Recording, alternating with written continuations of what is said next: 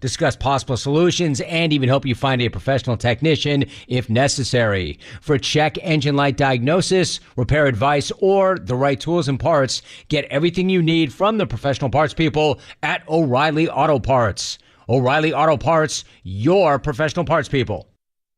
Special alert to all Americans who own a vehicle with less than 200,000 miles with an auto warranty about to expire or with no warranty coverage at all. Due to a decline in the economy, CarShield is announcing a low-cost month-to-month vehicle protection plan that is now available to the public to save any driver out-of-pocket expenses on future auto repairs. Call now to find out how you can pay almost nothing for covered auto repairs. Yes, you heard that correctly. Pay almost nothing for covered auto repairs. An open phone line has been established for all drivers to call for a free quick quote. Call 800-898-6155 now. Drivers who are covered will not have to pay for covered repairs again. This protection plan is at an all-time low. Additionally, drivers who activate this vehicle protection today will also receive free roadside assistance, free towing, and car rental options at no additional cost. Call us for your free quick quote today. 800-898-6155. That's 800-898-6155. What do you have to lose? Call 800-898-6155. Again, 800-898-6155. Has someone in your family lost a job recently, and now you can't afford your mortgage payment? Or do you have a rental property and your tenants aren't paying you? We can come to the rescue and pay you cash for your home immediately. Yes, sell your home and get cash all over the phone without dealing with real estate agents or having to waste time showing your home to lukewarm buyers. You don't need to lose your house to foreclosure. If you have equity in your home, we'll buy your home and give you cash within days, all in a simple over-the-phone and virtual process. Call now before your situation gets worse. Sell a home you can't afford or just need anymore and get the cash you need today. Call this number now. Call 800-527-4903. That's 800-527-4903. 800-527-4903. Again, 800-527-4903. Paid for by Airtime Media. Do you have over $10,000 in credit card debt? The stress from excessive credit card debt can ruin your life. Collection calls, sleepless nights. If you're feeling the financial impact with unprecedented economic challenges, DebtBlue is here for you. DebtBlue uses secret programs that most credit card companies won't tell you about. They'll help you consolidate or settle your debts for a fraction of what you owe. With DebtBlue's Success Guarantee, you pay nothing unless your debt is reduced or completely resolved. There's no risk. The more you owe, the more DebtBlue can save you. See how easy it is to get started with free information. Let DebtBlue show you how 10 minutes could save you thousands. Call now. 800-200-6895. That's 800-200-6895. I'm just living sky high right now. I'm very thankful for it. And the team at DebtBlue are phenomenal. They're able to work with you. They're great. Call for your free debt resolution information now. 800-200-6895. 800-200-6895. Advertisement sponsored by Allied Injury Group, not available in all states. This important message from Allied Injury Group reminds you that if you or someone you love was injured in an accident that wasn't your fault, you deserve financial compensation for your medical expenses, lost wages, pain, and suffering. Don't rely on insurance companies to look out for you. If you haven't spoken to an attorney, call our legal experts now. Work accident, truck accident, collision with an uninsured driver, or a slip and fall. Allied Injury Group has helped clients win hundreds of millions of dollars in damages. They're available 24/7 to take your call and fight for you. Remember, if you or someone you love suffered injuries in an accident that wasn't your fault, like being struck by a drunk driver, a collision with an 18-wheeler, were a victim of workplace negligence or more, get the financial compensation you deserve. Call Allied Injury Group for a free consultation now. Call 800-781-1815. That's 800-781-1815. Again, 800-781-1815. Giants baseball, nothing like it. Diving stab, Crawford throws to first. He got him. What a play. On KNBR and KNBR FM, San Francisco.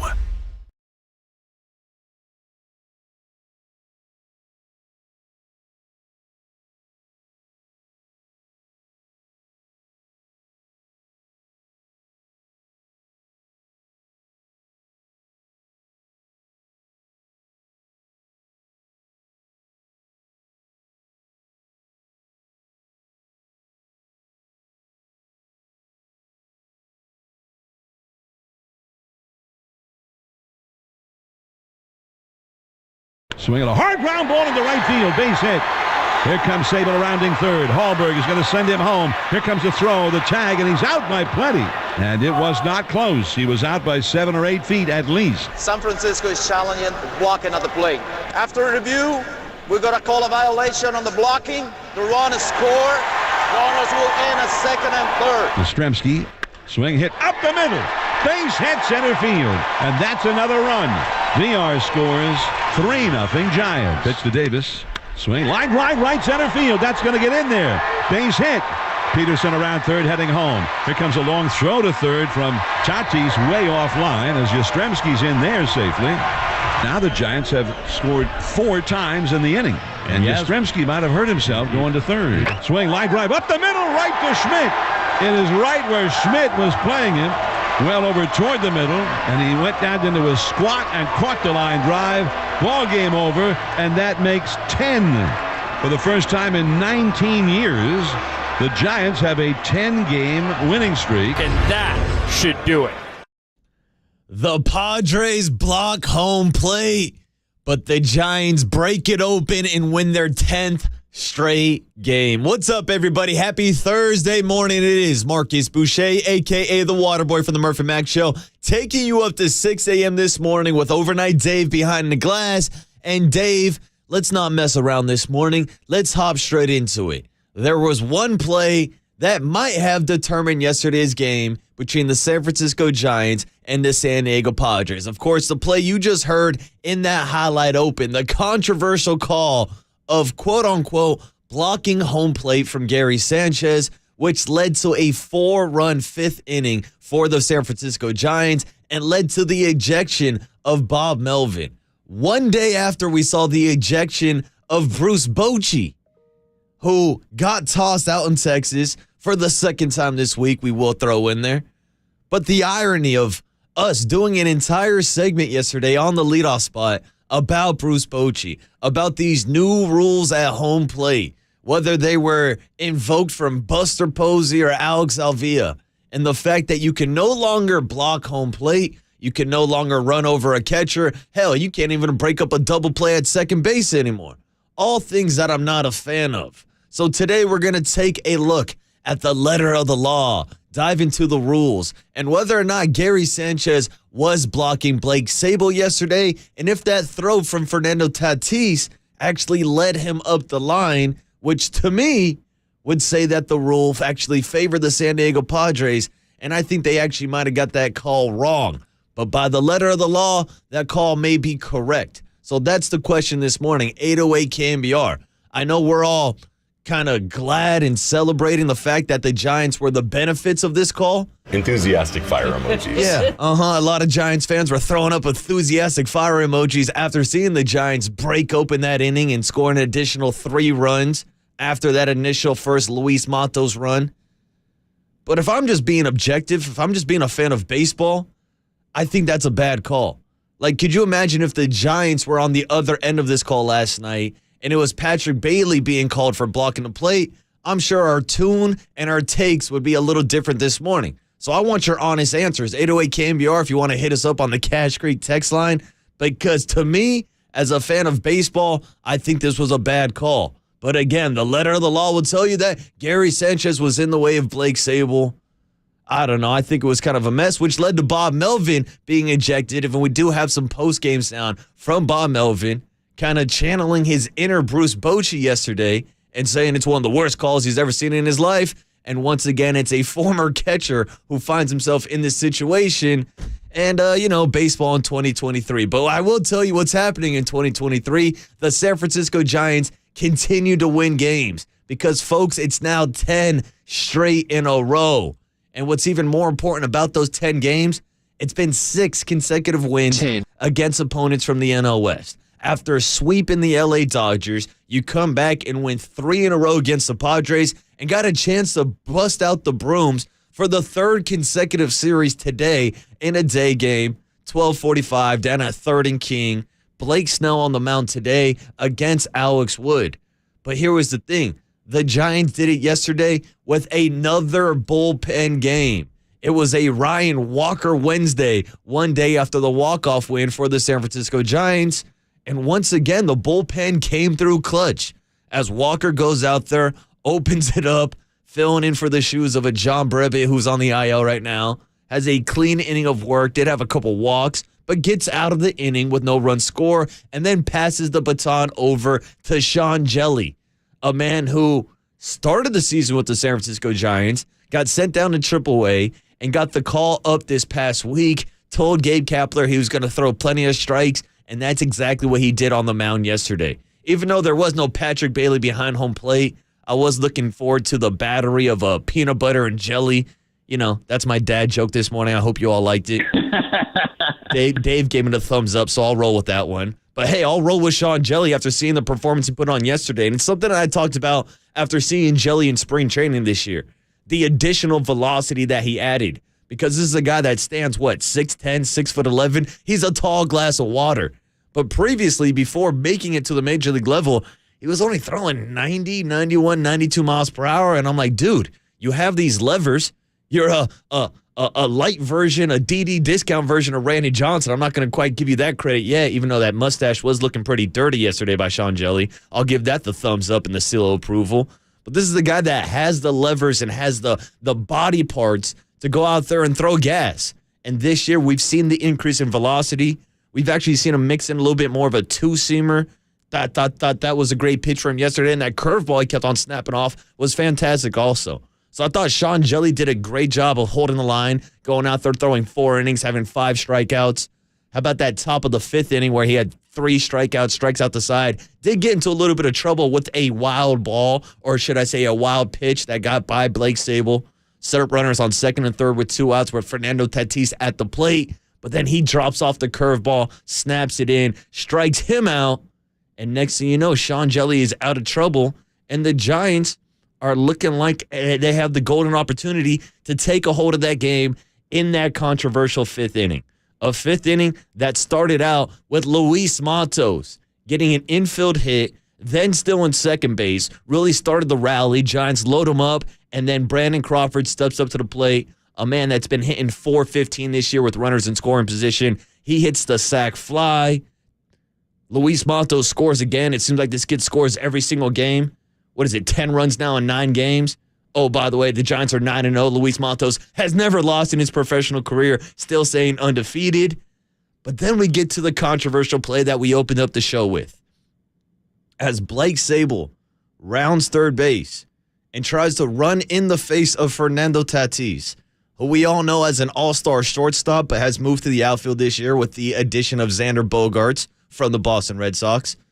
But it doesn't matter if Fernando Tatis is at shortstop or if he's in right field or left field or center field or hell behind home plate.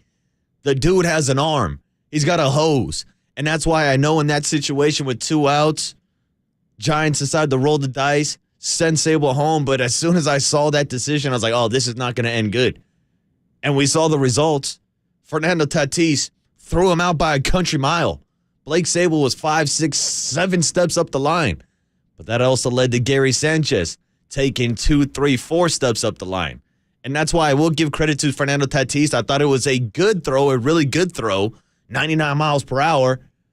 But it was the big reason why Gary Sanchez was not at home plate on that play. And a big reason why he blocked the path of a Blake Sable. But in that situation, as a catcher, again, what are you supposed to do? Just watch the ball go to the backstop, not go up the line to catch it, not cut it off? And it'd be more understandable if it was a bang-bang play. And again, I think the Giants are happy they are the beneficiaries of this play. But as a pure baseball kind of viewpoint, I think they got it wrong. I think they got it wrong against the Rangers and Bruce Bochy the other night also. I don't think this is good for baseball. I don't think it was as egregious as what we saw between Texas and the Chicago White Sox. But we saw in that game, that was the game-deciding run. And in last night's game, after that happened, after Yu Darvish had to stay out there on the mound for an additional pretty lengthy review, I might say, after Bob Melvin gets ejected from the game, the Giants break it open. Here comes Mikey Yaz with an RBI single. Here comes J.D. Davis with an RBI single. Next thing you know, the Giants are up 4-0 now, and Yu Darvish, after thinking he gets out of the jam, is now being charged with all these runs. But hey, that's baseball. Sometimes in life, you're going to get boned, as my guy Brian Murphy will say, and I feel like the Padres did get boned. But hey, this isn't the San Diego Padres flagship radio station. It's the Giants flagship radio station. So again, they reap the benefits of it. But bottom line to me is I don't like the call. I don't like the play. I don't like it. But there's a lot of things in baseball in 2023 I don't like that stupid ghost runner that Rob Manfred has out on second base in extra innings also. So you can nitpick and complain about whatever you want. The bottom line is you can't cry over spilt milk. The milk got spilt all over home plate. Gary Sanchez did not do a good job mopping it up. And next thing you know, the Giants bullpen is able to hold on. Kind of the reverse strategy that we've seen a lot throughout this winning streak, with the Giants usually being down 2, 3, 4 runs late in games. It was actually the Giants who got out to that 4-run lead, and then they were able to lock in and hold it down in those late innings with the Rogers twins, with Luke Jackson, who continues to impress coming back from Tommy John surgery. And then all in all is just another save for Camilo Doval. He shuts it down in the 9th inning, save number 20 on the year, and the Giants extend that win streak to 10 games, and they're now 10 games above 500, 42-32 on the season. Arizona Diamondbacks won again last night, so they're still 2.5 back from them. But man, oh man, the Giants are playing some great ball right now. First 10-game winning streak since May of 2004. Hell, Luis Matos, what was he, like 2, 3 years old in 2004? This kid's 21 years old, has never lost a ball game, and he was a big reason the Giants got that rally started in the 5th inning yesterday. But it all leads back to that controversial play at home plate. So on the other side, we will hear some sound from Bob Melvin talking about how it's one of the worst calls he's ever seen, and the explanation from Gabe Kapler of what the Giants saw from their perspective in their dugout also. But we've got plenty of things to talk about this morning, whether it is the Giants game last night and that controversial play at home plate, whether it's a little College World Series with the winner of the rubber match between Wake Forest and LSU taking on Florida this weekend. LSU is going to have their stud pitcher on the mound. This guy's going to be a top 5 draft pick. He's pitching tonight against Wake Forest, who has one of the best pitching staffs in the country. They're the number 1 overall team. So some great college baseball coming up tonight. And also a big night in the NBA. As it's draft night, the Spurs, the winners of the Victor Wembanyama sweepstakes. And I want to say, Dave, I want to give myself a little credit, a little pat in the back. I remember when we first discovered Victor Wembanyama last year, and we were talking about where's he going to go? Who's going to win the lottery? Who's going to win the sweepstake? And then I saw the Spurs trade away DeJounte Murray, and I said on these very airwaves, Spurs are going to get the number 1 pick. Greg Popovich is going to get another generational international talent, and it's looking like the cards are going to play out that way tonight with Victor Wembanyama projected by pretty much everybody to go number 1 overall to the Spurs. A little bit more of a question of what's going to happen with that 2nd and 3rd overall pick, whether it's a Scoot Henderson or a Brandon Miller, or whether or not those teams will be looking to make a trade. A lot of rumors going around with the Portland Trail Blazers on whether or not they might move Damian Lillard or try to bring in an all-star to play with Dame time, maybe a Zion Williamson. Who knows what's going on down there in New Orleans, but we'll figure out tonight. No, not a Klay Thompson. I don't think he's going to get traded tonight. But there has been rumors about maybe a Jonathan Kuminga, maybe a Jordan Poole. We've got some sound from Mike Dunleavy Jr. from his press conference earlier this week talking about the future of those 2 players and what the Warriors might do with that number 19th overall pick tonight. But before we get to the NBA draft, let's wrap up this play at home. Like I said, 808 KNBR is the number if you want to check in on the Cash Creek text line this morning. Give us your opinion on this play and whether or not you thought Gary Sanchez was blocking Blake Sable from reaching home plate. It's Marcus Boucher on a Thursday morning where we're drinking at noon today down at the ballpark as the Giants will look to break out the beers and the brooms to sweep the Padres on KNBR 104.5 FM at 680 AM, the sports leader. Because it's Thursday and it's past noon. Thursday is one of my days off. My off days, I start drinking at noon. You don't get to interrupt that.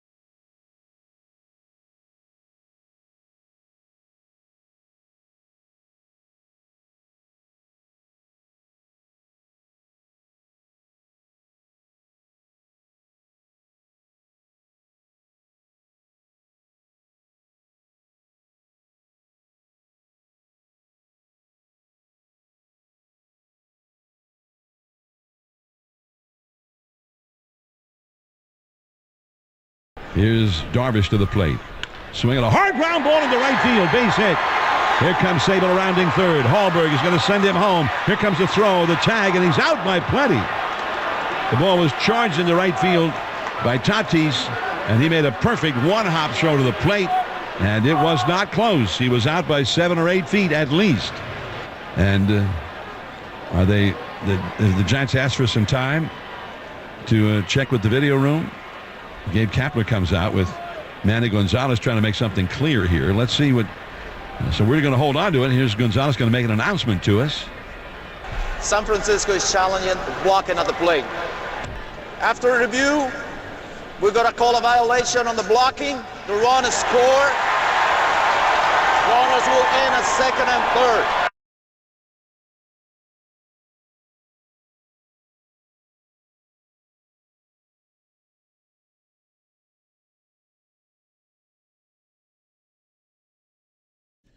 Welcome back to the leadoff spot on a Thursday morning. It is Marcus Boucher, a.k.a. the Waterboy, taking you up to 6 a.m. this morning, the start of the Murph and Mac Show, where we're going to be talking plenty about the play you just heard on the rejoin, the controversial blocking of home plate of Gary Sanchez that led to the ejection of Bob Melvin, that led to 3 additional runs for the Giants, and it led to their 10th straight win, as we are officially on a double-digit winning streak. Shout out to my guy Billy Bob from Varsity 10. A blanking 10. Varsity Blues, I should say. Don't want to get ahead of myself. Just like Blake Sable might have been getting a little ahead of himself last night, rounding third, going home and testing out the arm of Fernando Tatis, who has one of the best arms in baseball, even after having shoulder surgery this past offseason. So whether he's lining up at shortstop, third base, left field, right field, we know the dude has a cannon and can throw out guys left and right. And that's why I was even surprised to see Blake Sable rounding third base, heading home. And that's why I guess I wasn't surprised that he was thrown out by 5, 6, 7 feet, like you heard John Miller say on the rejoin right there. But what I was surprised by was coming back from commercial break and seeing Yu Darvish still playing catch out on the field. Seeing one of the Rogers twins, I believe it was Taylor at the time, trying to run out to the mound to throw warm-up pitches and then being sent back to the bullpen. And I'm thinking, what's going on here? Because to me, it looked pretty obvious. It looked like Blake Sable was caught dead in the water trying to score on that play. And I thought we would just move on from there. Giants scored their first run of the game. They're up 1-0. Crawford had a sac fly, scored Luis Matos. I'm like, all right, I'll take that. Yu Darvish had been dealing the entire game. I think he had a no-hitter going through 4 until Luis Matos broke it up in the 5th inning. But once we come back from that commercial break, we see the umpires still on the field, still reviewing what was going on and talking to the replay center out in New York. Now, again, we literally just talked about this yesterday on the leadoff spot when we broke down the Bruce Bochy ejection after he got tossed from the Rangers game on a play that I think was even more egregious than what we saw last night of Jonah Hill, quote-unquote, blocking home plate, which led to the go-ahead run from the Chicago White Sox and the run that ultimately ended up determining the game.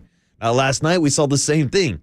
After this play was reversed, after they gave the run to Blake Sable, despite the fact that I still don't think he's ever touched home, not even this morning, still never got back to the plate, they gave him the run, which led to a Mike Yastrzemski RBI single and a J.D. Davis RBI single, kind of broke that game open and gave the Giants that 4-0 lead. But we got to get into the nitty-gritty, the breakdown of this play, and whether or not it was called correctly. Now, correctly is the key word, because this is a rule change that is still decently new, going back, of course, to the Buster Posey injury. But even after that injury, it wasn't a year or two until Alex Avila got hurt in the postseason, where the MLB officially changed the rule. And the rule is that you are supposed to provide a clear path for the runner to score. Unless, of course, you catch the ball and the ball takes you into the path, apparently, then it's legal. Well, then someone's got to explain to me what the hell happened last night. Because for as good as a throw as it was from Fernando Tatis hitting 99 miles per hour on the radar gun, it was up the line, which caused Gary Sanchez to go up the line to catch the ball and tag out Blake Sable 5 feet in front of home plate. And I think probably that's the biggest thing to me because this was not a bang-bang play. This was not a close play. I'll give a shout-out to a couple people checking in on the text line already. I see people from the 707 say, look, Marcus, I'm a Giants fan, but I think even that play last night was BS. Blake Sable was caught dead in the water. There was no chance for him to score. But still, this is the new rule. This is why we saw Bruce Bochy get ejected. That's why we saw Bob Melvin get ejected. 2 former big league catchers who actually were allowed to block the plate back in the day. So I think these guys know the rules pretty damn well. Well, first, let's start off with some sound of the man that was rounding third base, Blake Sable, who coincidentally is also a catcher, and his interpretation of the play and whether or not Gary Sanchez did provide that clear lane to home plate. Yeah, I mean, for me as the base runner, I was just trying to avoid making a collision there, try and stay safe and, still trying to reach to touch home plate there. Obviously, Gary kind of came too far into the lane. I wasn't able to get to home, and I think that was the deciding factor there. And it was a good challenge by our coaching staff and obviously a really pivotal point of the game. Again, just from a baseball perspective, I don't know what Gary Sanchez is supposed to do there. The throw obviously led him up the line. Is he, I heard people say, oh, he didn't have to move his body in front of him. We had someone asking this morning from the 650, why do catchers even try to block the play? Because they're trying to stop a run. It's as simple as that. I love the days back in the day when you could drop a shin guard down, guard home plate, protect your play, protect the run. There's nothing like it. But then again, I grew up where you could still break up double plays at second base, and you were still allowed some contact in a sport that's mostly considered a non-contact sport. But here we are again, talking about the new rule changes and how it's affecting this generation of baseball. Well, as I mentioned, Bob Melvin and Bruce Bochy are both guys who threw down plenty of fingers behind home plate and got into plenty of collisions their own. These are old school baseball guys, and now we're seeing how they've reacted to these replay reviews determining these outcomes. Here was Bob Melvin yesterday on the controversial play at home and how it might have been one of the worst calls he has seen in his career. Why shouldn't it have been called based on the fact the runner was out by so much? Or I think all the way around. The base runner's way down the line towards their dugout. At some point in time, you have to go get him. The throw took him up the line as well. Based on where he started, it looked like they showed the replay from when the throw was already on the way. And as a catcher, you have to have some feel for that. You got to also understand the impact and where the runner was, and it just, to me, was just one of the worst calls I've seen this year. How about that? Bob Melvin, straight up stealing a quote from Bruce Bochy, who literally said yesterday in his post conference, we played the sound for you, I'm dumbfounded. This is one of the worst plays I've seen in baseball. And again, just from a baseball perspective, I think it's a bad call. It's great that the Giants were able to benefit from it. They were able to break the game over, and Yu Darvish had to go back on the bump. Yaz and J.D. Davis got a couple base hits. Shout out to Yaz. Hopefully that MRI comes back positive this morning. I know he had to leave the game with a lower leg injury. But still, yeah, that's a tough one to take. Yeah, it is tough. It's tough that Yu Darvish had to go back out there and he gets charged for 4 earned runs when he probably should have been out of the inning, only allowing 1. But that's how the cookie crumbles. But getting back to what Bob Melvin says, there's got to be some feel for the game. This goes back to the whole untrained eye conversation and the advanced analytics. I don't know. I watched the play. I watched it live. I saw Fernando Tatis come up with the ball, and I said immediately, all right, Sable's going to be throwing out at home as long as Gary Sanchez catches the ball. He catches it, but apparently one of his feet were straddling the line because he had to walk up to catch the ball, and they overturn it. And apparently Bob Melvin didn't even get an explanation, which is probably the most frustrating part for all these head coaches, all these managers. The fact that they just got to be at the will, the mercy of these replay rooms at New York, and they don't get an explanation. And if they even question it, they get tossed out of the game. And that's what happened to Bob Melvin. Yeah, Dave, I'm not going down the rule, the road of the tuck rule. Or how about the immaculate incompletion, on the phone in Pittsburgh? No one wants the answer. Dave, I don't want to digress. I don't want to go down that road. Instead, let's hear from Bob Melvin following up that answer yesterday about the feeling on the field and how the umpire has got to, actually pay attention to the game and take into consideration that Blake Sable essentially had no chance of scoring that play. based on? I think there's a lot of interpretation involved, and that's where the field becomes. You have to have some feel for that. It was an obvious play. It was an obvious out. Was there any explanation relayed to you from New York? No explanation. This is it, Bob. Deal with it. No. Again, it's not like this guy has seen plenty of collisions at home plate or knows a thing or two about catching and whether or not he can be blocking the path. It's the rules we have to deal with. But after seeing the backlash between the Rangers and White Sox game and last night's Padres and Giants game, these are not the plays that should be determining the game, especially when it's that blatant that Blake Sable was going to be thrown out. If it was a bang-bang play and he blocks him, he stops him from getting in, that's why the new rule was created. But, sometimes it's all right to use the eye test, to pay attention to the game and not rely on the computers and the replay booths to get it right for you. But, hey, that's baseball, and the Giants benefited from it, got those 4 runs, and got the win. Now let's hear from Gabe Kapler, who apparently did get an explanation, unlike Bob Melvin. Here was Gabe Kapler breaking down what he was told and the reason why that call was overturned last night. That there wasn't a clear lane to the plate. Essentially, the rule as we understand it is if the catcher's left foot is on the outside of the line without the baseball, he's not providing a clear lane to the plate for the base runner. So that's what we saw on video. That's what it looked like in real time. And it seems like they got the call right on the field, but that's just our interpretation. Or they got the call right on replay. Yeah, that was their interpretation. That's pretty much what it comes down to. That's what this rule kind of is. It's that gray area. What's the interpretation? To me, it's pretty simple. Blake Sable was thrown out by 5, 6, 7 feet. It wasn't a close play.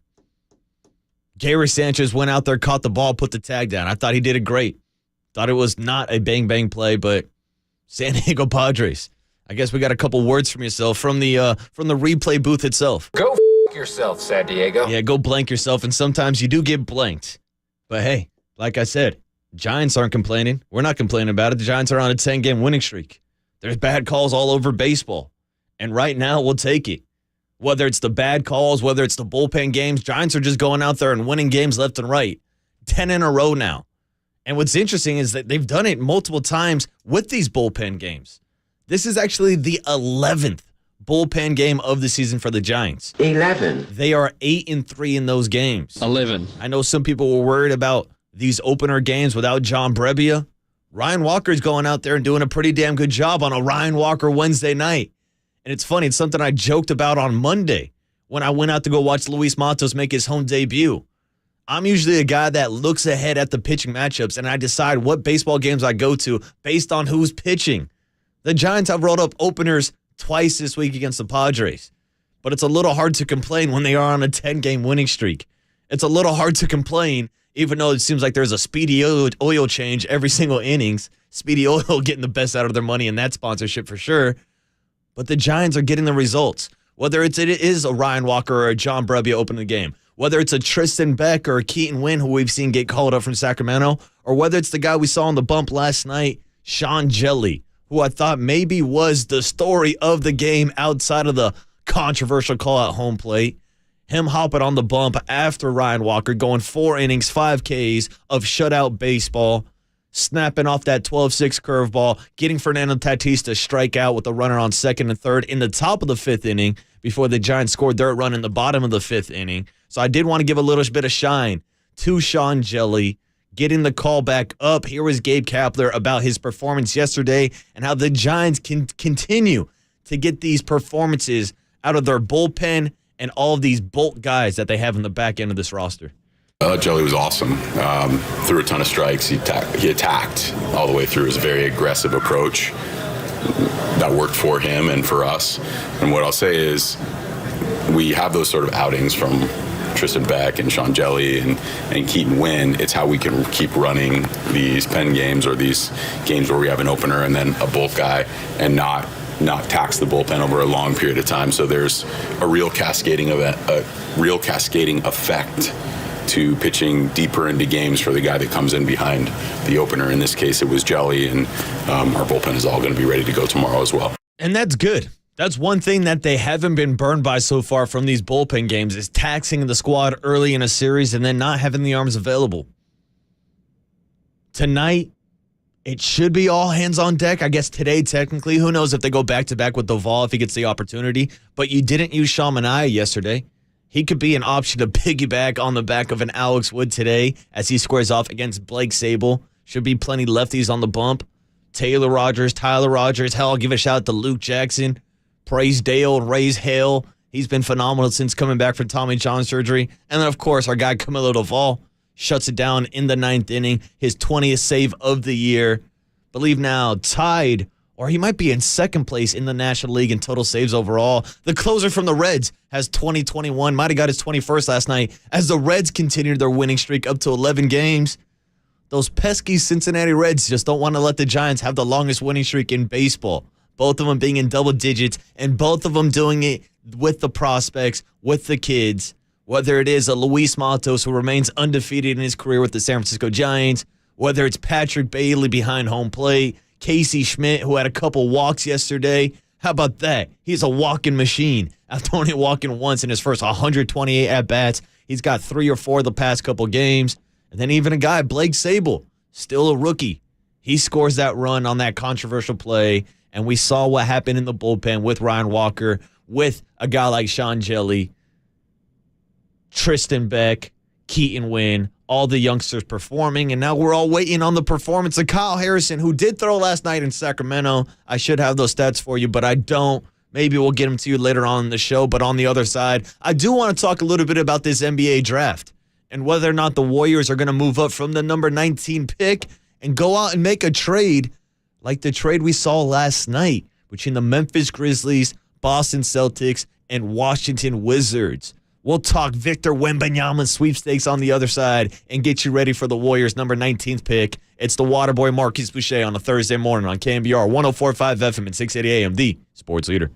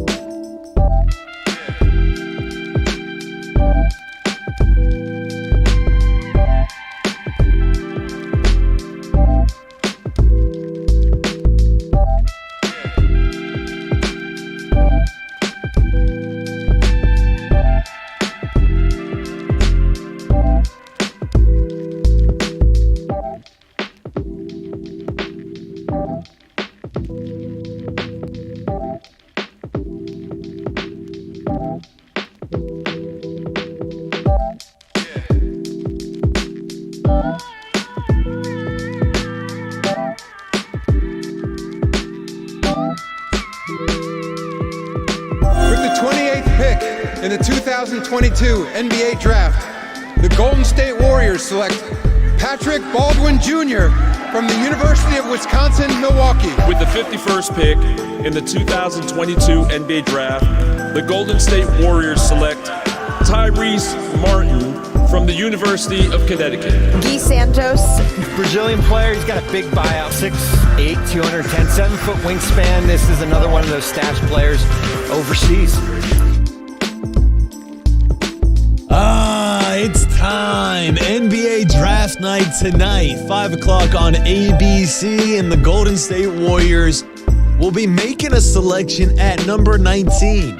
As of right now, that's if they don't trade up in the draft and maybe move up to the top 10. But the question is, who would they have to give up, and whether or not they would want to part ways with some of their young guys like a Jonathan Kuminga or a Jordan Poole. All things that we could talk about this morning on the leadoff spot before we make the connection with Murph and Mac and continue to talk about the Giants' 10-game winning streak and, of course, the controversial call at home plate last night with Gary Sanchez. Shout out to everybody checking in on the text line this morning. I know it is a quite enticing conversation, and we will continue it with Murph and Mac. But I did also want to talk a little NBA and Warriors basketball, because as Overnight Dave played for you on the rejoin, the highlights of some of the recent draft picks by the Golden State Warriors. Well, here's the thing. Those draft picks were made by Bob Myers. And technically, Bob Myers is still on the clock for 8 more days, as Joe Lacob said he's going to work him to the bone and make sure he works through that June 30th deadline. But I think we all know today is going to be the first real test, an introduction from Mike Dunleavy Jr. and what he's going to do after being named the new general manager of the Warriors earlier this week. Because there's been a lot of talk about this offseason, whether it's Draymond Green, who decided to opt out of his player option next year for $27.5 million, whether it's the current roster and whether or not some of these young players are compatible with Draymond Green after, of course, the Jordan Poole off-court incidents where Draymond cold clocked him right in the face and dropped him up against that practice facility wall. And now we're even looking at guys like Jonathan Kuminga and whether or not he fits in with this Warriors championship culture. Because if you want to go back to when the Warriors were eliminated by the Lakers, the first thing that Steve Kerr said at the podium is we're not a championship team. Draymond Green kind of repeated that same message. This is not a championship team. And then we actually saw Draymond Green and Steve Kerr do a podcast together where they were talking about the Miami Heat culture and all the undrafted players. Shout out Gabe Vincent. Shout out the entire cast of characters surrounding Jimmy Butler that helped Eric Spoelstra and Pat Riley get back to the finals, and how these guys all buy in to the Heat culture. And Steve's quotes about nobody complaining about playing time.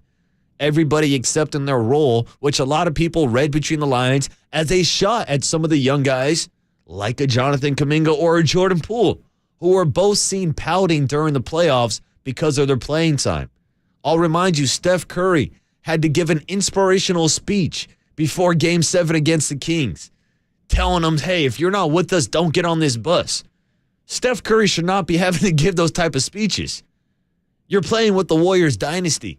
You're playing with literally 3 Hall of Famers on your roster right now. And some of these young guys are complaining about playing time, which leads to the conversations of whether or not the Warriors will go out and make a trade tonight to maybe move up from that number 19th pick. But why not hear from the new general manager himself, Mike Dunleavy Jr., a man that was previously drafted by the Golden State Warriors, and whether or not the Warriors are receiving any text or calls or DMs like a Gabe Kapler on maybe some of these guys getting traded ahead of draft night, and where he thinks these 2 young players are currently on the Warriors roster. We love having those guys here. Jordan, especially with his contract extension, plan to have him here for 4 more years at least. And then Jonathan's, you know what, he's shown really good progression and growth, I think, in his first couple of years. Unfortunately for him, I think the playing time hasn't been there. And so that's on all of our shoulders to figure out how do we get him in the game more. That's on Jonathan's shoulders to improve and make the right adjustments to his game, as well as, our front office, our coaching staff are figuring out what works. So both those guys, really, really good young players we're pleased with. They have great value around the league. And, obviously a lot of rumors and stuff come up at this time of the year, but we're happy with those guys. We like both of those players. A lot of rumors come up, and they both have value. We're happy with those guys. Yeah, real happy. But you're not happy with the way the season ended last year. So the question is, what's going to change? Can these guys be compatible with Draymond Green in the locker room? Is Jonathan Kuminga going to take those next steps? Because, again, Kuminga's only 21 years old? He's still a kid. He still has time to grow, literally and figuratively. I don't know if anybody has seen this story going around on Twitter of Jonathan Kuminga allegedly sprouting up to 7'2" in the span of a month and a half, 2 months since the Warriors have been eliminated. and I saw this story going around on Twitter, and I was like, what kind of BS is this? Nobody's going to buy this, right? No one's going to believe it. Wait. There is one man, Kendrick Perkins, who went on air on ESPN earlier this week and talked about the literal growth of Jonathan Kuminga. Here was the scouting report of Kuminga broken down by Kendrick Perkins this offseason. When I think about Jonathan Kuminga, right, you look at the Warriors, and I know every single season because they done got, satisfied and complacent with winning titles, you still have to grow and build for the future. And from reports, I'm hearing that Jonathan Kuminga is now 7'2". The kid has gotten better every single season. He has a nice skill set. His athleticism is through the roof. From reports I'm hearing, Kuminga is now 7'2". Kendrick Perkins, you talk a lot of Act like you American. Thank you, Draymond. That's when he called out Kendrick Perkins for talking bad about Team USA. Kendrick Perkins, you talk a lot of Yeah, you talk a lot. Kendrick Perkins, you talk a lot of and you take apparently uncredible sources to air. A lot of Come on, it's obvious. Like, it's only literally been a month and a half, a couple weeks since the Warriors were eliminated. You think a guy's going to grow 7 inches over this span? Hell, if that's the case, maybe the Warriors don't need to look for a 7-footer tonight. Maybe this is the replacement plan for James Wiseman all along. Who needs Victor Wembanyama when you've got a 7'2" Jonathan Kuminga? Kendrick Perkins, you talk a lot of Kendrick Perkins, man, that's bad. That's bad. You always got to check your sources, kid. Kendrick Perkins, you talk a lot of But hey, last I checked, maybe we'll have to reach out to Raymond Ritter. I don't think Jonathan Kuminga is 7'2", so maybe the Warriors will be looking for a 7-footer tonight. We all talk about Victor Wembanyama and the sweepstake that the Spurs won. Yeah, he's going number 1 overall. You're obviously not getting him. How about a guy like Derek Lively out of Duke? We're happy with those guys. 7'1". Maybe he's a possibility. Or maybe they go the other route and stick with the small ball strategy. Maybe they go with a guard at number 19 in case they lose Dante DiVincenzo this offseason. I know Murph's probably going to be calling for his boy Jaime Jaquez out of UCLA. I would like to see Grady Dick from Kansas, but that's just because I like saying the name Grady Dick on air. Either way, we're going to find out tonight what the Warriors do at number 19, and if they're going to move on and trade one of these young guys. I think they're probably going to keep them both on their roster because, again, you're probably trading up to the top 10 to get somebody like Jonathan Kuminga.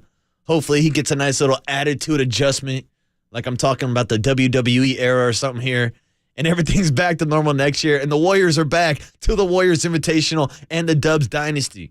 But we know that West is going to look a little different last year after there actually was a pretty big trade last night in the NBA, a 3-team trade that affected the Memphis Grizzlies, who now have Marcus Smart, who was traded away by the Boston Celtics in a 3-team deal where the Celtics are getting Kristaps Porzingis and 2 first-round draft picks.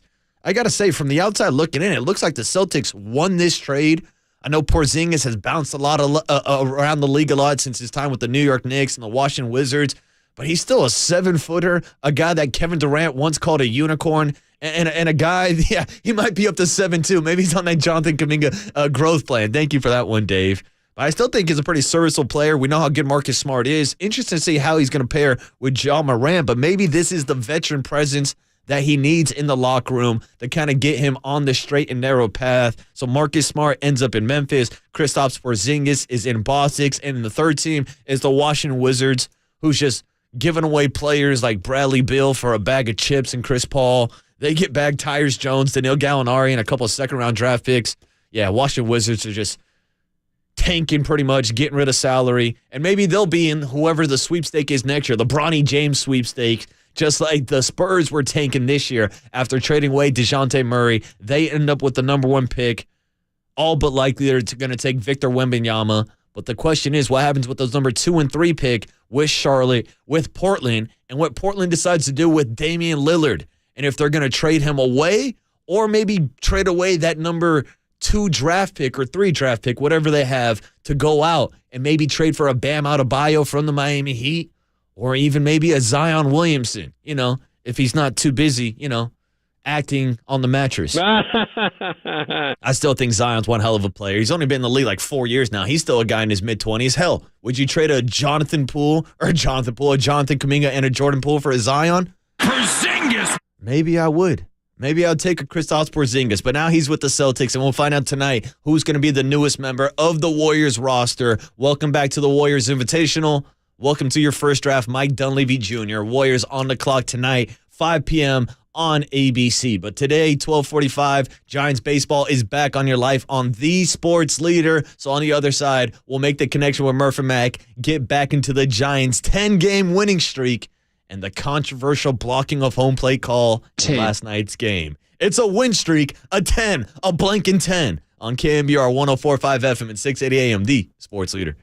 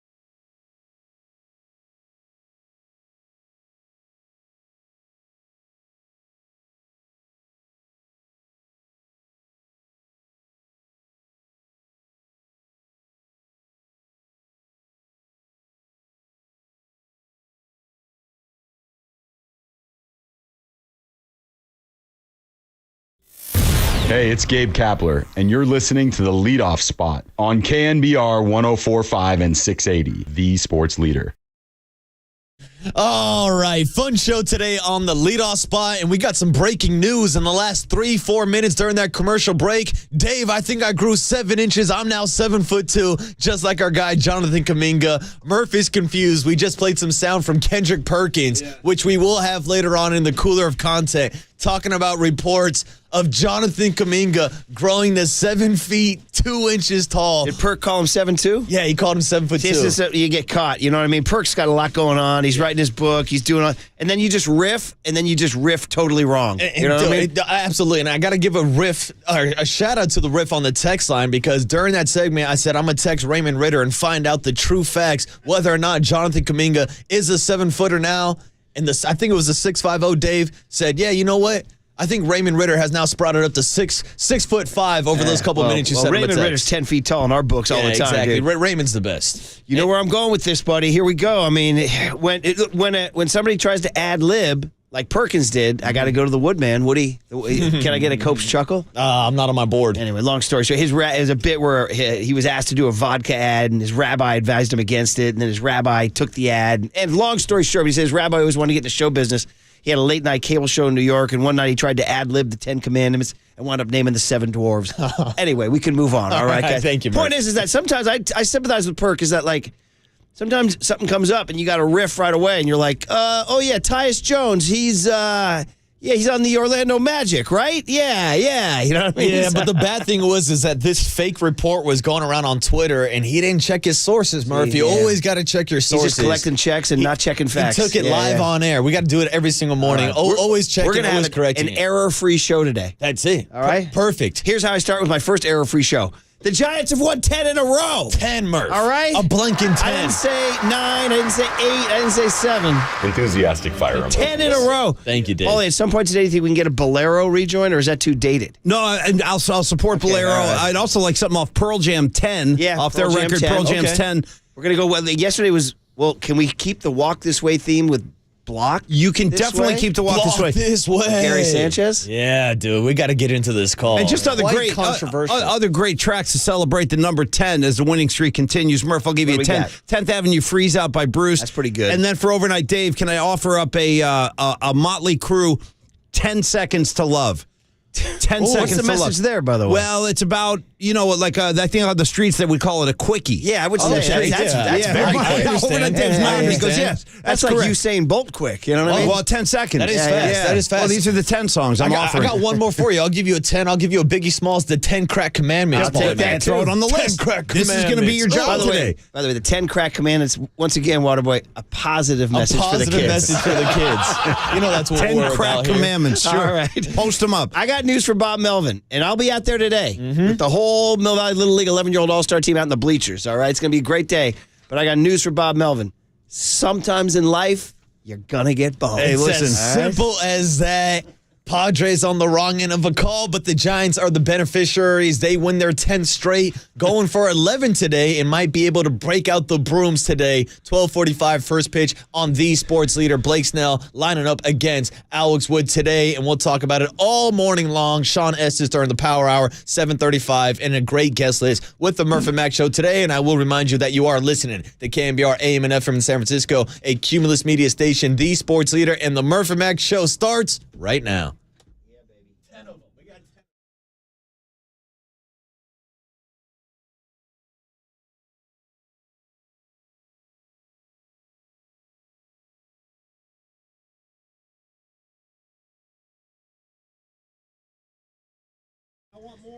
As the great George Costanza said when they had those great seats and they're going down the steps, he said, we keep going and going and going when Greatest they're getting feeling, closer. by the way. Greatest feeling. When an usher takes your ticket and just says, follow me, and you do, you just keep on going. It's an incredible feeling. Yeah. And so I say to Gabe Kapler and Farhan Zaidi and Pete Patilla and Kai Correa and Alyssa Nacken, The whole gang. keep going and going and going. 10 in a row, Paulie Mac. And Paulie, dare I say, setting aside the very controversial call, which we'll get into, a somewhat routine win. You know what I mean? Suppose if you're going to compare the first two games of the series, this is a lot more structured and orderly, with the exception of that call at home plate, which is we're going to be talking. Everyone's talking about it. But my favorite part about that whole kind of episode was when Kruk and Kipe, like they were reviewing it and reviewing it and showing it. And then Kruk and Kipe just started riffing. They go, well, I'll tell you one thing. Melvin's getting ready. He's getting ready. Did you hear him? Did you hear like the build-up? I kind of did. I mean, we had stuff going on. I did hear this. As soon as the referee... he's revving the engine. As soon as the ump turned on his mic and said, we're going to reverse the call, the run scores, I heard Kipe goes, and here comes Melvin. No, that's it. No, they built it up. Although Melvin didn't actually leave the dugout. No, he did. He got out there. At a certain point. Yeah, but I'm talking about he got tossed. You're right about that. But I mean, he got tossed. BS. He got tossed before leaving the dugout, though. That's true. He left the dugout to go get... But He put his hand on the guy. I thought that was interesting. He put his right hand on the guy. It was gentle. It was gentle. I'm here. You know, I'm just... It was gentle. You know. But yeah, man, you're right. Kruk and Kipe were revving they're like, up, he's man. revving up that engine. He's going to get ready. Here it comes. And two nights in a row, because Boach yesterday, and now... I thought this one was a lot easier of a call to make. I mean, I thought that clearly he had blocked any kind of path to the plate. I mean, there was really no option for Sable. None. Yeah, I had not looked at the Bochy call. That was bad. I didn't like that call. There was a path to the plate there. Oh boy, I don't know. No, I'm saying for Oh no, right, of course. Bochy Yes, had an argument. Yes, no question. The Rangers catcher did. There was definitely a lane for a pass. Yes. Whereas Sanchez offered no path. There was no path. Now that said, no path of any kind. A couple things there that that work against the Giants. There apparently is a memo in the rules that says if the runner is clearly out, that you can't call interference, and that's the Padres' argument is that there's not even a question as to whether or not. How do I know the catcher's not going to drop the ball? How do I know? Well, he didn't. So anyway, that's the Padre beef is that. He was clearly out, and that there's no way to call it. And I guess, according to Blake Sable, Sanchez did not set up entirely in fair territory. That would be sort of the thing they got him on. I would say this as a Giants honk, homer, and fan. Yeah, a honk. I would say the Giants got a break because the Padres kind of got boned on that. I mean, what is Sanchez supposed to do, right? He's supposed to let the ball go, So if he sets up in fair territory, and he gets him like 20 feet up the line, so it wasn't even, well, not 20, but maybe 10 feet up the line. Anyway, it was a call that, as Gabe said, I loved Gabe, by the way. Are you checking out the post-game lounge now? Well, dude, he's got the right arm draped over the couch now. He's a man of leisure. Euro sit, after the game, I like to throw an arm up. Oh, dude, he's gone from the dugout, which with all the seagulls and the seeds and the noise the brooms, and all that. Yeah, the brooms. He's now gone to the lounge. Dude, he's draping that arm over. Yeah, dim the lights, Kai. He had a great line where Let's he was get a like, vibe going. Can I get a lava lamp in there? We'll play it for you. But he's just kind of tilting. Totally. And he's like, we're very happy with the call. But he had a great tag out. He goes, I'm sure if I was on the other side, I'd find something to be upset about. And he goes, but under the circumstances, I'm pretty good with it. No, Gabe was happy. You got happy Gabe Kapler. You should be happy, happy. baby. You got to take him when you get him. And then the key part is what they took advantage of. then they add on. That's the whole key to the thing. Is the game could end that inning could end at 2-0. It's a different game. But Yaz and JD add to it, which leads Paulie to Kai Correa calling Rob Manfred. Here we go. You ready? Of course. Oh, my God. Manfred's like every night they wake him up in the silk pajamas. Same thing with you guys all the time now. In the Manhattan penthouse. He's sick and tired of seeing Kai Correa's face on FaceTime. Hey, get used to it. And Kai Correa said that. He said, hey, Suit, get used to it. And put this one in the books. Yeah. San Francisco Giants 4, San Diego Padres 2. Oh, it's all good, baby. It's all good. Beautiful baseball. Beautiful baseball. The Giants. Fun. This is some kind of good. This is unbelievable. Runs are cool, man. And once the spatula rings, we're good. Now, no homers. No, it's okay. So no Bobby Weir for However you want to do it. And no obvious Polymac tribute song hero. Not today. Last night. No, unless you can find one. I mean, balls out. I don't think you played for the 608. Did you play the 608 crowd balls out for Gabe yesterday? I don't think so. You did. I think I did Grease Kapler. Or did I think I did both, actually. I mean, we did a double shot. I'm looking at the box score last night. Matos 2 for 4 with a run scored. Yeah. Run scoring machine. Yeah, he is. Blake Sable 2 for 4 with a run scored. What do we got? We got Jock 1 for 4 with a run scored and an RBI. I guess the only bad news, guys, Yaz with the hamstring. I know. That's such a bummer. Yeah, that is a bummer. And then, of course, the pitching stay. Ryan Walker for 1. Sean Jelly. Did you catch Waterboy's dad joke today? Yeah, I did actually. I was disappointed that Patrick Bailey wasn't catching because he goes by PB.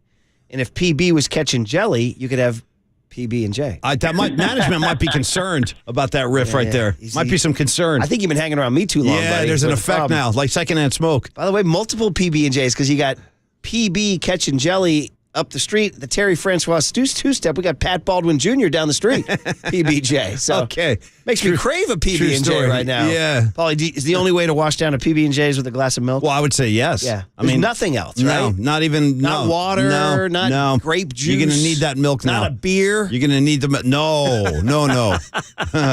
Definitely no beer. No, I don't think so. Okay, all right. Well, listen, that's the beauty of it. The Giants get the win. They go at it today, 12:45. I'll be out there in the bleachers. I am a little concerned. Snell's on fire. Snell is, I was boning up. Yeah. And Snell in June, 19 innings pitched, 1 earned run. 19 innings, 1 earned run. Some good work. 32 Ks, 6 walks. So he's on one right now. But hey, you set him up, you knock him down, right? Hey, right now the Giants got the magic dust, man. And did Casey Schmidt walk again last night? Yes, he did. He did walk. He walked twice? Yeah. He walked twice last night. He's a walking machine now. So he's. The walk theme will continue. I got to give you his on-base percentage at this point because it used to be identical to his batting average. He goes up there looking for walks now. I know, right? He's like, I ain't swinging at nothing. Now it's almost good, too passive, right? Yeah. We got to guess Casey Schmidt on-base percentage now, vaulting up to 302. That's my guy. It's over 300. That's my guy. There you go. That's my guy. All right, and they got an NBA draft tonight. Warriors at number 19. 19. What do you think about Marcus Smart going down to? Going down to Matt. It's pretty great. That kind of surprised me. That's a little flare in the sky there. Boston, they didn't have the right stuff, man. But I was surprised that he was the guy they sent. That surprised me. In terms of the West, though, now that's Grizz just got a lot better. Yeah, Grizz just got a lot better. So we've been talking about the West hurdles to clear. Yeah, we've been talking about Denver, obviously, and then Phoenix getting Bradley Beal, and who knows what Sacramento's going to be up to. By the way, shout out to Mike Malone's new championship tattoo. He's got the Denver Nugget mascot, that gold digging guy with the beard and all that, and he's holding the NBA trophy. He's kind of jumping. like Air Jordan kind of thing, inspired. Yeah. Now, would you have gone with the Nugget mascot if you're Malone? No, Malone is blowing my doors off. I mean, I've never seen a coach behave like this. Yeah. Talking about smoking and pipes and representing the Grateful Dead, getting tattoos. Yeah. I mean, this guy's a true rebel. Well, you were going to get Boch. I was. Yeah. I was. You never did. Nah. No. It was the thought that counts. That's very true. Okay, here's the deal. We will say good morning to Marcus on the other side. Oh, I want to tell this too. What do you got? This means a lot to me. The Giants Community Fund. We like to raise money for the kids, and we have the auction starting now. The KNBR Giants Community Fund auction. I got to say, sometimes you do these auctions, and we got to put like lipstick on a pig. We're like, ooh, coming up, you're going to get a tour of Lee Hammer's car. You know what I mean? Lee Hammer will pick up, See, I'd actually place a bid on that. You bid Lee Hammer. Let's see what's in that car. Lee Hammer will take you to Sonic for a burger. God only knows what's going on in Hammer's car. So sometimes we have to dress up items. These are great items. Number 1, All-Star Game trip to Seattle. How solid is that? Number 2, road trip to San Diego. Whoa. Yeah, sign me up. That's Labor Day weekend. By the way, I'll be there with my buddies. That's our buddy trip this year. The coveted Bat Boy. People ask me about that all the time. How do I become a bat boy or ball dude? Ball right? dude, ball babe. We got then just good stuff here in town. The staycation at the Luma Hotel, which people say that's Stefan's new spot. I like a nice staycation. Luma, bro. It's my spot. Yeah. I go to Luma now, bro. We got Gotham Club. We got a first pitch option. Yeah. We got a junior announcer you can get in the booth. You got to be the play ball kid. We got some lower box tickets. And then we got some golf, too. So it's going on right now at KNBR.com. You go check it out, all right? And start bidding. But start bidding. The highlights being the All-Star game and the San Diego Roadie. Yeah, and a great cause, too. And all the money, yeah, exactly. Great cause. All right. We'll come back at the guest list from Marcus and continue to celebrate 10. By the way, Paulie's 10 theme songs. Somebody said Aerosmith, big. Oh, big 10-inch record. Great one. Nice blues jam. We'll get that on, That's too. What we're looking for. Yeah. See if Waterboy can make a 10-day. She gets all excited when she gets out the big 10-inch record. Well, I mean, that happens sometimes. On KNBR 104.5 and 680, the Sports Leader. There's just times in life now you're going to get boned. Daly City, shout out to you for supporting KNBR, Daly City's Sports Leader.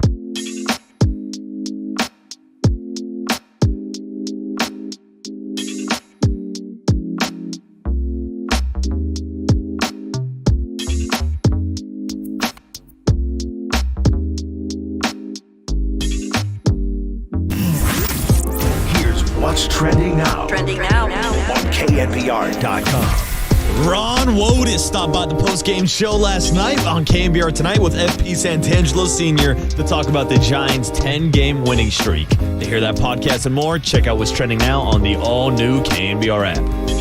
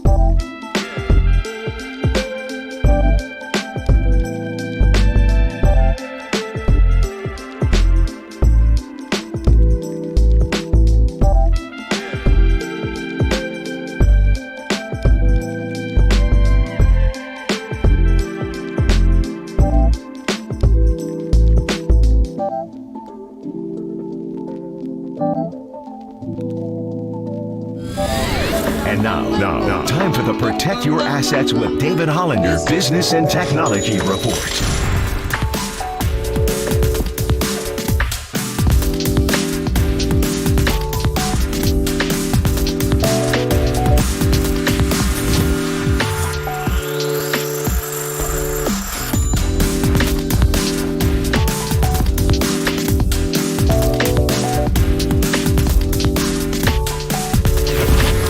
This has been the Protect Your Assets with David Hollander Business and Technology Report.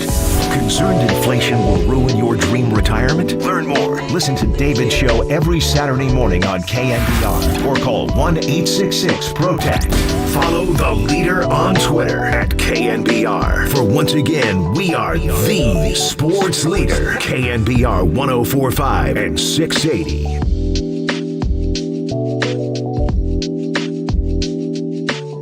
Here Thomas, swing, line drive, up the middle, right to Schmidt.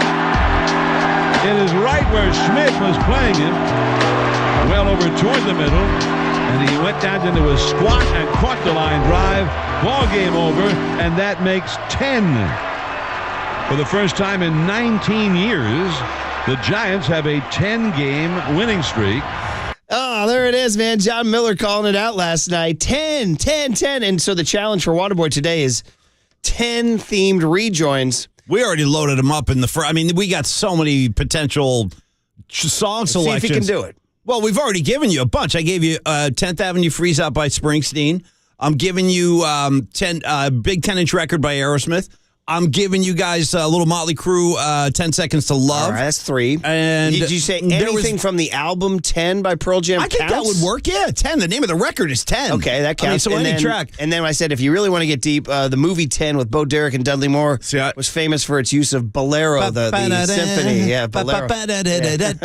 Whatever you call it, orchestra piece. Bo Derek, man. Composition. What do you call that? I don't know. Now, this, though, Waterboy, is... This is the notorious B.I.G., the 10 Crack Commandments, Murph. The 10 Crack Commandments. 10 Crack Commandments. How did it differ from the traditional biblical 10 Commandments? How do they differ? Pretty similar, Paul. Pretty similar. Thou shalt not what? Thou shalt not get high on their own supply. Well, that one's not in the Bible. See, once again, we're going a positive message for the kids. Yeah, the Crack Commandments. Yeah, it's all right. The kids aren't awake yet, Murph. It's all right. You sure? They might be up ready to hear their Murph and Mac show talking about the 10 straight, and maybe the kids are up saying, didn't Camilo Doval get a save last night? Yeah, no, he sure did, and that's what we probably should have dropped in the first segment. So do you got a number on where is he saved? I got you, buddy. Total. Camilo Doval, number 2, number 20. Well, good time to drop the track.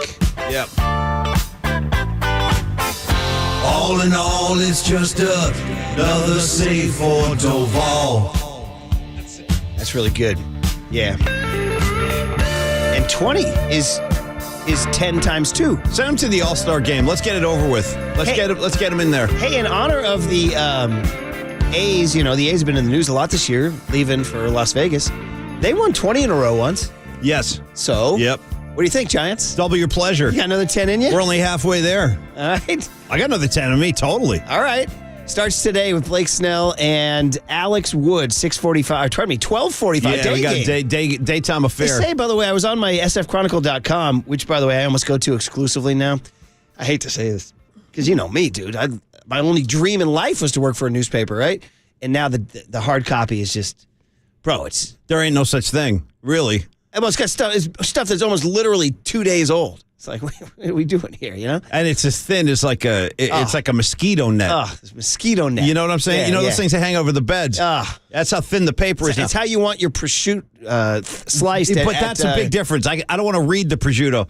At Molinari Brothers, where apparently, Waterboy, you took our advice last week. It's about time. I finally got in there because every time I usually walk by, the place is packed with the line out the door. You got to go right after the show. Last Friday, we talked about it. I headed up right after the show, walked up a couple blocks to North Beach, had a delicious prosciutto sandwich. Well, now the only question is, can it match Roxy Food Center on San Jose, the preferred sandwich of Derek LaVille and Andrew Dice Clay? All right, buddy? So, by the way, who checked in on that was Renelle. Oh, nice. Yeah, she sent me a private message, and she said, first of all, she grew up down there in the Silver Avenue area. Yeah. She said, you were in my hood, and she said, and now you're warm in my heart. She goes, now all I crave is a deli sandwich from Roxy Food That's what Center. they say. Our girl Maria Lopez in the office, too. She was vouching for it as well. But if you missed it yesterday, I told the story. I was doing a Junior Giants speaking event out at Balboa Park, and I had about 45 minutes to kill, and I said, I need a sandwich, man. So I said, I asked Siri, give me the best sandwich near me, and they sent me to Roxy Food Center. This is a time where AI really helped. And I walked in, and it was a cramped, old-school deli, the very narrow aisles. Like, not a lot of elbow room. In fact, there's a lot of, excuse me. It's like very tight, very small footprint. And I ordered my sandwich, and I could tell, I was like, this is probably going to be pretty good. And then I looked up on the wall, and there were 2 black and white photos attesting to the sandwich. I mean, one was from former 49er running back in Reardon's own Derek LaVille. And the next was from comedian Andrew Dice Clay. Now, and I said, this is the only deli in the world with signed autographs from Derek LaVille and Andrew Dice Clay. And what was Dice doing out there? Like, what was he doing in that neighborhood? Like, what? Is there a comedy club out there? No. I mean, like, you could maybe say Derek LaVille when he was at the Sticks. You think LaVille brought Dice? I can only hope. I can only hope, man. You know, he went and saw him at the punchline and said, hey, man, let's go get a sandwich. Oh, dude, that's talk about a great twosome. Let Dice drink his juice, okay? Totally. Now, we do, it goes without saying, LaVille, is falling on some hard times, but we'll look past that. You're going to have to Google it yourself. Unsung, probably. Yeah, no, unsung. It's right there. All right, Waterboy, give me your story. How did the Padres get boned last night on that call? Your belief is that the Padres have a legit beef. Yeah, because I think Fernando Tatis came up with a really good throw, launched it in 99 miles per hour, but the reason why it wasn't a great throw because it took Gary Sanchez up the line. And that's my argument for this whole blocking of the plate rule, which apparently allows you to get in the path of a base runner if the throw takes you in that direction.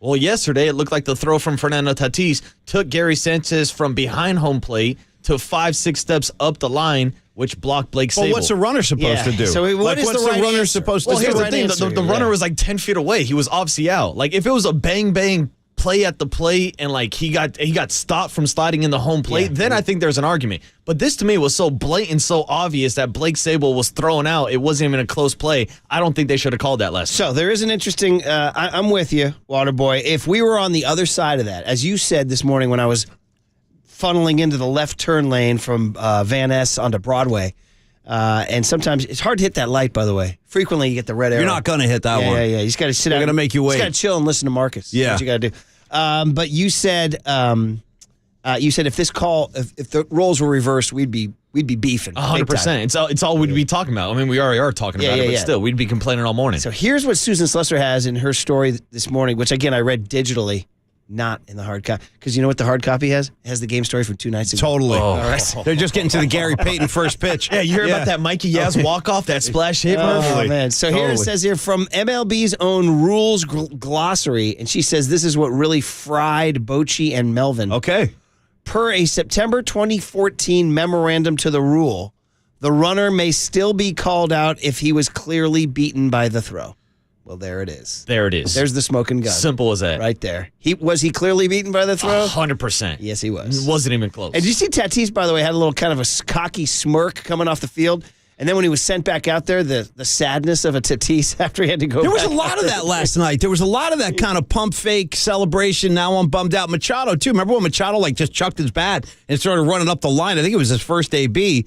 And it was a strike. He had to go back in the box. But he was doing the same kind. You remember, and he had the same kind of look on his face. Like, man, I feel like kind of a what the Padres will do? The Padres will smirk at you. Oh, they will. They'll get their whole thing going. And you're like, what are you smirking They're dancing at? around. They're smirking and 39. Bro, what are you smirking at? That's what I'm saying. Oh, that's exactly what I'm saying. I'm like, I don't know what you guys are dancing around about. A couple weeks ago, when they're like 10 games under 500, they were out at Yankee Stadium. They're laughing. And the bleacher creatures were chanting, steroids to Fernando Tatis. He started dancing. He started doing the salsa. No, it's like they're having a good time with it. He's like, yeah, come on, cheer me on. Encore. I mean, 35 and 39. I mean, I get it. They can get hot for a couple weeks, but it ain't happened yet. Nope. We're now past it's June 22 now, baby. I mean, yeah. And they're still smirking. If you're going to get hot. And they're still smirking. You know what I mean? Still smirking. Yeah. Hashtag still smirking. Oh, man. So, I get it. You got boned. Let's say you get that call. You're still losing 1-0. And who knows what happens in the game from there. And also, if you overcome that call, Padres, you can get out of that inning at 2-0. And that's a whole different game. They wound up scoring 2 runs. So anyway, saw Bob Melvin very upset after the game. By the way, I think he colors his hair. Do you notice that? Does he? Yeah, That's it was a big thing. Very deep chestnut brown. It was like just rich. Chestnut, dude. As a man who has considered coloring his hair, I don't think you should do it. You and my barber Kenny say no. No, I ain't doing it. You don't do that. I got my own domestic abode telling me to do it. Is that right? Yeah. Interesting. Yeah. Check with Candace. Totally. Well, she does it. The pressure's She's like, on. It's easy. Well, She said that women- it's yeah. expensive and high maintenance to do it, though. Yeah. I think we got people here in the building doing it. You know what I mean? Oh, I'd be almost willing to Well, I think there's guarantee one who it. might be here in a few hours. Well, I don't think that's you really might be good. right. Am I allowed to say that, or is that? Well, you you just can did, judge Murph. for yourself. Check it out on the stream. Yeah, and here's the thing. Now with the live stream, they actually have these home dyeing kits you can do at home. Maybe we should have Triple E dye Murph's hair in the middle of a segment. On the air, yeah, dude. on the air with the, like, with the gloves and stuff. The gloves. Well, per Totally. yesterday's conversation, I could go peroxide blonde. Like Vince Neil And Lou Reed. Oh, let's do it. Let's do it, Yes, please. yeah, David Bowie. And Jock Peterson. And Jock Peterson. Yeah. All right, let's get the guest list on a Thursday, 6/22/23 June. Now we're well into summer. You got any 49ers for me that did a peroxide blonde number? You got any? Did Derek LaVille do it at any point? I don't think so. Come on, give me somebody. Yeah, There's got to somebody be did. somebody. Somebody did at some point. Top of my head, I can't come up with one. Any O lineman? What was the name of that big like Alex fullback? Boone or somebody like that? I don't know why I'm saying this. Maybe I got something. I might have dreamt this or hallucinated this, but there was a fullback. What was his number 24? His name was Dixon. What was his name? Anthony Dixon? Yeah. Did he do it? Did he go peroxide at one point?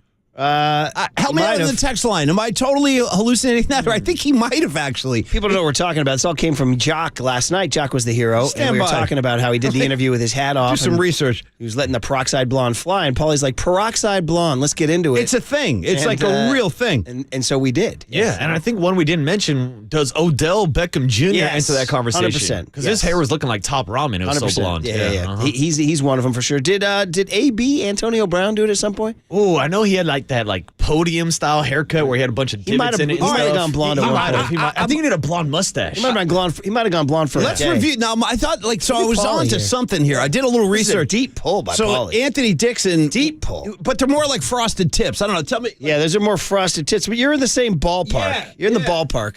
There's I got like what a you got. blonde element to it. He kind of peroxided the tips. Just the tips. Yeah. Yeah. As Vince there it Vaughn is. would say. Yeah, all right. Yeah, I There we go. understand. All right, what do we got here, man? All right, starting off your power hour in 1 hour this morning. Sean Estes, the lefty, 7:35, breaking down the Giants' 10-game win streak. Well, last time we talked to Estes, he was in St. Louis on the Thursday, right? Or he just gotten back from St. Louis. Then he went to Dodger Stadium, and he saw. So, guys, sweep the Cardinals, sweep the Dodgers. Love that so much. And now you're going for a 4-game sweep of the Padres. Might as well finish it up today. I mean, you've already done 3. Might as well get the last one. Keep going? Yeah.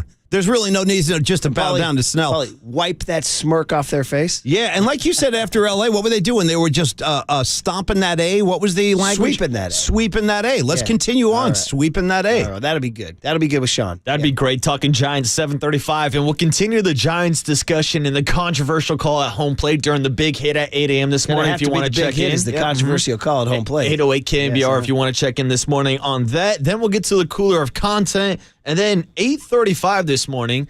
A man that needs no introduction, or maybe he should just introduce himself. I'm Keith Hernandez. Keith Hernandez. Very good. That's good 8:35 producing there, today. buddy. Thank you. Yeah, so apparently Triple E was chasing him during the Giants-Cardinals series. Awesome. Which led to an interesting exchange between me and Triple E. I said, that's cool. You do know he's a Mets broadcaster, right? And he said, yeah, do you know, he hit me with, do you know he played for the Cardinals? Nice. I was like, oh, nice. You're getting a little cocky now. Do man. we know? This kid, huh? We're aware that he played for the Cardinals, but he's currently all kind of Mets focused. I don't think he would really take his eye off the Mets series to come comment on the Giants-Cardinals series. But hey, your efforts resulted in him getting back to Triple E. I'll and take Hernandez. And he said, I'll hop on Thursday if you want. I'm taking him. So Triple E, Yeah, look Triple at E. you. That's a win for you, Triple E. Okay. I'm taking Hernandez. You I'm call it taking a him. win? Yeah. Okay. I don't care what the reasons You are. heard it, Triple E. Bring him in. Thursday's already a good day for Yeah, you, buddy. yeah, you gotta win it's not today. even 6:33. Yeah. All right. There you go. All right, perfect. We'll check in with Keith Hernandez, talking some ball, 8:35 today. By the way, quick trivia on Keith Hernandez. You know where he finished his career? This is very obscure. Dude. Very obscure. Dude, no. So I'm going to go, hang on. So Yeah, Cardinals, Mets. if you don't know it, you're probably not going to get Wow. it. And it's ugly. Wow. It was like really at the end. And Let it me was, just throw a dart. Montreal Expos? No. Okay. Who is it? Cleveland Indians. That's where he ended his career. Do you know how long he was there? No, like the Mets dumped him in the late. It might have been like 91 or something. Like because he was hurt, he missed a Look couple it of up years. here. Then he came back and he were you following? I just remember when he left New York and he wound up in Cleveland and he was like, it just wasn't happening. He's the city's own, He's one of ours. No question. Yeah. Paulie, 43 games as an Indian. There you go. He batted 200. Yeah, that's it. That's not that kind of ball Keith With Hernandez. a 283 on base. Yeah, that ain't going to work. He was 36 years old.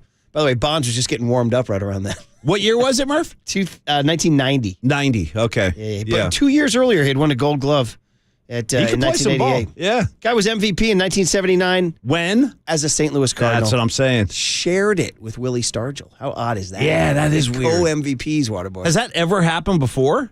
I can't remember that ever happening. It happened one other time, didn't it? On one of Marty's guys? It's like an NFL thing. I'll look it up. Anyway, what do we got else after Keith Hernandez? All right, Keith Hernandez, 8:35 this morning, and then it's a Thursday. So we're going to check in with our guy, Matt Mayoko, talking a little 49er football. Well, why not? With Matty, you got to talk about. Did you guys see his hit he did on his community college? Yeah. Did you see that? I had no idea That's he pretty was cool. that in-depth into his baseball career. Yeah, he played at the College of the Siskiyous, and he wore the very cool warm-up jacket. He did. Where he did his hit with Laura Britt. So we should put that in the cooler content, huh? Stay tuned. Yeah. 8:20 this Stick it in morning. there. We'll have Matt Mayoko in the cooler and Matt Mayoko at 9:15 this morning. And then 9:35, we'll get you ready for the NBA draft this morning with Eamon Brennan. He covers the NCAA and the NBA, so he'll get us ready for tonight's big draft. Dude, Paulie, I mean, we haven't talked about this. You know, there's a real talk out there about the Warriors possibly drafting maybe my favorite UCLA Bruin of all time, Jaime Jaquez. That would be incredible. I love that kid, too. I mean, I would love to see him at Golden State. It would almost be too much, really. It'd always be too much. What kind of player could he be in the league, though? I wonder about that. Well, like, see, that's the thing. His athleticism is not his best feature. I know. His best feature is his tenacity, his That's brains. it. He's got heart. And he'll fight. His kind of post-scoring when he's clutch. But now he's going against some big bodies now. But you want him on your team. He's got a heart, in though. some form. I don't know. The only guy that says I don't know if he's worth number 19. To me, he's a great second round. Yeah, that sounds a bit more like it. Value. It's about value. But I'll take Hawkins in a second. I love that if kid. it winds up that he's here, yeah, I'll drive him to the I'll drive him to Roxy Food Center. Is he going to wear the headband if he's a Golden State Warrior? I'm going to say yes. Does He's going to Pat continue Bailey on. and Casey Schmidt wear the headband? You see? Yeah, that's true. It's what they're all doing. Mata's going to start wearing the headband. Peer pressure. We'll get him. All right. We'll continue to break down the Gary Sanchez call on KNBR 104.5 and 680, the Sports Leader. I'm Keith Hernandez.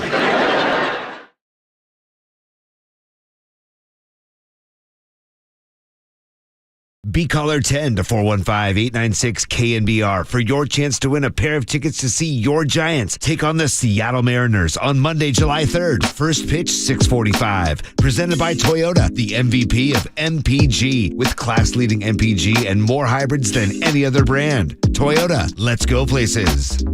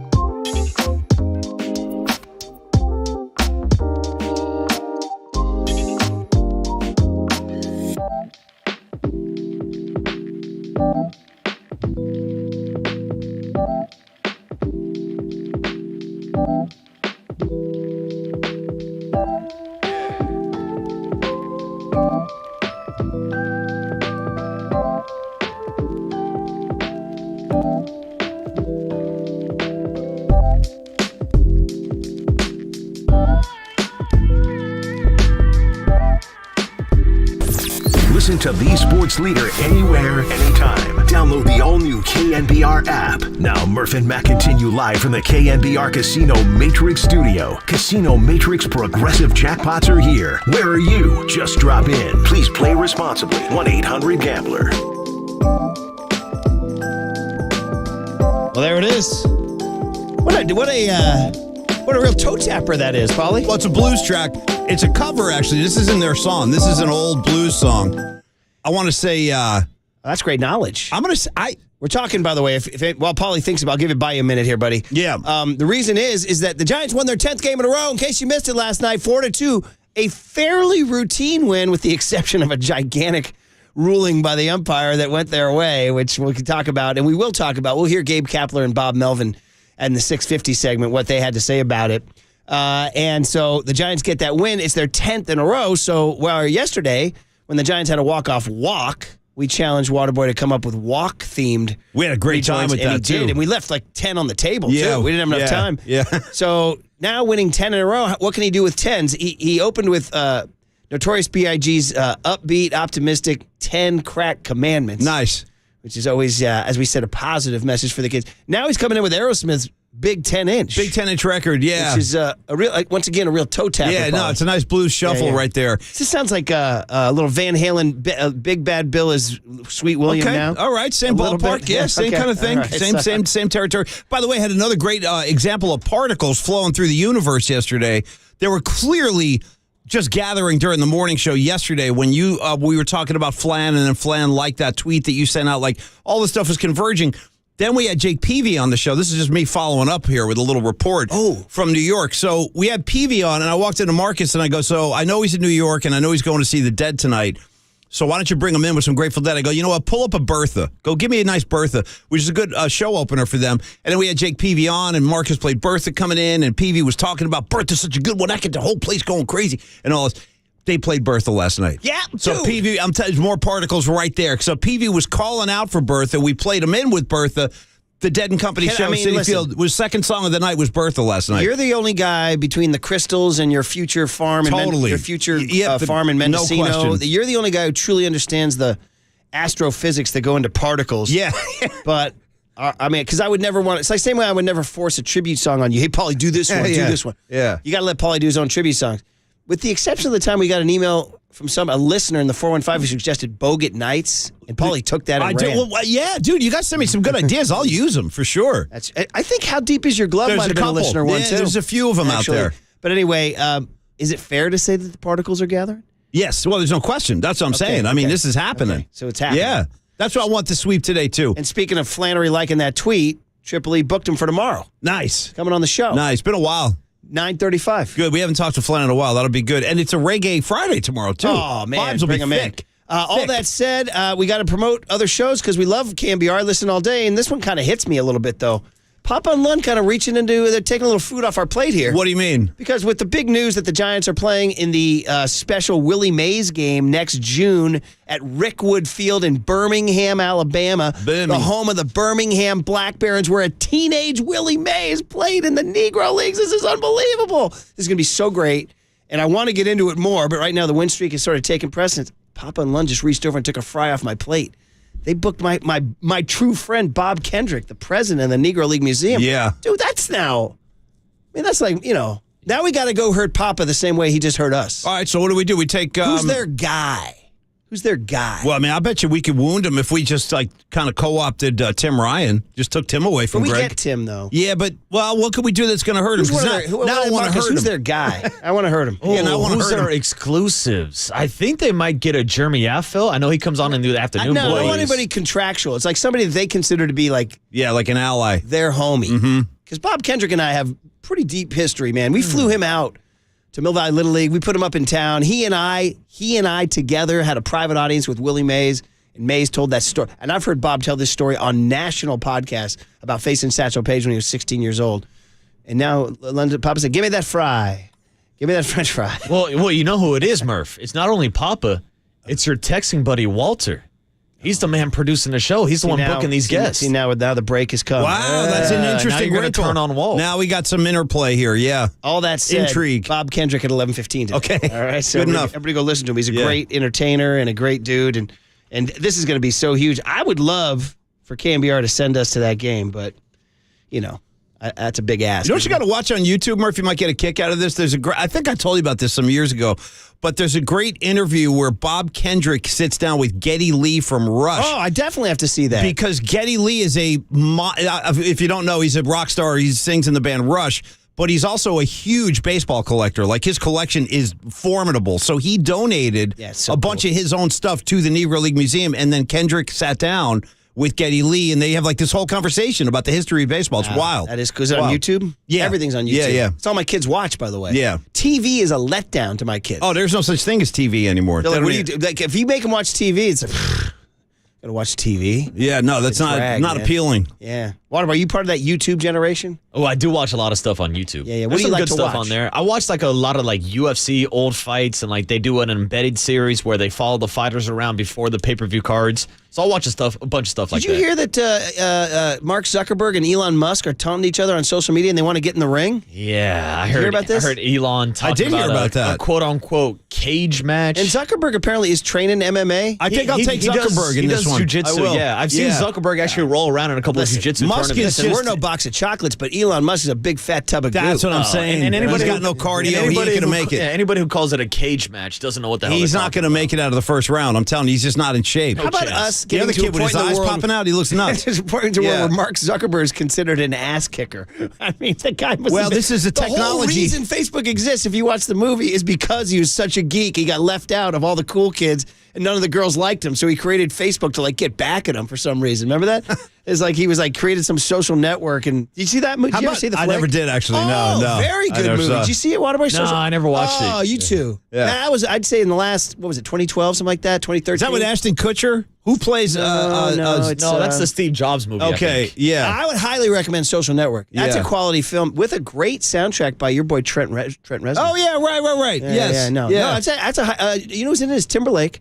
Yeah. Timberlake plays like his right-hand man who he eventually breaks with, like one of the guys who helped found it, and then there's a big fight over the pie and all Well, that see stuff. what happens. Yeah. Oh, yeah. Now everybody wants a piece. But it's good. It's really Yeah. good. But anyway, to see that geek now considered some sort of ass kicker, I mean, what kind of world are we Yeah, living in right now? Zuckerberg, dude. Kid looks crazy. Just a quick check of the text line, then we're gonna get into the Melvin stuff and the Gabe Kapler reaction to the call last night, right? You want like an official text intro? Sure, why not? Which one you want? You call it today. You want the Dead or you want the Foo Fighters? Your pick. Random dealer's choice. Bertha, dude. Let's do it. Keep the particles going. Here we go. Text me, text me, text me, text me, text me. Why don't you just text me?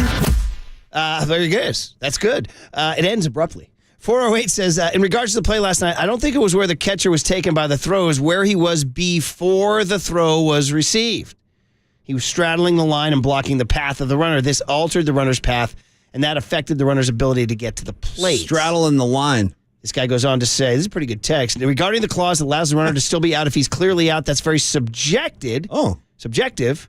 And he says, impacted by the first blocking the plate. I can't say I totally agree with the call, but I do think it makes it 50-50. Waterboy, does that sway you at all? That No, not Sanchez really, was to be set honest up with and- you. Okay. Because he was set up behind home plate, and the reason why he walked up the line is because he saw the throw coming from Tatis that was up the line, and that's why he moved. Like catchers don't set up 5 feet up the line like that. So I would say the Ranger one, I finally saw the Bochy one. Yeah. I thought that Jonah Heim, the Ranger catcher, left a path to the plate. And that was the thing, because his entire body was on the left side of the plate, the outside lane, and his right foot was on the plate. But there was still a huge path. Plenty of room. I think it was Tim Anderson who scored. It wasn't whoever huge. It it was like the right side of the But left. there was plenty of room he there. slid in Yeah. fine, and his hand went He right had a over the path. plate. Yeah, he had a totally. path. Totally. Yeah. I was pretty surprised they called that. Yeah, me too. But we never talked about Boch's amble out to argue. Did you check that out? Oh, yeah. No, the greatest, man. The greatest.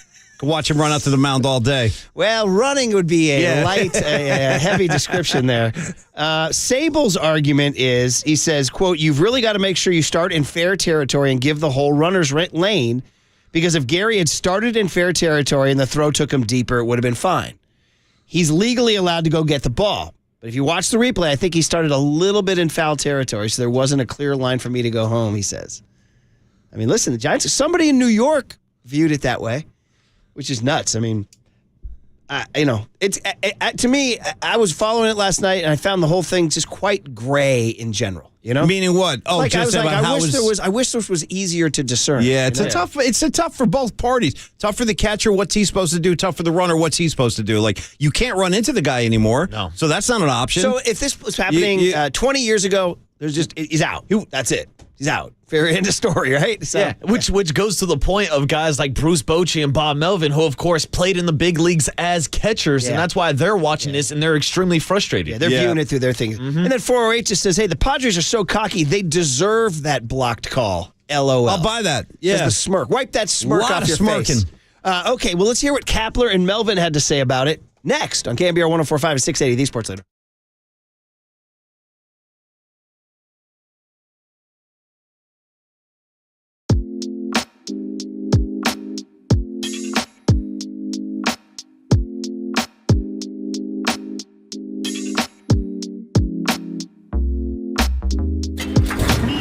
From the Chilton Auto Body Traffic Desk.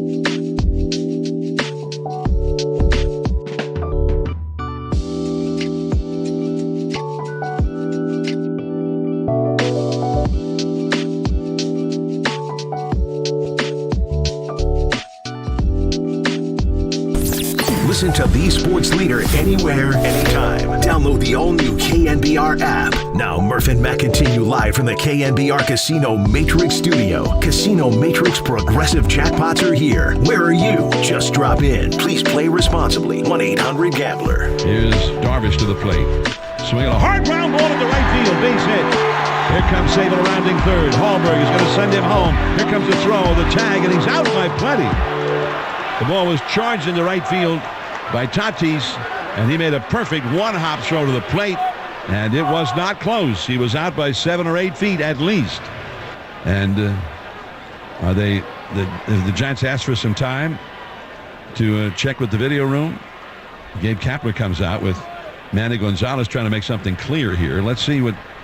So we're going to hold on to it. Here's Gonzalez going to make an announcement to us. San Francisco is challenging blocking at the plate. After review, we're going to call a violation on the blocking. The run is scored. Runners will end at second and third. Well, there it is, man. As we continue the 10 rejoins, Giants win 10 in a row, and that is Paulie's guy and my guy secondarily, but Paulie gets him first. That would be one Bruce Springsteen out of Freehold, New Jersey, singing about the 10th Avenue freeze-out. That joins Notorious B.I.G.'s 10 Crack Commandments and Aerosmith's big 10-inch. 10 in a row for the Giants, and it all hinged on that play last night. That was home plate umpire Quinn Walcott making that. It was interesting to hear him explain that. I liked it too. Yeah. Usually it's all very legalese, you know what I mean? The runner is out. The runner is saying, yeah, we're going to go ahead and count. Yeah. We're going to go ahead and count it. We're going to add that run. He pointed too. He pointed at the play. We're going to add that one. I was a little confused. We're going to go ahead and count it. Yeah. So the Padres are upset. The Giants roll. They go to 2-0 with that score instead of the inning being over. And the Padres have to go back out on the field, wipe the smirk off the face. Feel like what an angry mom or dad says to a kid. Wipe that smirk off your face. Don't forget, too, Rogers was running out at one point. And it got sent back to the bullpen. I don't know if it was Tyler or Taylor. One of them was out. Remember that? Tyler, yeah. It was Tyler, yeah. They sent him back. Go back to your bullpen. Because that run counts. Yeah. Do you have Waterboy the ump again just to get his... I like that, too. I like that moment, too. Sort of a conversational... Yeah, after we discussed it for a little bit, we're going to go ahead and count that run.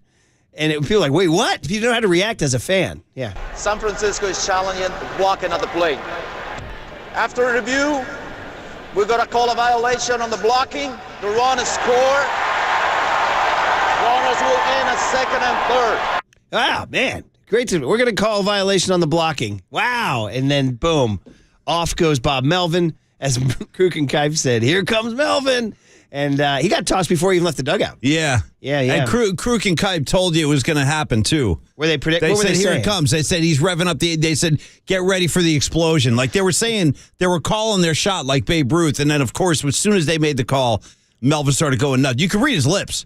Clear as day. Bull S. Yeah. A few times. Well, that's a Bull S call. Can't you call Bull S? And the only problem is if you call the umpire Bull S. It's very similar to the FCC. Yeah. And a lot, because context means a lot. Yeah. Like, you can use certain words on the radio as long as, they're in the right context. But if you use the wrong context, you can get in big trouble. Isn't that right? What about, you can't call the ump. You can say that's a blank call, but you can't say you're blank. Right. Yeah, I believe so. And also, I don't think you're allowed to argue replay reviews that come back from New York. So here's a question. If this had been the script had been flipped, would Kapler have gotten ejected? He's such a non-confrontational... That doesn't happen very often.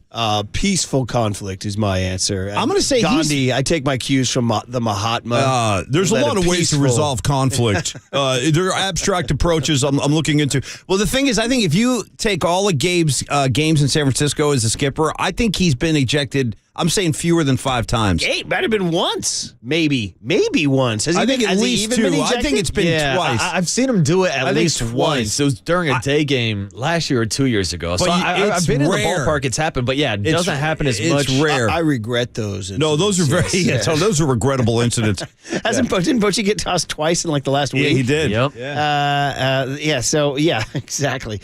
We like to think about the. Let's see here. I'm trying to see if has Gabe Kapler been ejected. Anyway, Let's tell you this. You're listening to KNBR and KNBR FM San Francisco, the sports leader, Cumulus Media Station. Then hear what Gabe had to say as he lounged on the couch. Well, now, what are your thoughts about that? You didn't like the dugout. I prefer it, but I'm amused at it's just everything this guy does amuses me. I want to see I want to see him take the next step. Like, I don't know if you've ever seen like footage, but like you ever see like Keith Richards when he's touring with the Stones, like when he goes into his hotel room. He talks about this in the book. He makes his he like transforms his whole room. He hangs like drapes over the lights and stuff. Yeah. I want to see Gabe doing that, bro. Throwing like drapes over the lights. Let's get more of a I'm mood. getting the vibe that candles. The air he was giving off was that he was just shy of putting on a robe. You know, like if he did it, might as well. It's like he was like, hang on, let me get my robe on. You guys mind if I shave my chest while we talk real quick? Yeah. So he's lounging, and he was relaxed because he was the beneficiary of the call. That there wasn't a clear lane to the plate. Essentially, the rule as we understand it is if the catcher's left foot is on the outside of the line without the baseball, he's not providing a clear lane to the plate for the base runner. So that's what we saw on video.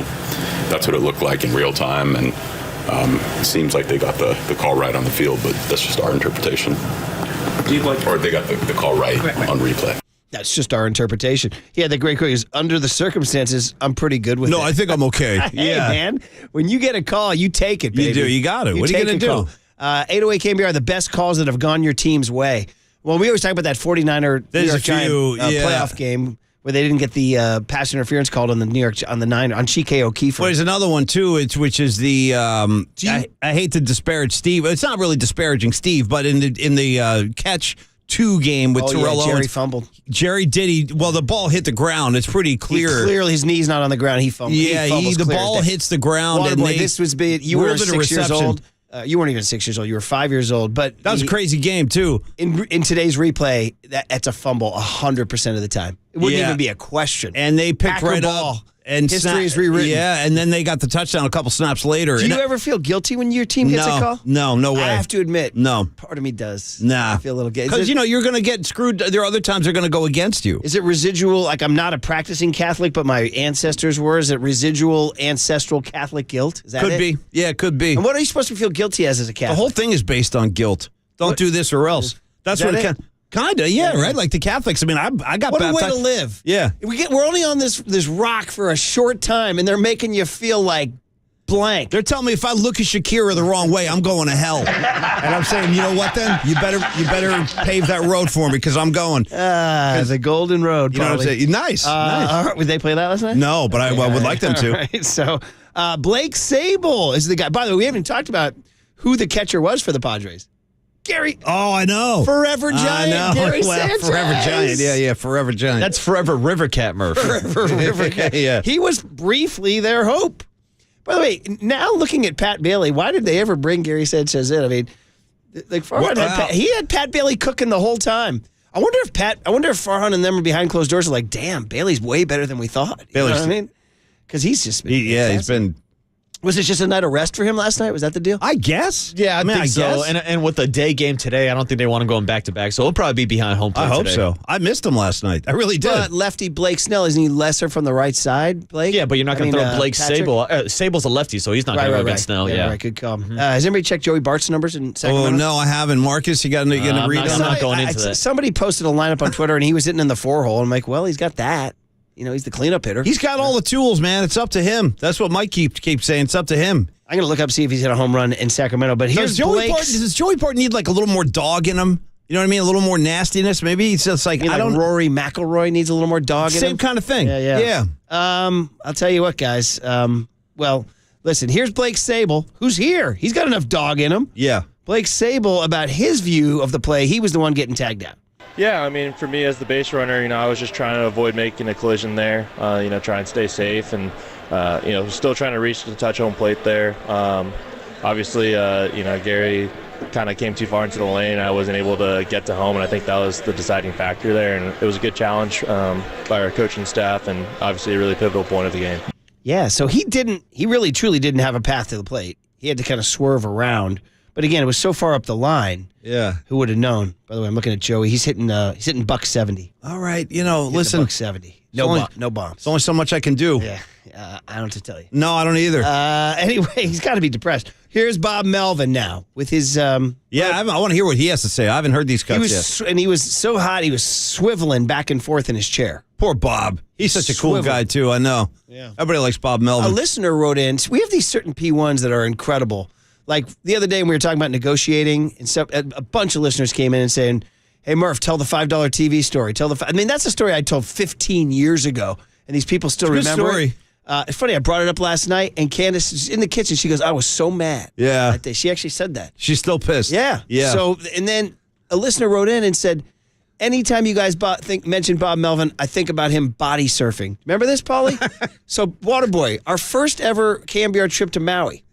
We go with Kate Scott. This is good. Wow. We went to Maui, the Four Seasons? Yes, correct. Yes. And we're out body surfing, and we look over, and guy catching a wave right next to us is Bob Melvin. How cool is that? And the big debate was, do we say anything? Nah. Let him surf in peace. We let him body surf in peace. Yeah, let him surf in peace. So anyway, a listener wrote in yesterday and said, you guys are talking Melvin, because it was that whole Triple E Smelvin thing, you know? The other brush with celebrity greatness I had at that Four Seasons was one year we had... it was one of the mornings I was down there at breakfast. They had this huge buffet, Marcus. The thing's like half a mile long with every kind of fruit and egg and toast and muffin you can imagine. Rolls with frosting on them, you know? Yeah, all kind of. I mean, you wind up just beefing up. You go to Hawaii, you're putting on 10 pounds. You do. But anyway, I was standing there at the buffet thing one day, and I turned around, and there was Michael Strahan. He was walking around with a tray. Really? So I go, look at their Strahan. Was that one of those weekends you stayed longer than us? I might have been. Yeah, because I don't remember seeing him. And it's another thing where I did the same Melvin approach. Like, I'm not saying nothing to Strahan. I mean, I don't have much to say to Strahan anyway. But you're like that all the time, unlike me. Well, you do who the sees opposite. You Buckner, run dudes down, yeah. The late, great Bill Buckner at Don and Charlie's. And then there was an incident with Murph where it was like borderline, like almost stalking,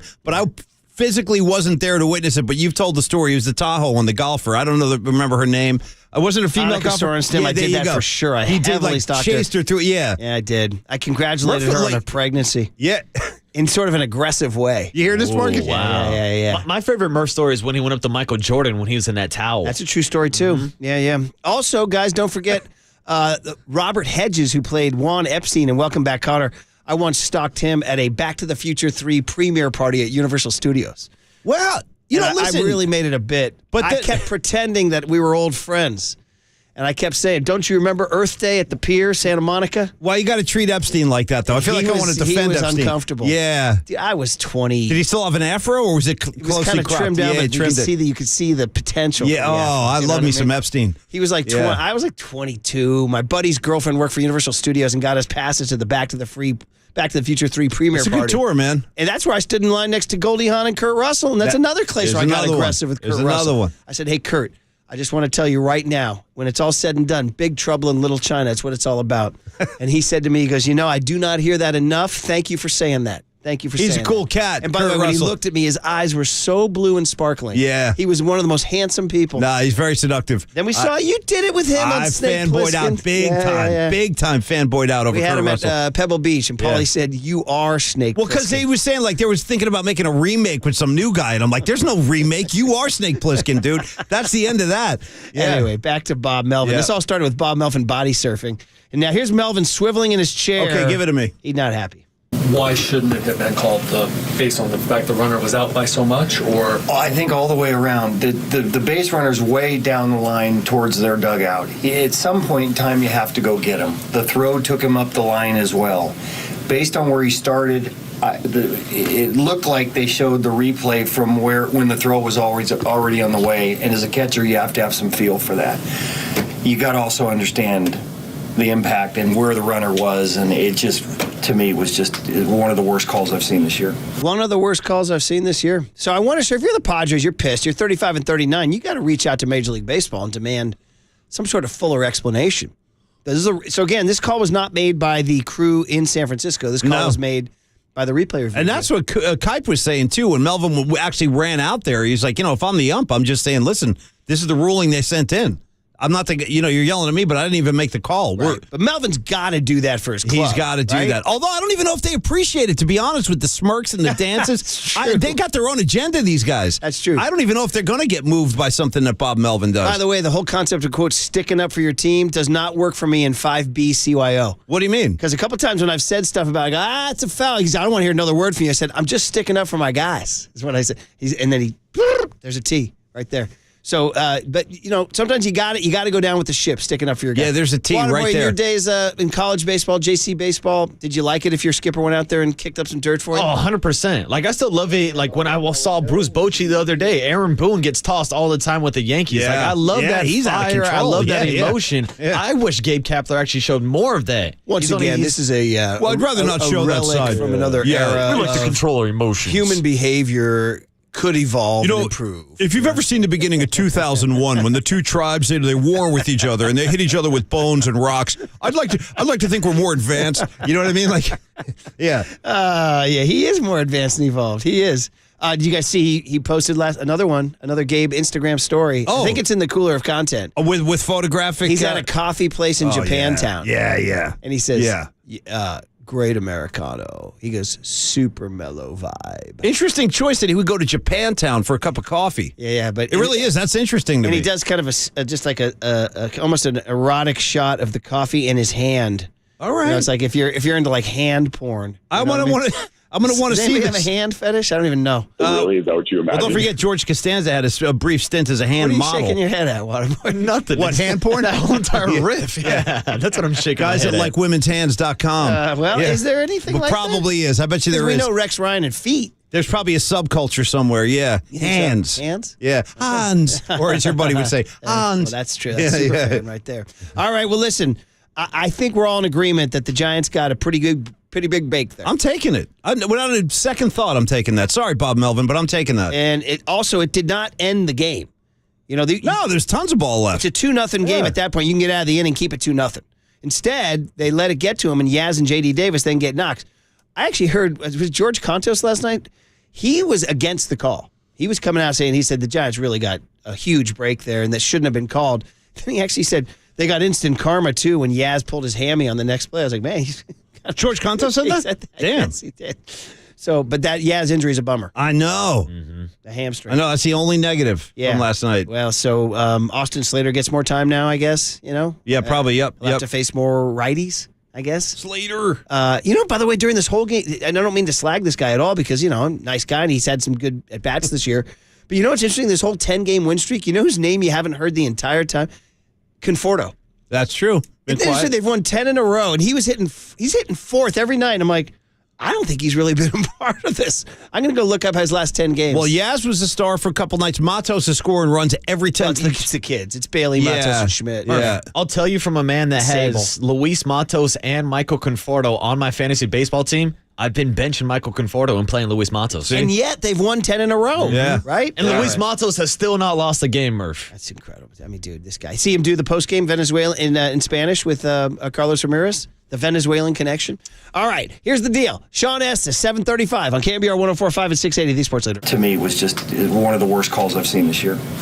San Mateo, shout out to you for supporting KNBR, San Mateo's sports leader.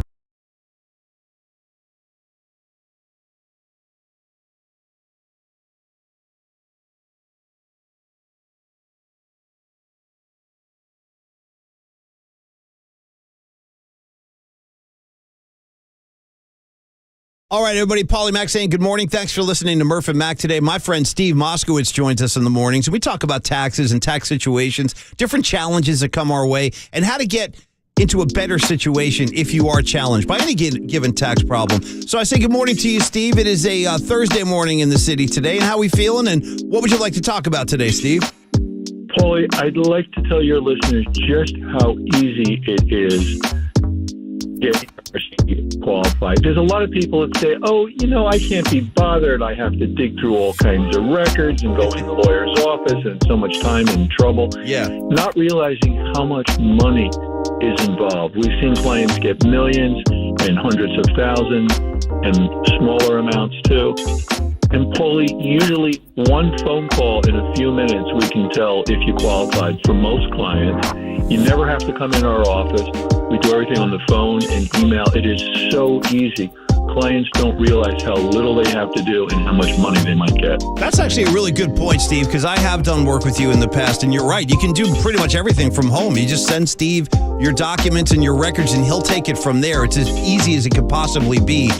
for us on the other side. And it's great to have Steve in your corner working for you. So don't leave anything on the table when it comes to ERC potential. Call Steve at 1-888-TAX-DEAL and talk about your situation, or visit Steve online at MoskowitzLLP.com. From the Chilton Auto Body Traffic Desk.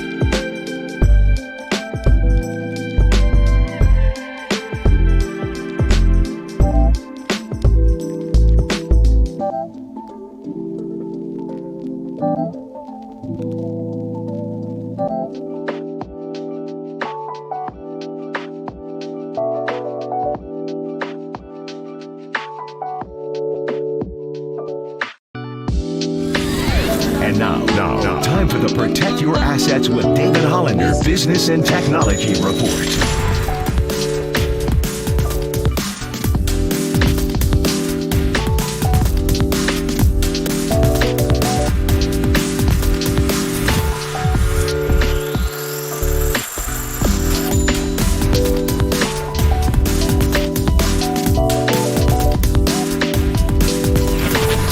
This has been the Protect Your Assets with David Hollander Business and Technology Report. Do you want to pay less taxes this year? Learn more. Listen to David's show every Saturday morning on KNBR or call 1-866-PROTECT. Listen to the sports leader anywhere, anytime. Download the all-new KNBR app. Now, Murph and Matt continue live from the KNBR Casino Matrix Studio. Casino Matrix Progressive Jackpots are here. Where are you? Just drop in. Please play responsibly. 1-800-GAMBLER.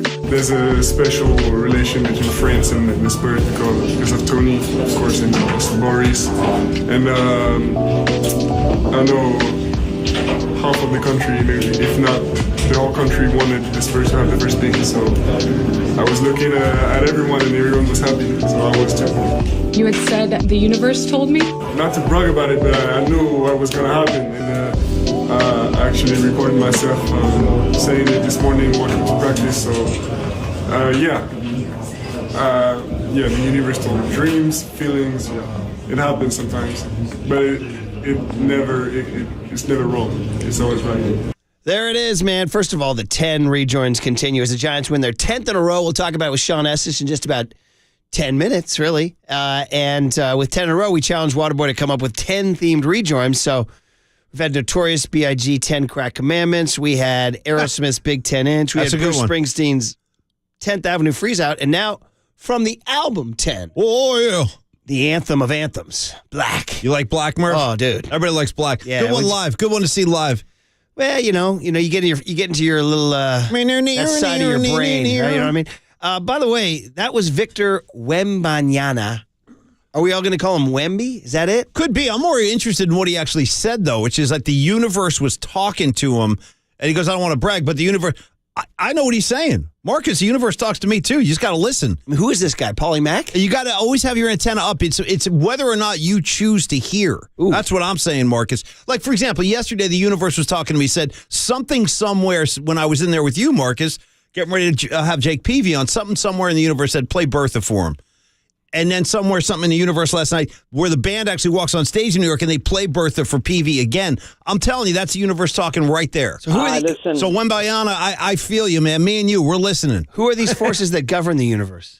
Well, that's maybe out of my pay grade now. That's beyond my reach. Yeah, no, even Gabe says oh, really? Is that what you imagine? Yeah. Well, listen, so can you imagine the Spurs step up right tonight? The San Antonio Spurs select Scoot Henderson, G League, Ignite. Whoa! Well, the Chris Cohan Warriors might have done something like that. Yeah, seriously. Yeah, we're trying to deke everybody. Here's my question is, like, everybody says, so most people think, quote unquote, the fix was in because of Popovich's standing in the NBA and his history with international players. And he has this rich history, as you heard Wembanyama, Wemby, make reference to Tony Parker and Boris Diaw.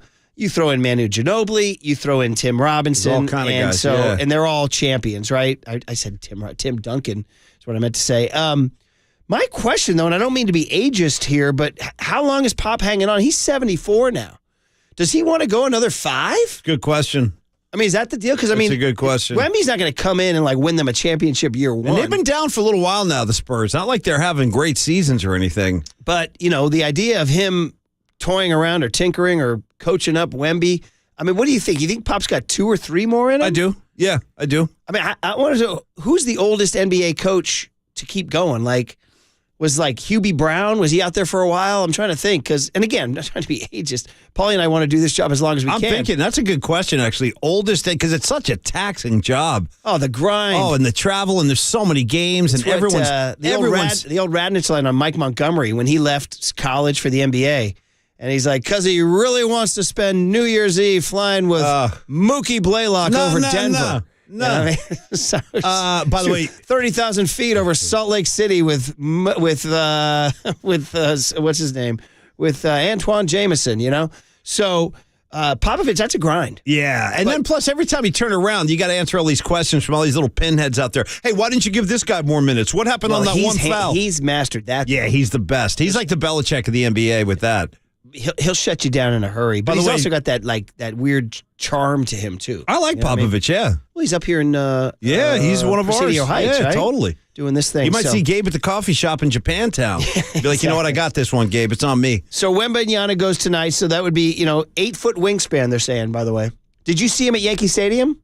Oh, yeah. Yeah, he's standing next to Jose Molina. Did you see that picture? Yeah, he came in and he threw out the first pitch. Well, did you see the ball in his hand? Did you see there was a picture of the ball? It looked like a ping pong ball, dude. It was insane. It looked like he had a circle change grip on a golf ball. I know, it was unbelievable. Did you see that picture, line. Murph? Yeah. It was crazy circle looking. change on a golf ball. Yeah. And then he threw it, well to the left. I like, though, that he kind of started a windup at least. It looked like he tried to start a windup, and then he missed badly to the left. Just a bit outside. Yeah, but, it's kind of funny, interesting that they chose Yankee Stadium as the place to, kind of introduce him. So there you go, Waterboy, another feather in the cap. Did you guys see the videos of him? He didn't go to a Guardians game. No, he did not. No. But Paul and Mac, did you see the video of him trying to get on the New York subway? No, actually, no, I did not. It was hilarious because he's 7'5", so he had can't to stand duck up in over there. And then he was over here jumping over the turnstiles and not paying for his fare. It was hilarious. He's fitting right into New York now. He's a New Yorker. That's a tradition. You got to jump the turnstile at least once in your life. I thought he said he took the subway, and then I saw people skeptical. There's no way. Well, there's no way he could stand up in there. Guaranteed. He's got to be hunched over. Yeah.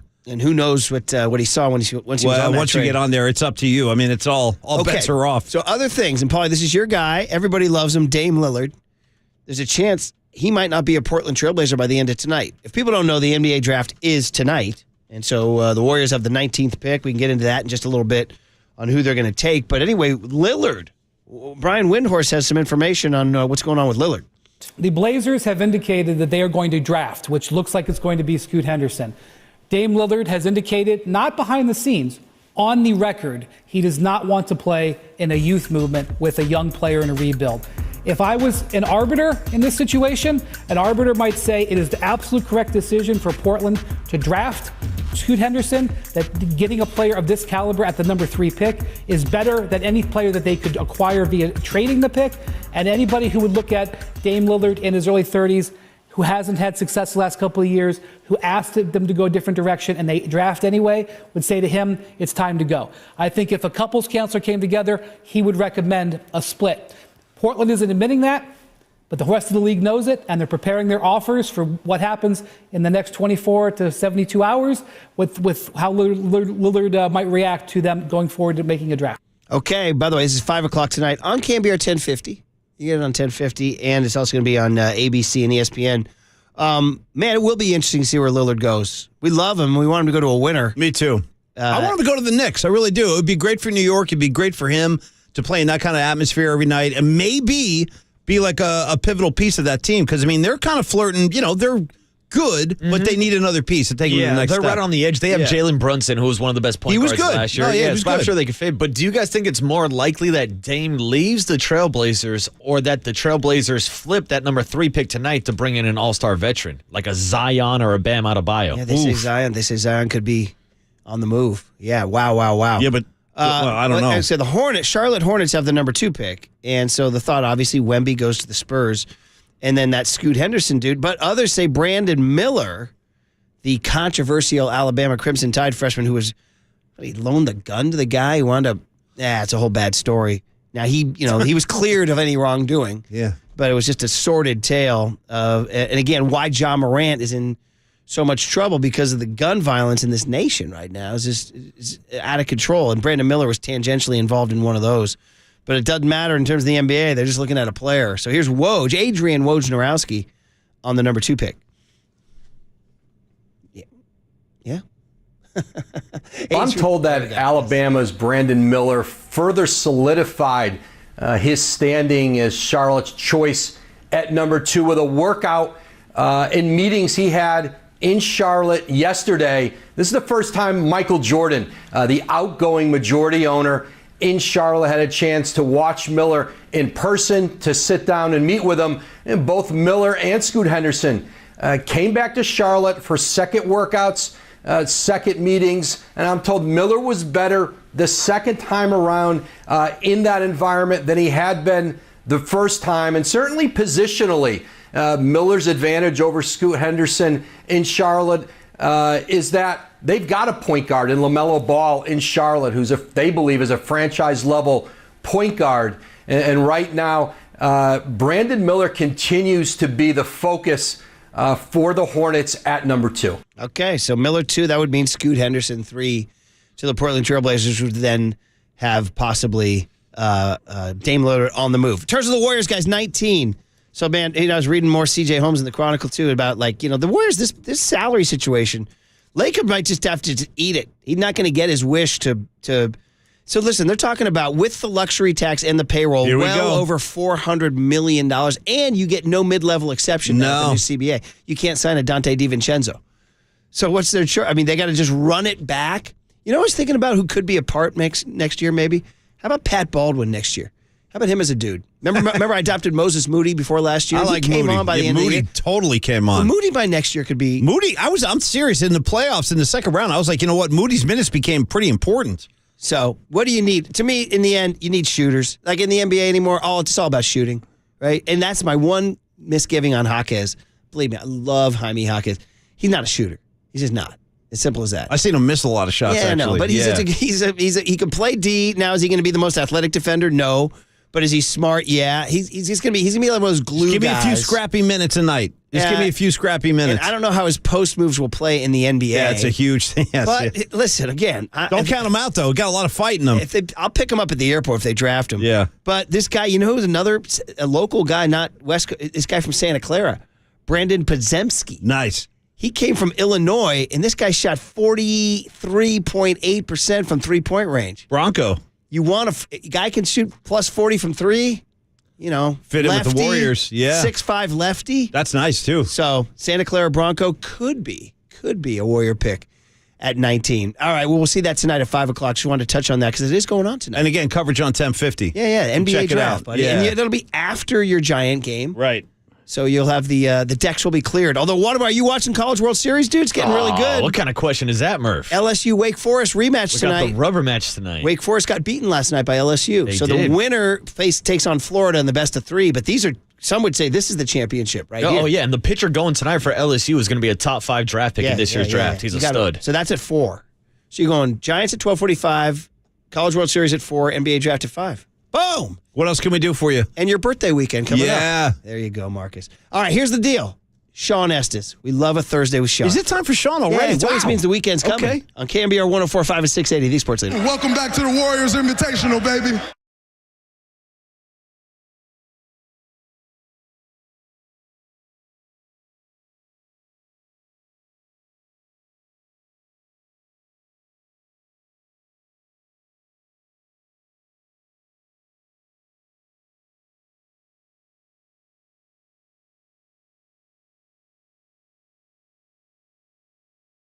Be caller 10 to 415-896-KNBR for your chance to win a pair of tickets to see your Giants take on the Seattle Mariners on Monday, July 3rd. First pitch, 6:45. Presented by Toyota, the MVP of MPG, with class-leading MPG and more hybrids than any other brand. Toyota, let's go places.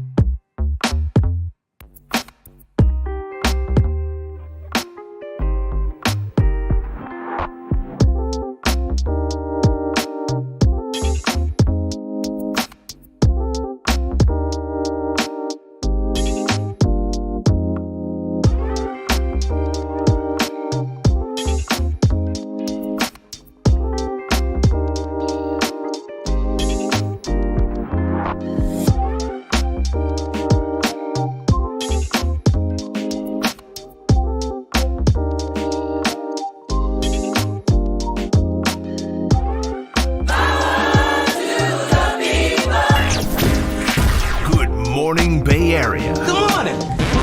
Good morning. Brace yourselves for KNBR's Power Surge. The sports leader welcomes you to Murph and Max Power Hour. On the mound, he broke hitters down. And this one secures the shutout for Sean Estes. And now on the mic, he breaks down the Giants. It's former All-Star lefty Sean Estes with Murph and Mac. Sponsored by River Islands. Come home to River Islands in Lathrop and discover the San Joaquin River lifestyle with its lakes, parks, and schools. Start your tour today at riverislands.com. And by Dolan Law Firm, the best lawyers we hope you never need. DolanLawFirm.com. On KNBR 104.5 FM and 680 AM, the sports leader. Alrighty, in the process of hooking up with Sean Estes for our Thursday hit, I want to remind you that more Giants talk today later on the leader. How about, Paulie, as Triple E wrote, the man who is happiest about this 10-game win streak, Larry Bear, joins Tolbert and Copes today at 4:50. And guys, we didn't even talk about it now because it's 3 straight days. It's now not stopped being a story. What do you need? 33,332 last night. Again, the yard was bigger than Wednesday. Yep, another great crowd. Tuesday. Pardon me. They are really. It just goes to show you, man, the depth of the Giant fan community. It's always out there. Just give us a reason to come back to the yard, and boy, do they ever. And for a day game today, we'll see. I bet you're going to get another big crowd. All right, a man who witnessed this win streak back when it was a baby win streak of 6 and 7, right? It was Sean Estes with Dodger Stadium. He let the Giants sweep the Dodgers in L.A., and the Giants said to him, we're not done. They took the first 3 from the Padres last night to make it 10 in a row. So, Sean, I got to say, I remember about, I don't know, what's this, June 22nd? It was about a month and a half ago. We opened one of these conversations by saying, who are these guys? And you said, I don't know. I don't know. And maybe, yeah, well, I still don't know. You still don't know? Honestly? Well, no, they're pretty good, but it's tough to figure out. I mean, they're winning in a lot of different ways right now. Well, I mean, who they are is they're a team right now that has a ton of belief in each and every one of the, every guy on that roster. So I still don't know because there's so many guys that are hurt right now. It's crazy to see what they're doing right now, and they're paying the price to do it. You just wonder how long that's going to be sustainable if they can't stay healthy, right? I mean, lose another guy last night in Yastrzemski. It's a mash unit right now, but that's what makes it even more impressive is that, guys are getting hurt, but then who's the next guy up is doing their job. And obviously it comes a lot of it has to do with these rookies that have been coming up and doing such a great job. And then you saw another guy last night, Sean Jelly, who went down to AAA with over 70 already. He comes back and he throws 4 scoreless. So, that's what I'm saying. It's just like a different guy every night that's getting it done. And it's been fun to watch because you don't know who's going to be the hero that night. I just think it's a team right now that just has a ton of belief, and that's what happens when you start winning games and you get on a roll like this, and then all of a sudden you're catching breaks, but then you're also getting guys hurt, and you're thinking, uh-oh, here we go. And then the next guy up steps in, fills that void, and gets the job done.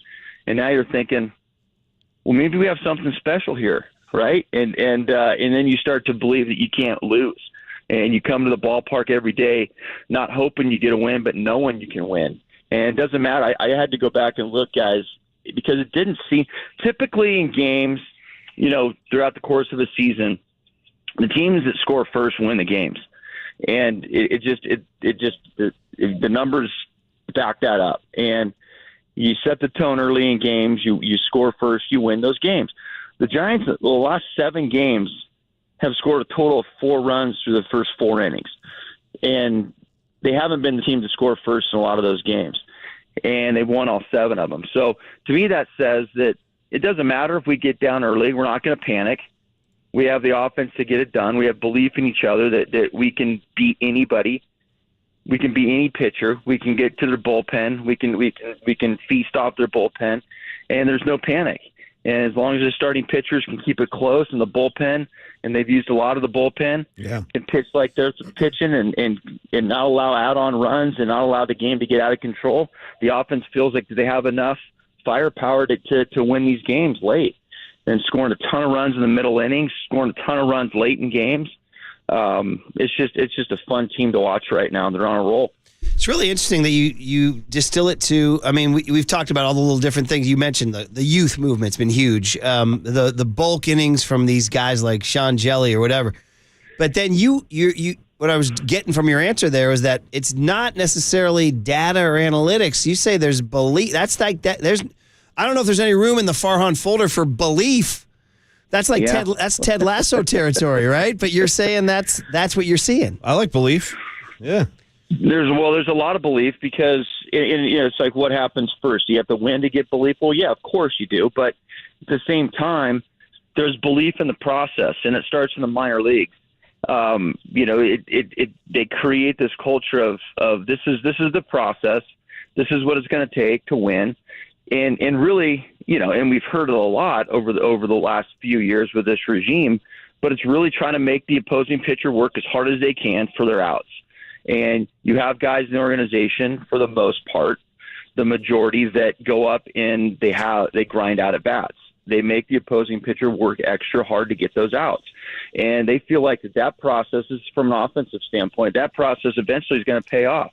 And the results may not always be there, but if you can put the pressure on the opposition and another pitcher and you make them throw strikes, but then you do damage on the strikes that they do throw, then eventually that's going to translate to wins. The same thing goes on the pitching side of things. They preach throwing strikes, throwing quality strikes, not walking guys, right? Strikeouts, yeah, that they'll come. If you have guys that have the stuff to do it and you throw strikes, you command your pitches, you're going to get strikeouts. And that's happening now too from the bullpen side and the starting pitcher side for that matter. But if you don't walk guys, make the opposition put the ball in play, you have a better chance to succeed in that aspect as well. So then at the big league level, that's what they preach. So if you stick to that process, eventually you're going to get results. Now, obviously, 10 in a row, is a process of is a result of the process and belief, right? So now you put all those things together, and then you have a group of guys that come to the ballpark every day. The energy is so positive because they're doing everything well. You're catching breaks. You don't believe you can lose. And eventually they're going to lose, but it's not going to be a panic loss, right? Like you're not going to lose and be like, oh, we're panicking. No, it's all right. We'll go get them tomorrow with the same process that we've been winning games with, for the past month and a half. And you get in a really good headspace as a player. I can't remember a time where I was on a team that won 10 in a row, but I know that we had put some pretty good streaks together, and that to a man, even if guys, I'm pitched once every fifth day, I'm coming to the ballpark and I believe that we're going to win that day. Like there's no question we're going to find a way to win. And that's the headspace that this whole team is to a man. And then you get a lot of these young guys that are coming up. They don't really know any better, right? All they've done is won since they've been in the big leagues. I mean, and maybe a lot of that is not coincidence. Maybe it's their energy that they provided and the production they provided and the defense they provided. But with that being said, these guys don't know any better. So they're just rolling it. They're riding it out right now and enjoying life. Man, it's so belief is a powerful thing, all that stuff. And by the way, what do you mean? In 1998, you guys won 11 in a row. Did we really? Well, there you go. So, see? It left a lasting impression on you, huh? Yeah, I was showing up to Candlestick every day thinking we were going to win. That's it. We ended up, we obviously that was a just a disappointing year, but a great team. Yeah. And we ended up getting bounced in the wild card game, but yeah, it is to a man. You come to the yard every day, and even if you're a guy that's not playing real well amidst one of these win streaks, you still believe the team's going to win. And you still believe that you can find a way to contribute and make a difference. And that goes with the starting pitchers that pitch that day. You really don't want to be the weak link, right? So, you raise your game. Everybody kind of raises their game, right, every day. I mean, every time you go out there and play, you're trying to do your best. But, there's just a little different, heightened level of performance that you have during games, during streaks like this. And I think it has to do, too, it allows you guys to relax a little bit more as well, where, you don't feel like you have to be the guy You know, your at bats. Yeah, let's go up there to put a good bat together, but I don't have to be the guy right now, right? I mean, the guy behind me is going to get it done if I don't. But it allows you to relax a little bit. And when you relax, good things happen. You put less pressure on yourself. You know, you become a better player when you go out there and play relaxed. Yeah, great stuff. By the way, you won 2 games in that streak. Friday, but you started off the damn streak. You beat Arizona 3-1 on Friday, May 29. Yeah. Your next start, you beat Cincinnati 8-5. So, Nice. dude, you were 2 of the 11. Love it. Take a bow, There you Sean go. Estes there. Thank you. I didn't end. If it was only 11, I know I didn't end the streak, so that's good. Let's see. I don't see you getting a loss. No, you did not get a loss for a long time. What time of the season Your next was that? loss was June 25th. June? Okay. No, they Yeah. did from May 29 to June 9. Kind of similar to now. Hey, so that we did all the big picture stuff. Let's get into the micro stuff. The call last night. Gary Sanchez blocking the plate. Bob Melvin loses his mind, gets tossed. Gabe Kapler says, quote, under the circumstances, I'm pretty good with it. Gabe was cool with it, Sean. Yeah. You know, and listen, you played in a different era. You played in a different, and when you played, that's an out 100% of the time, no questions asked. It's different now, and I think my biggest thing as a baseball fan and radio host is it's unfortunate that it's so gray and we still don't know what the right call is. It is tough. Well, I mean, you talk about what would have happened back in the day. Yeah, the guy would have been out, but he would have paid a price to get out. And there's no guarantee that the catcher holds onto the ball in that situation, because where Gary Sanchez was and where Blake Sable was, there's no doubt that he would have got blown up. And that's the reason why that rule is in place, because that's how you get guys hurt, and that's how you lose guys for seasons and maybe careers. You know, we saw it happen with Buster Posey. So, you know, that to me, it was the right call. Boch got tossed, you know, a couple nights ago because of the same call against the White Sox. Mm-hmm. White Sox, they lost a game against the White Sox because his catcher was blocking the plate. I think that one was a little bit different. That was a situation where Jonah Heim allowed Elvis Andrus to a clear path to the plate, and he was able to slide without any blockage, right? So Heim ended up backing up a little bit so he could get the front of the plate. Sanchez came to a spot where Blake Sable had no chance to get to the plate. None.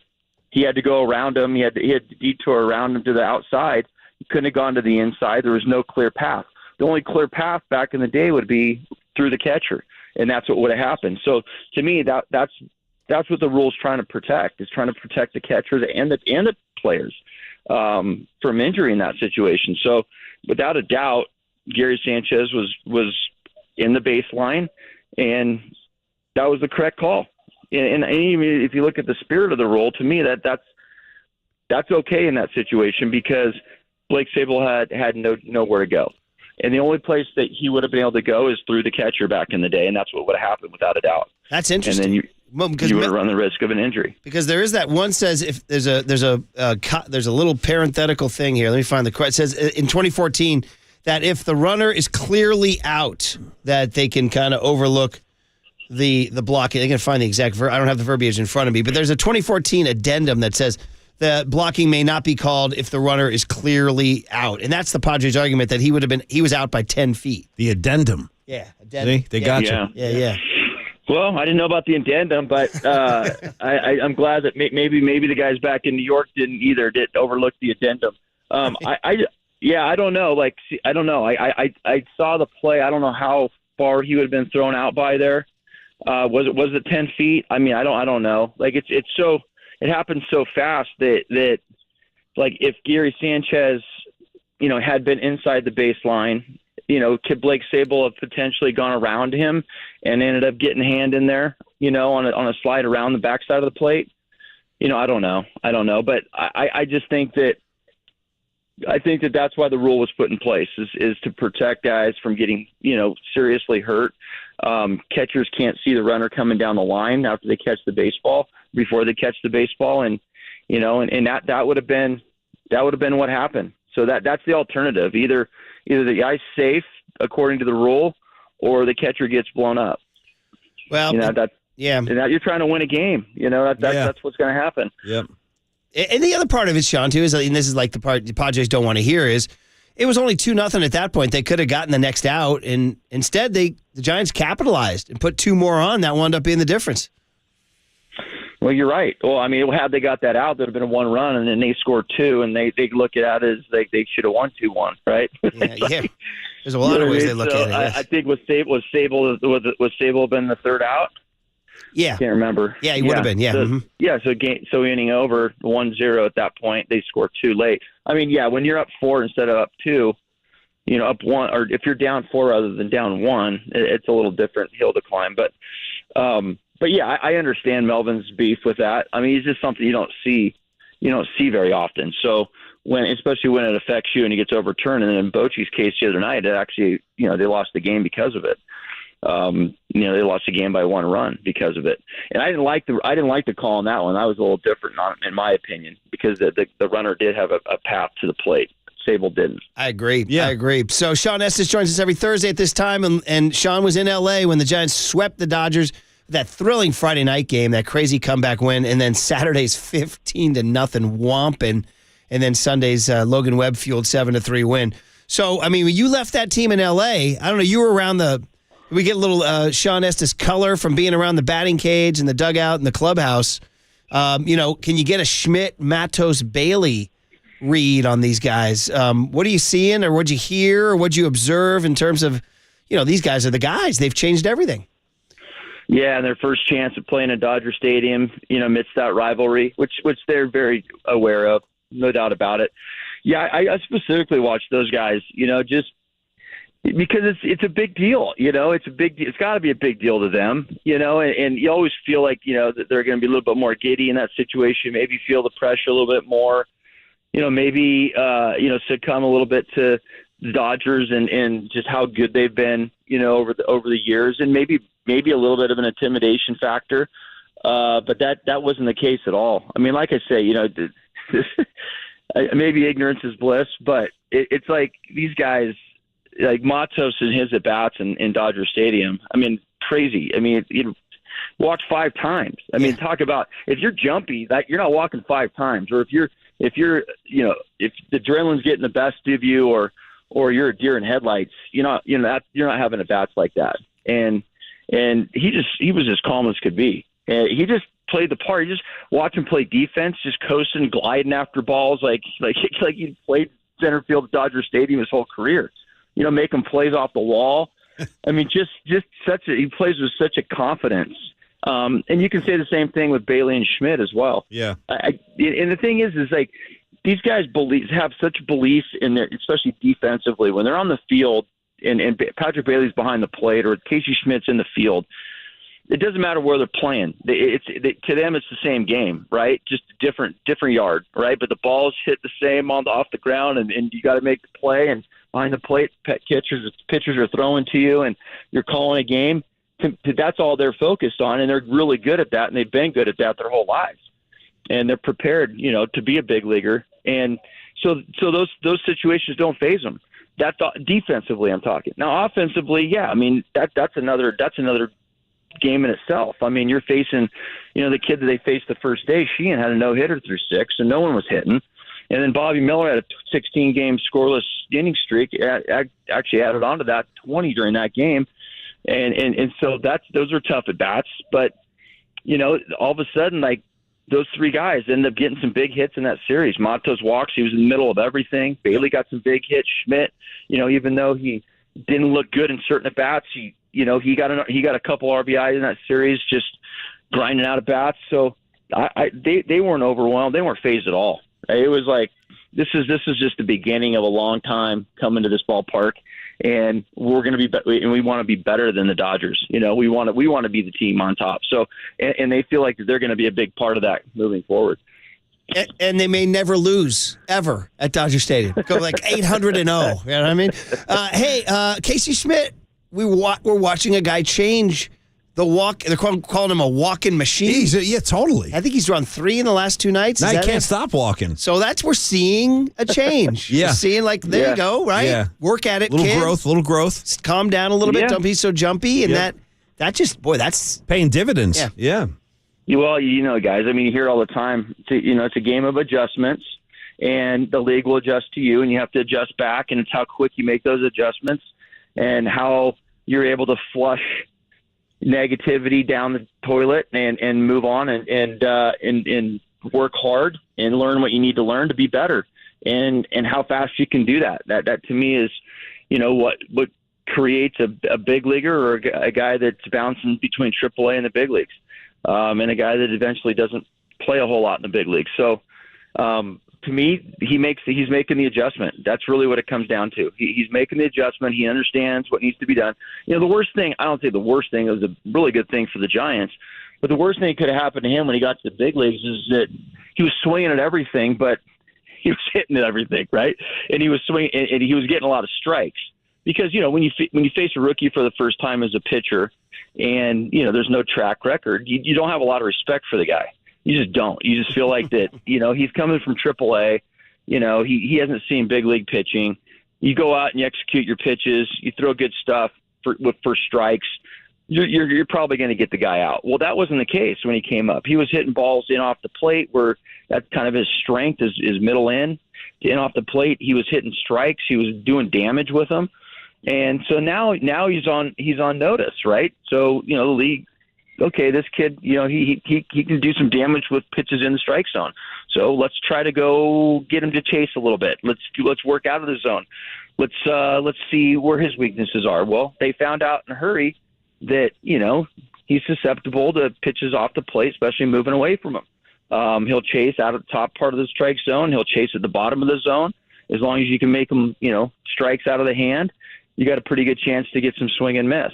Or, in Casey Schmidt, obviously overly aggressive because, like I said, everything he was swinging at, his first 5 games, 6 games in the big leagues, he was doing something. He was hitting 500 after 5 games. So then, you make an adjustment, and then he wasn't adjusting right away, and now he is. Now he's starting to be a little bit more patient.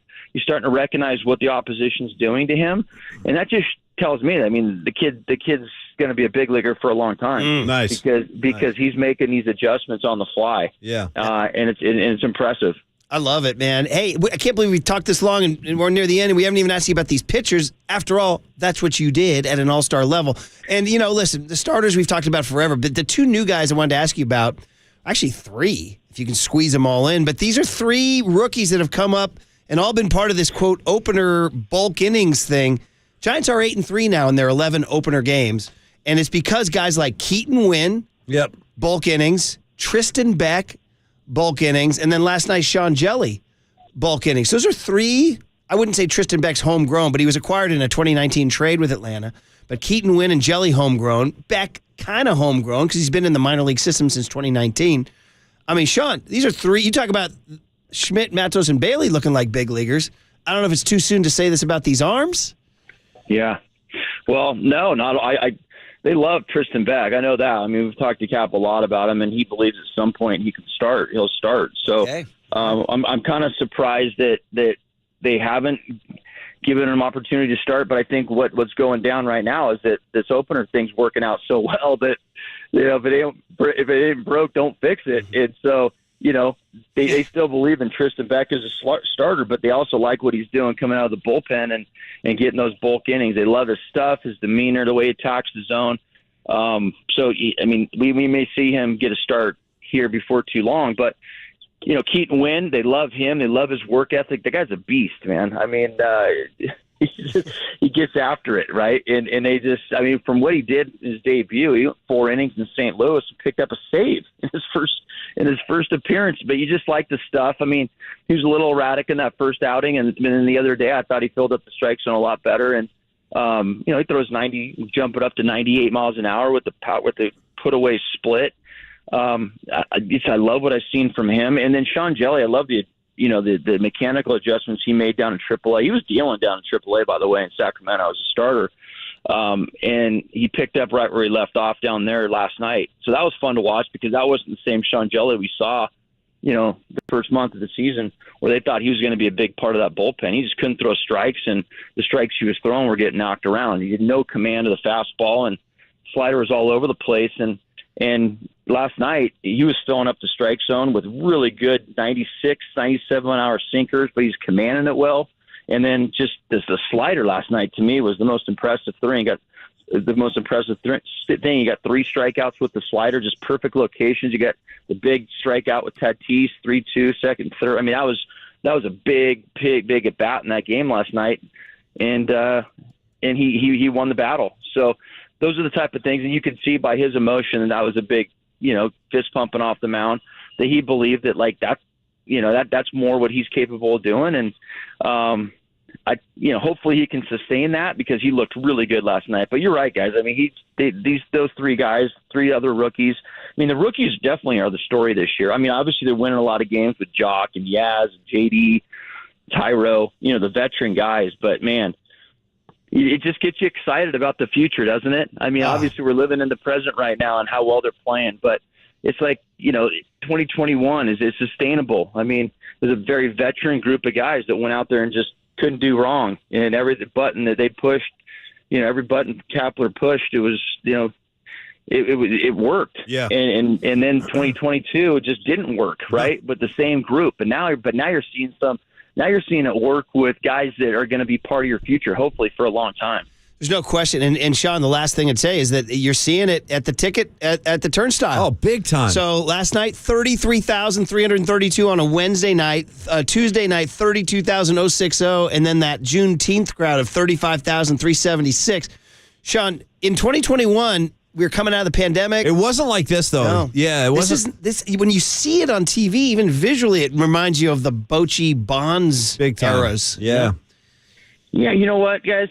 It's all about that, who they – the bottom line is, everybody wants to go watch a winning team, and we saw it for a long time, and they're selling out, and it was just a fun product, right, to go watch. Everybody had their favorite players, just very, guys that you could gravitate toward. The kids loved, whoever it was, Brell, Crawford, Bumgarner, Lincecum. I mean, you name it, Pablo, Hunter. This people came to the ballpark to watch their favorite players play. And, I guess that went stale for a while, I mean, I still guys on the team I enjoy. I mean, I'm a fan of baseball, but, who are you going to go watch, right? And that's why the big thing was we got to get a free agent in the offseason. We got to go out and sign somebody big so the fans can come watch. Well, you don't. You just, for one, you got to win one, and 2, I think the fans are just digging this young crop right now, right? They want to come out and see Casey Schmidt, Patrick Bailey, and Blake Sable, and Louis Matos. They want to come see what these guys are all about right now. Yes, they do. And then in addition, you have the veterans that are doing their thing, and Jock's fun to go watch. Just he's fun. He's a fun at bat to watch every night. So. I think there's just the product they have right now, and I don't think it's a coincidence that it's the young guys that are kind of infusing it. But, that's who the fans want to come see. There's no question. No question. My kid, we gave my kid graduating from 5th grade, we gave him a Casey Schmidt jersey. See, I want one now. He's so excited. Taking pictures. He's wearing it today, the whole deal. You know what I mean? So that was the thing. Who can you get a jersey of? Well, now you got a choice. I'll take a Schmidt jersey. What do you want, a 29? You want a 14? I might go Bailey. How about a Doval? There's another great choice. How about a 7? There you go. Yeah, Doval. As John Brebbia told us, guys. You're looking forward to the 9th inning with the lead now, right? Yeah, we had Brebbia told us. We had Brebbia on last week. He said Brebbia. He goes, he's got a rocket ship attached to his right shoulder. That's what he said. Talking about Doval. Yeah, Doval. Yeah. So, man. Well, gotta get that guy back too, man. I know, right? Well, you're right. You said it at the very start. I mean, sustainable. The concern is, my God, Cobb's on the IL, Brebbia is on the IL, Scott Alexander's on the IL, Flores is on the IL. Yaz is not looking good after last night. I mean, this is like, okay. We had Lamont Wade Jr. wasn't playing because of his side. J.D. Davis, ankle. It's nice to see him back, but his ankle. I mean, I'm telling you, it's a little dicey sometimes. That they're doing what they're doing, you know. Obviously, Haniger, is out for a while. Haniger, yes, jeez. Haniger, yeah. My God. Well, it's always great. Always great. We just named the whole team, guys. I know. And yet here they go. Injuries. Yet they're leaving the dugout, taking the field today with a 10-game win streak. Bonkers, man. So, all right, dude. It's always great talking to you on a Thursday. So I always like to ask, when are we going to see you again, or what's your next gig with the Giants? I'm not back for a while. We'll talk a lot before you see me again. So I think end of July I'm back pre and post. Well, it'll be in a jiffy. This is when I do my trip. When's the road trip? When is it? I start driving on Wednesday, so I'll have you in the car on Thursday morning. I can't wait. Ain't that we're gonna play Simon and Garfunkel's "We've All Come to Look for America"? Good track. Or John Cougar's "Ain't That America"? I'll give you a whole playlist. Yeah. Yeah, give me something to listen to on the road. Yeah, I need a good playlist from you guys. I would just Seriously. recommend 3 words: Jerry Garcia Band. Well, that helps. That's it. a good just choice. Jerry Garcia Band. That'll work. We had Peavy on yesterday, and he was on his way to the Dead and Company show at Citi Field, New York. Yeah. So he Right on. He and Yeah, Paula sounds had a like moment. Peavy. But I would just tell you this: Yeah, it does, any yeah. mixed company, if you just go to Spotify and dial up Jerry Garcia Band, you'll have about 10 straight hours of unbelievably great tunes. So Jerry Garcia Band, Spotify. Sounds good. I think I'm going to end up at Woody Shed maybe Thursday. Maybe Thursday or Friday. Nice. This will be great. And the dog's coming, right? The dog? The dog will be there. Yeah. And dog's name is? Bowie. Bowie. Ooh, good. As in David Bowie. There we go. Some more music. Great name. Don't forget, Paulie, when Sean did his hit with us in Scottsdale, we did those couple days. He was wearing a Wilco Hotel Foxtrot. Sean knows the deal. He knows what's up. Foxtrot, whatever. What is it called? That's right. Yankee Hotel Foxtrot. Yankee Hotel He knows. Foxtrot. Sean knows. All right, Sean. Can't wait for the road trip next week, man. Thanks for the hit. All right, guys. Have a good week. That's See ya. always great. That's our summer road trip proxy is Estes on the road. Sean's a cool guy. We should have asked him for some more songs with 10 in the title to celebrate the 10-game win streak. I got a couple more. I mean, do you need more help in there, Well, Marcus? what he needs right now is a big hit. And the big hits? hit. Okay. The Giants win on a controversial call. Let's dive into it next on the Sports Leader. You're listening to Murph and Max Power Hour. Now on 104.5 FM and 680. This is KNBR, the sports leader. Here's what's trending now. On KNBR.com. Bob Melvin got ejected from last night's Giants and Padres game, but before doing so, he stopped by the Papa and Lunch Show to talk about this week's series between the Giants and the Padres. So to hear that podcast and more, check out what's trending now on the all-new KNBR app.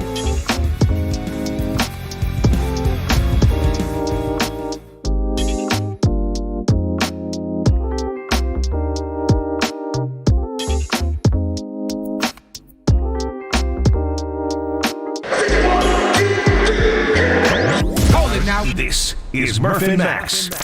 Big hit. I'll take a hit. Hit me. Hit me. A hit is a hit, you pathetic schlepper. Fly ball into left field. Nice hit. Sponsored by Benjamin Moore Paints. Experience the Benjamin Moore retail difference at their independently owned authorized retailers today or at benjaminmoore.com. On KNBR 104.5 FM and 680 AM. The sports leader. Crawford swing, and it's a high fly ball into left. Tagging at third, Matos backing up a little bit. Soto makes the catch. Here comes Matos. The throw goes to third. And he scores the first run of the night. Swinging a hard ground ball into right field. Base hit. Here comes Sable rounding third. Hallberg is going to send him home. Here comes the throw, the tag, and he's out by plenty. The ball was charged into right field by Tatis, and he made a perfect one-hop throw to the plate. And it was not close. He was out by 7 or 8 feet at least. San Francisco is challenging blocking at the plate. After review, we're going to call a violation on the blocking. The run is score. Yastrzemski, swing hit up the middle. Base hit center field. And that's another run. Pitch to Davis. Swing line right center field. That's going to get in there. Base hit. Peterson around third heading home. Here comes a long throw to third from Tatis way off line as Yastrzemski's in there safely. The pitch.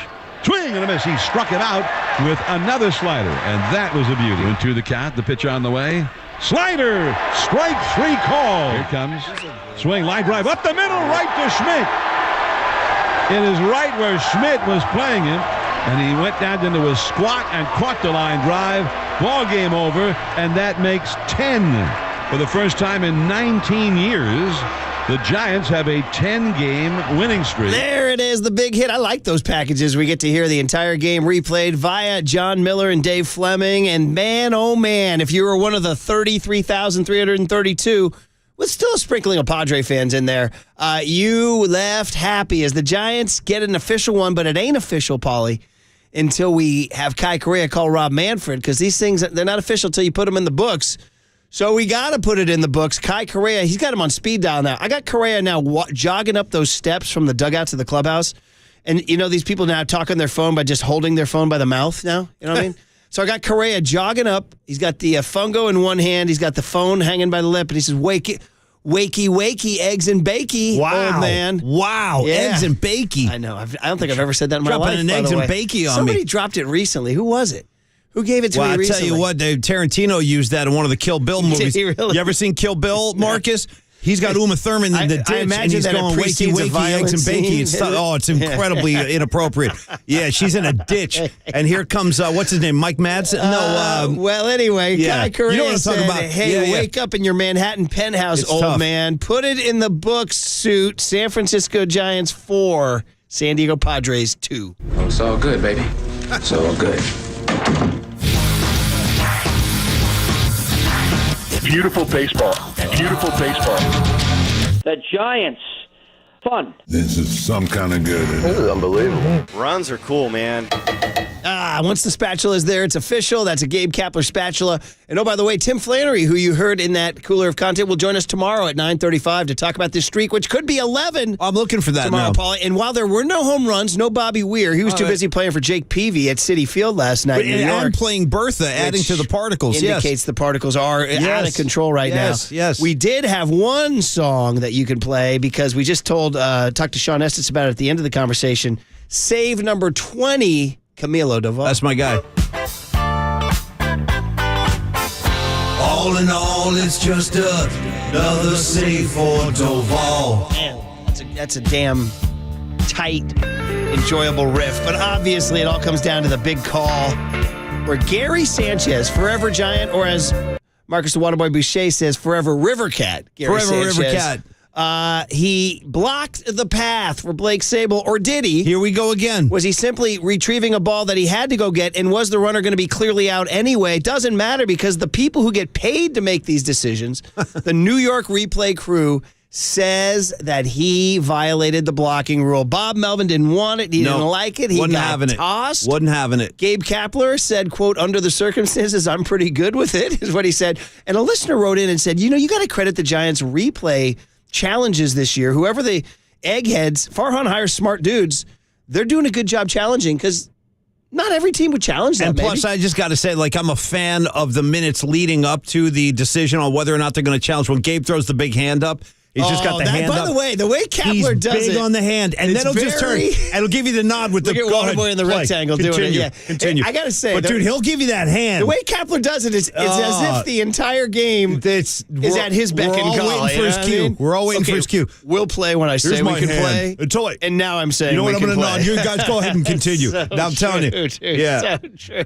Yeah, the hand comes up, dude. The hand. Hey, hold on one second, guys. Hang on, guys. I know it's Major League Baseball, but I got something to say. Yeah. So we're going to take a look. No, you know what? Let's continue. Let's just continue. Oh, man. Very good. Very good. And so after he put up the hand and got the call, by the way, I saw Manny Machado said that one of the aspects of that call was that it took so long. It did. And he said it's cold and windy in San Francisco, and our pitcher got iced, he claimed. Oh, poor baby. Interesting call. It's cold and windy. And then he called it a blanked up inning with an F. He did. Well, maybe the blanked up. Maybe you guys calling go poor evaluate baby, huh? yourselves as being somewhat blanked up at this point. They're out here. I don't know. The whole demeanor of the Padres just kind of rubs me the wrong way a little bit. You know what I mean? Whether it's Tatis. Waterboy Paulie, did you know when Yankee Stadium was singing steroids to Tatis, he was dancing Well, to that's it? kind of what I'm talking about. Like, he's having fun. Like, well, you got suspended. I don't know if you remember. And by the way, you're 35 and 39. Yeah, you're under 500. You're out there doing games under 500. You're dancing. You're smirking. Petco's popping, but you're not popping. I got Machado smirking. They're all smirking. Anyway, here's Kapler lounging on the couch after the game. He's draping the right arm. Yeah. You seen it? Man at Draping leisure. the right arm. It's a post-game, And Sluss is sitting to his right. So I'm always wondering, is she within paw? Is there going to be like an glad you mentioned paw Susan. bump? Real quick question. When you guys play the fire emoji, excited fire emoji, is that Susan laughing in the background? I hear the laughter. I'm thinking that might be Susan. Oh, it might be. Let me investigate. We're going to explore that. Okay. After we say that Kapler said the rule was explained nicely here. That there wasn't a clear lane to the plate. Essentially, the rule as we understand it is if the catcher's left foot is on the outside of the line without the baseball, he's not providing a clear lane to the plate for the base runner. So that's what we saw on video. That's what it looked like in real time. And it seems like they got the call right on the field, but that's just our interpretation. Or they got the call right on replay. That's just our interpretation. No, that's. Hey, listen, we'll tell you this. As a Giants fan, you take a call. You'll take a call. I don't even think twice about it. I take it 10 times out of 10. And there is an argument. I know we've been saying that in general, we think the Giants got a big break on this one. You could make an argument that he did block the path, but... Well, he did. I mean, he really did. I mean, I get why the throw took him over there. I get why he was in the position he was in, the catcher. At the same time, if you are the base runner in that situation, what are you supposed to do? Yeah. Like, you really have nowhere to go, like, other than either through him... You got to go around. You go around. I mean, he was so far over there, though, going around. What if Sanchez dropped that ball? They wouldn't have called Sable out of the baseline, would they? No. Yeah. Here's Sable.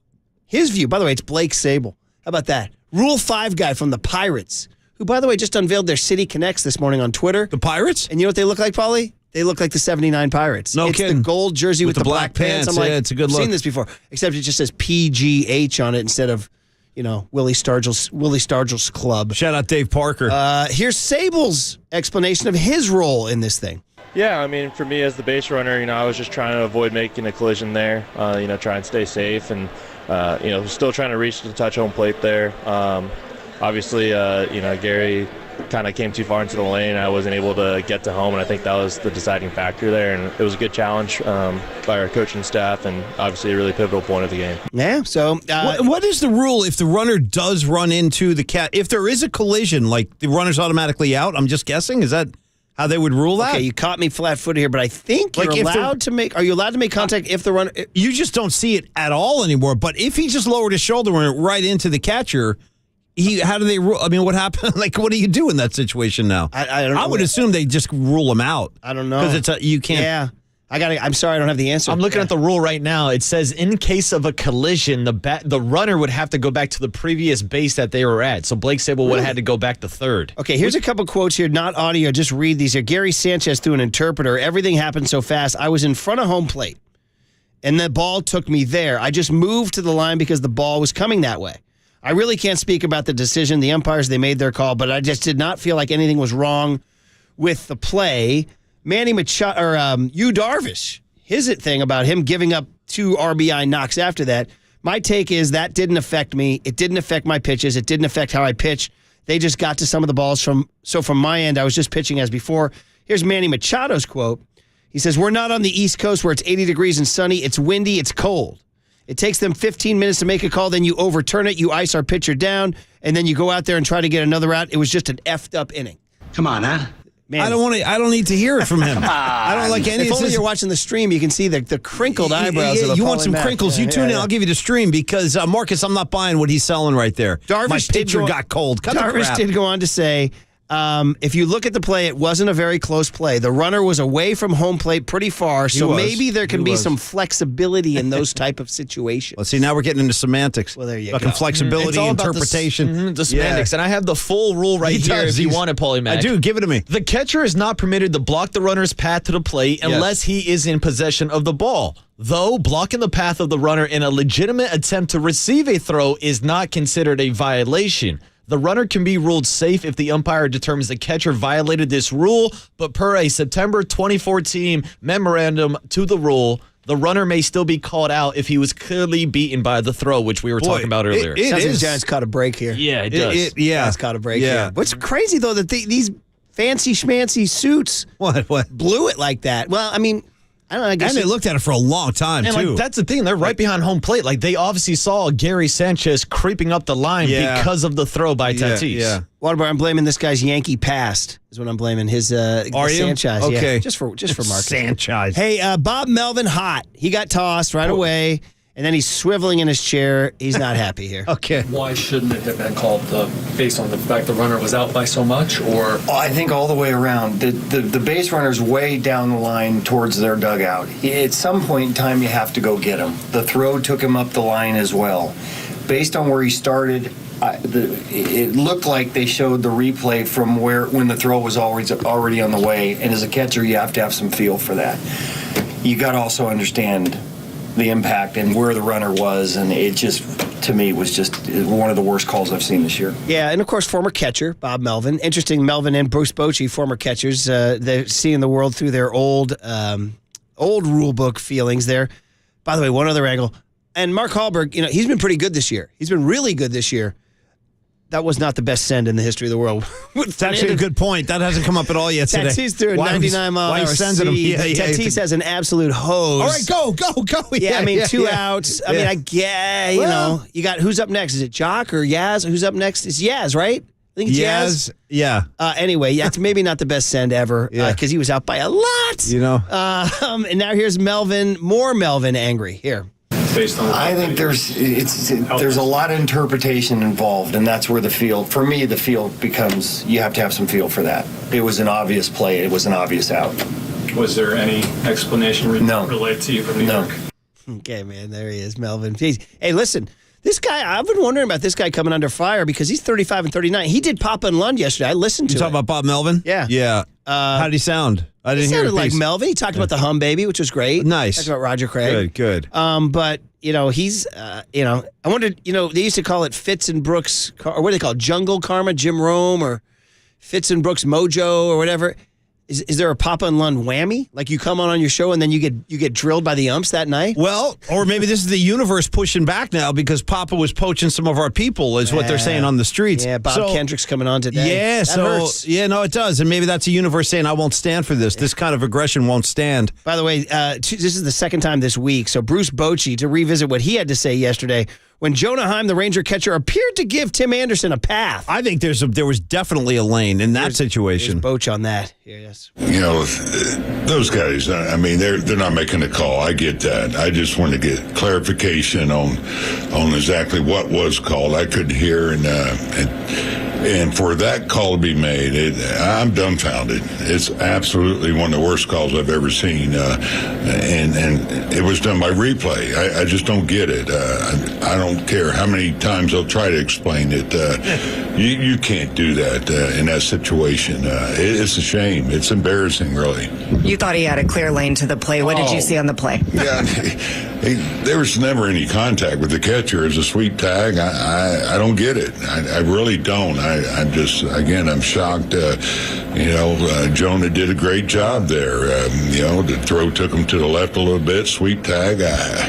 I'm lost on this one. That's a tough one to take. That's just like, it's like getting some warm sunshine on your face here in those Bochy cuts, man. I think we basically just played that just to get that in there. That's all I Did you see need. him take his hat off and kind of screaming from the dugout, and the hair was kind of ruffled and all that? I like unkempt looking Boch. I like when he's like that. Yeah. He's By all the way, flustered. he got his vengeance. They won last night, 6-3. So they're 46 and 28. Boch. Who was it? The first person who brought up Rangers Giants World Series? Who brought that up? That was yesterday. That was one of our. Was it Peavy who said that? I think. Yeah, it was Peavy. It was Peavy. Yeah, it's so Peavy, baby. Well, there you go. There's your big hit, guys. Oh, wow, that was fast. This show is flying today. Great, nice big Gary hit. Sanchez call. And by the way, shout out to Stefan who checked in to say, bro, it's Burnsy. He's safe, bro. It's my guy Burnsy because I follow Burnsy on social. And he always posts high energy Burnsy takes. He says, wakey, eggs and Reiki. And he was taking cuts in a batting cage at his home in Tahoe. Waterboy, he's got quite a complex up there. That's why Colton Burns is on the USA 12U national team, is because he's up there raking all day. And Burnsy calls it wakey, eggs and Reiki. Got that? Yeah, I'm telling you, when they say it in Kill Bill, it's a lot different. Poor Uma Thurman. Cooler content next on the Sports Leader. You thought he had a clear lane to the play. What did you see on the play? Menlo Park, shout out to you for supporting KNBR, Menlo Park's sports leader. You're listening to Murph and Max Power Hour. Now on 104.5 FM and 680. This is KNBR, the sports leader. Here's what's trending now. On KNBR.com. The Professor, Ron Wotus, stopped by the Giants postgame show last night with FP Santangelo to talk about the Giants winning their 10th straight game. To hear that podcast and more, check out what's trending now on the all-new KNBR app.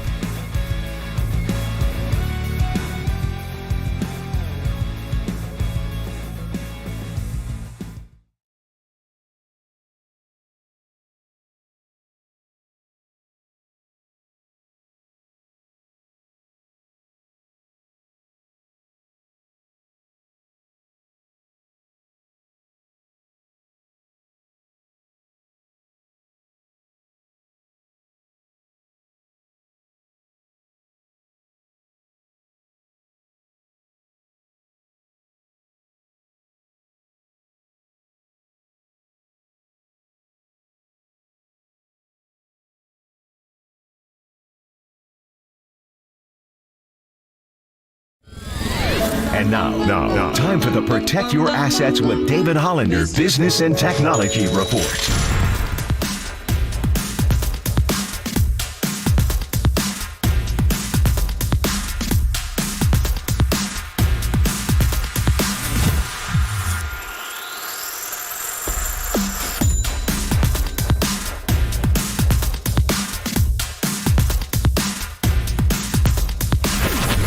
This has been the Protect Your Assets with David Hollander Business and Technology Report. Concerned inflation will ruin your dream retirement? Learn more. Listen to David's show every Saturday morning on KNBR or call 1-866-PROTECT. Crank up Murph and Max Power Hour. All right, everyone, chill. This is the cooler. You are not sending me to the cooler of content. Murph and Max Cooler of Content is sponsored by Mancini Sleep World. Sleep better, live better. Visit sleepworld.com. And by Marin Health. Marin Health Medical Center and Marin Health Medical Network world-class care. Closer than you think. On KNBR, the sports leader. By the way, before we dive into the cooler content, if you're on the stream now, take a look at what I just got handed by a source here at the office. It was something that MLB sent out before the year about the catcher blocking home plate. And, Paulie, it says here, it's pretty clear. Number one, did the catcher initially set up an illegal position? Entirely in front of the plate in fair territory is legal. Maintains this position without possession of the ball, no violation. Then it says the following setups are illegal without possession of the ball. And this kind of looks maybe what Sanchez did. Yeah, so it does. Maybe that's what they got him on. It says here, with any foot on the foul line or on home plate, straddling the foul line or in foul territory or straddling home plate. That's all illegal, and a violation will be called, Marcus. But not if it's a legitimate attempt to catch the ball. No. This correct? is a setup. That's a setup position, before the yeah. ball. Then you are allowed from a fair setup to go get the ball wherever it is. I mean, you got to go get the ball. But it all comes from the setup.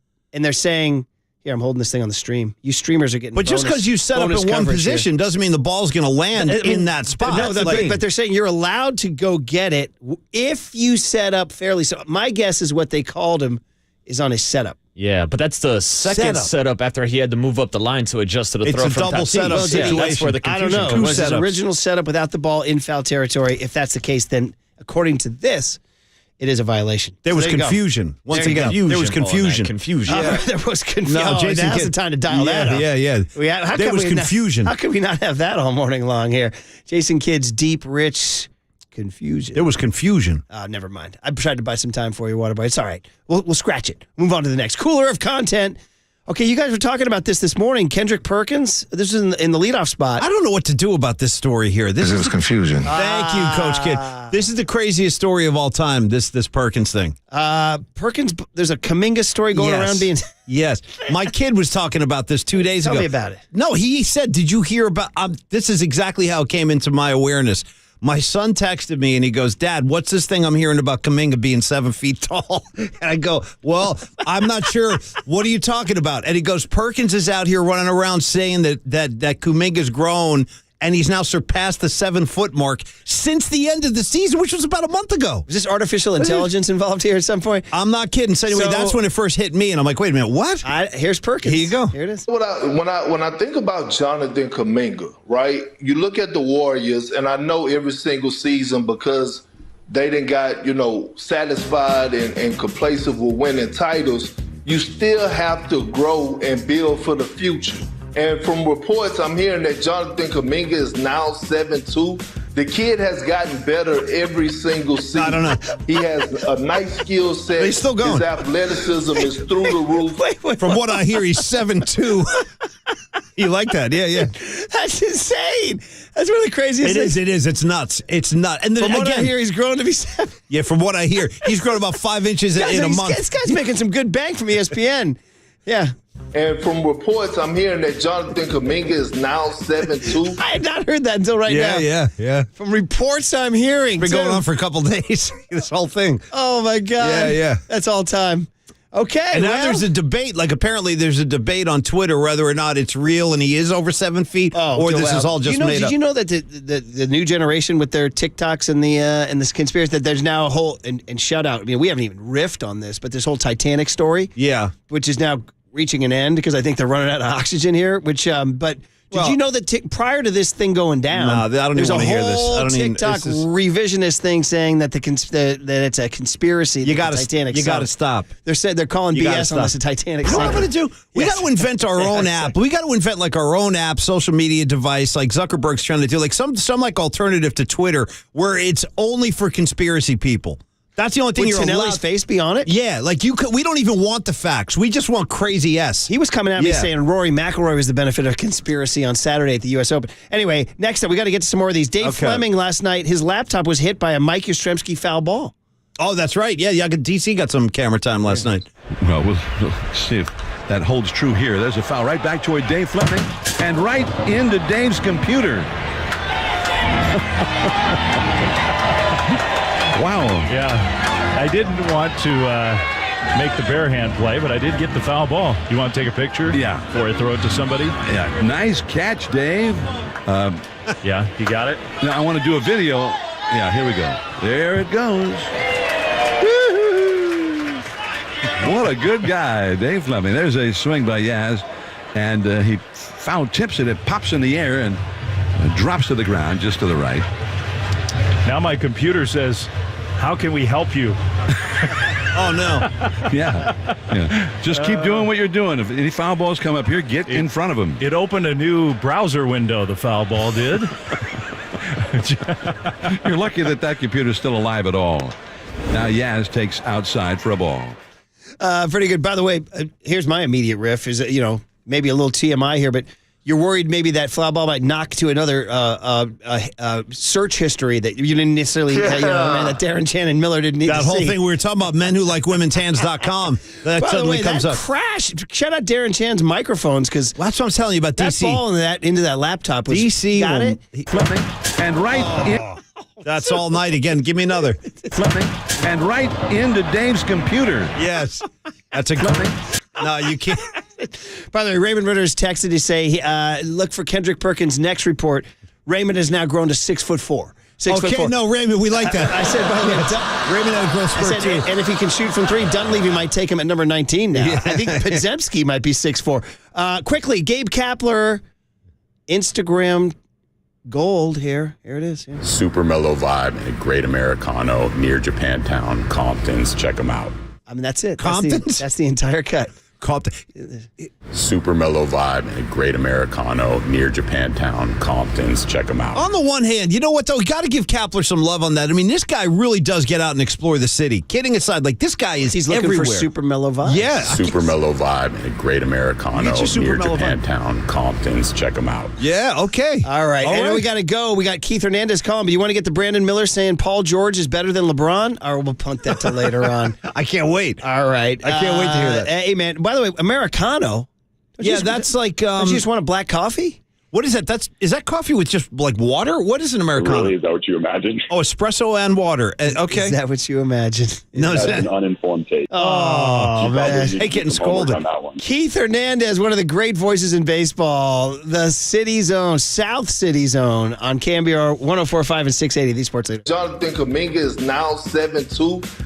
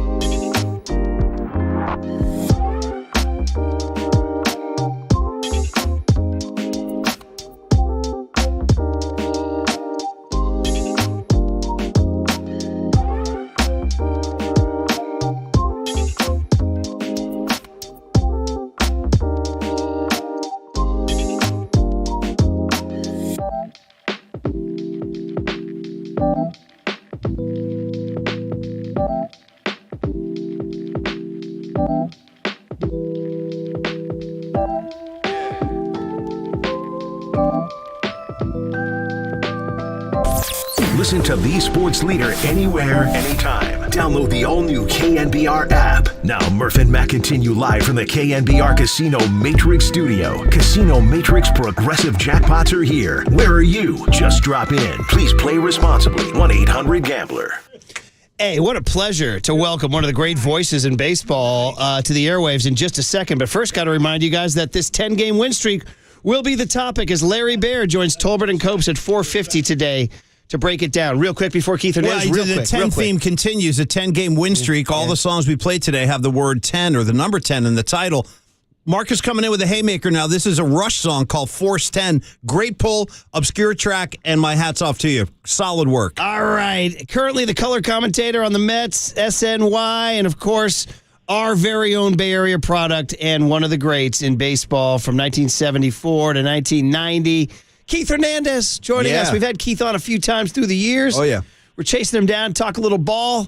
Keith, it's great to have you back on the Murph and Mac Show. Brian Murphy, Paul McCaffrey out here in your old hometown. How you doing, Keith? Good morning, Keith. I am doing fine. It's an off day here, and evidently we got to play Philadelphia, the Mets, that is, and it's Friday, Saturday, Sunday, and the network took Friday's game, so I got 2 days off. Woo! Oh, wow, okay. That's like in baseball season, that's like 2 weeks. I mean, what do you... Yeah, it's very rare, that's for sure. I mean, you almost get a getaway up to maybe the Maine coast or something there, Keith. No, I'm back home right now. I'm out in Sag Harbor, just chilling out, and I'll take the train to Philly on Saturday morning. Nice. Would there be any golf involved, Keith? No, I don't golf. I've had too many back issues. I had 2 surgeries on my back, and over a span of 25 years, and my back is 100% healthy, and I don't want to take any chances. Gotcha. Yeah. Oh, man. Well, listen, the Giants will be out there at the end of the month, and we'll start. I mean, we talk anything baseball, but to start with that, you were out here in April. It was early on. The Giants split 4 with the Mets. But I know you're looking around the league. You see the Reds have won 11 in a row, but Gabe Kapler's Giants have won 10 in a row. Does that surprise you, probably, Keith, huh? It certainly surprises. There's a lot of surprises this year. The Pirates have played well. The Cubs are playing better. Cincinnati certainly is a big surprise. And, your Giants. Your Giants are in transition, and they found a way to win. I mean, 10 over 500 is impressive. And Keith, they're doing it with youth. That's the big thing here. And I think, what was going on in the last few years here was the farm system was not producing anything since the Posey, Bumgarner, Lincecum, Kane, Sandoval years. So I know maybe you don't have been following the box scores every day, but they got an outfielder, 21-year-old kid, Luis Matos. They got a catcher, first-rounder, Patrick Bailey.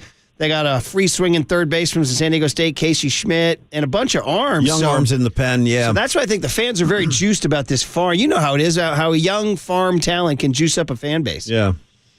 Well, you know what? You can only have a run for so long, and the Giants had a great run with that group you just mentioned. And then, time comes, nothing stops time, and everybody gets old, and it's not easy to replenish your team, your organization. And, sometimes you have a personal affinity for the players and you don't want to give them up.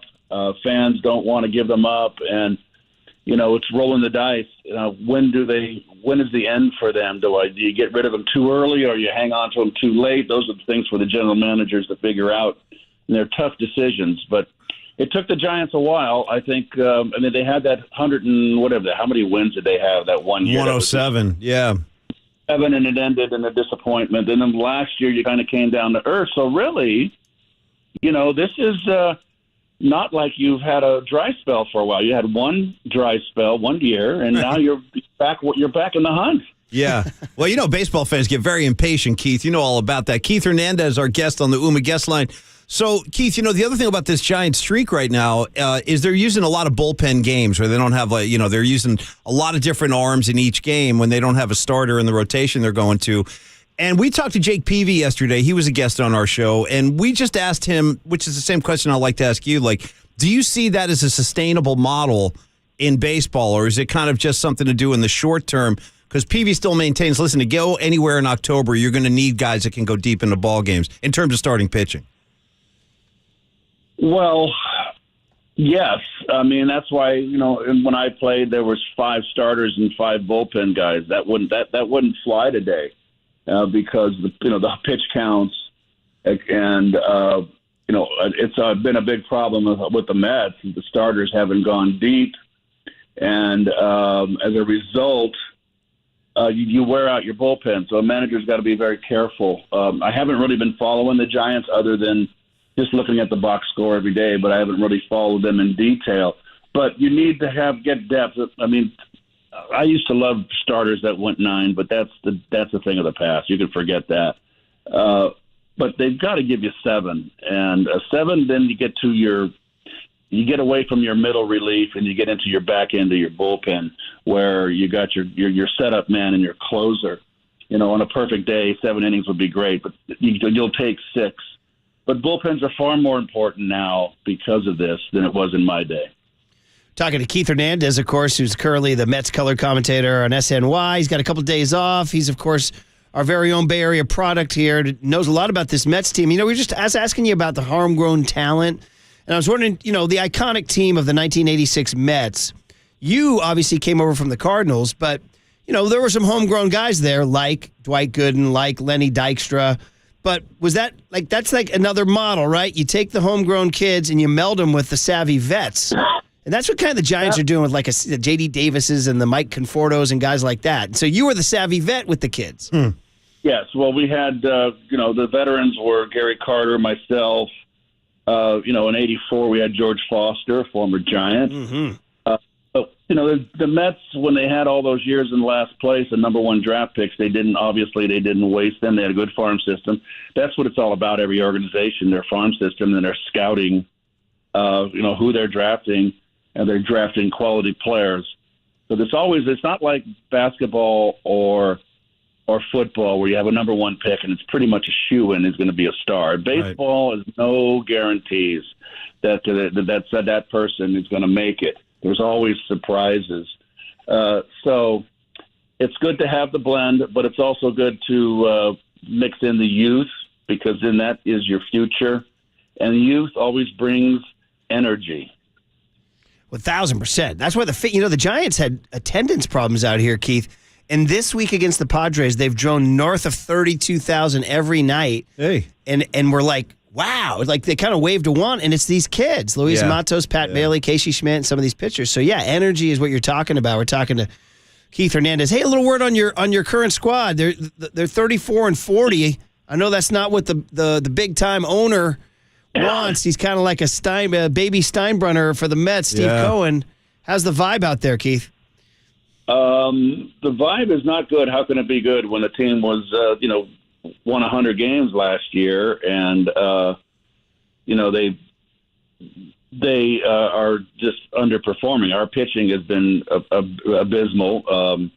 I think our team ERA is over 5 now, and slightly over 5, and I know our starting rotation's over 5. So our bullpen has really been taxed. The back end of our bullpen is very good with Ottavino and Robertson. But the guys in the middle, which we rely on a lot because our starters have not gone 5 or 6 innings most of the year, and then they're getting buried. So we're having a hard time. The offense has been sporadic. This was a team that won 100 games. They spent a lot of money, and it just goes to show nothing's guaranteed. Oh, and Scherzer and Verlander are, these are 2 Hall of Famers. Those are the guys. Getting off the bus and getting on the plane, it looks pretty good, but it's not working out. I mean, Scherzer's 6-2 with a 4.04. Verlander's 2-4 with a 4.50. Yeah, Verlander came out late. He was hurt, and he's kind of like rounding into shape. He pitched 2 good games in a row. He lost one yesterday. He got a 3-0 count on Bergman, and he hit a home run that made it 3-0, and then we didn't score any runs. That's the way it's been. When we get pitching, we don't hit. That's the way it happens. You just don't click as a team. But you got to remember, we're an older team. Our rotation is old. It was built to win within 2 years, 3 years, and this is going on. We got Scherzer and Verlander for one more year. Carrasco's 36. Senga, our pitcher from Japan, has really been our best pitcher. He's pitched well. He's pitched some big games, but he got off to a slow start. And Scherzer's coming around. We need those two guys to pitch well for the Mets to be anywhere. But as far as where they're at now, 13 games out, 13 and a half out, I mean, it's going to be difficult to catch the Braves. So you're looking basically at a wild card. Wow. Talking to Keith Hernandez, the Braves. What a story they are. Keith, just a couple last ones here before I let you get back and enjoy your off day. Is last night, I don't know if you saw it, but the Giants got a huge break on a call where Gary Sanchez was ruled to have blocked a runner coming home. Even though he was out by about 10 to 15 feet, Bob Melvin got ejected. The prior night, Bruce Bochy in Texas got ejected for a similar deal. Yeah. I'm wondering now, as we get kind of 10 years into this catcher blocking the plate rule that did not exist when you were playing, if you, as a broadcaster, have an opinion on this, is it gone the wrong way? Is it still too confusing, or do you like it? Well, we call it the Posey rule because of what happened to Buster, and really the runner, I forget who he was, he could have slid into home plate and foul territory and been safe, and Posey wouldn't have, because he had to go up the right field line to catch the ball. Mm-hmm. And he turned around, and he came in on the inside part of the line, which is legal. And the collision was a perfect storm. Posey didn't have any time when he turned to collect himself. He turned, and boom, he was smoked, and it blew his knee out. So I think we could get away from that rule. But, you're talking dollars here, a lot of money invested in players. Right. They're protecting their investments. The same thing with double plays now, where you can't take out a shortstop or a second baseman because of what happened basically to us, the Mets, in the postseason when I can't remember his name. The Chase Utley slide, right? Yeah. The Chase Utley slide. And, they're protecting investments. And to me, you should be able to take out a second baseman or a shortstop at second base. But it is what it is. I'm not going to waste and lose any sleep over it. Yeah, and by the way, as a broadcaster, how you felt about the pitch clock in terms of two ways. One, your enjoyment of the game, and two, how you broadcast. I'd like to know how your fans feel about it, about these 2.5-hour games like when I played. I know in 1979, in the middle of my career, the average game in the Major League Baseball was 2 hours and 37 minutes, I believe. So we're about getting there. We're doing it. And I find it very refreshing. I never liked the 3.5-hour games. Right. I do feel that they're going to make some tweaks.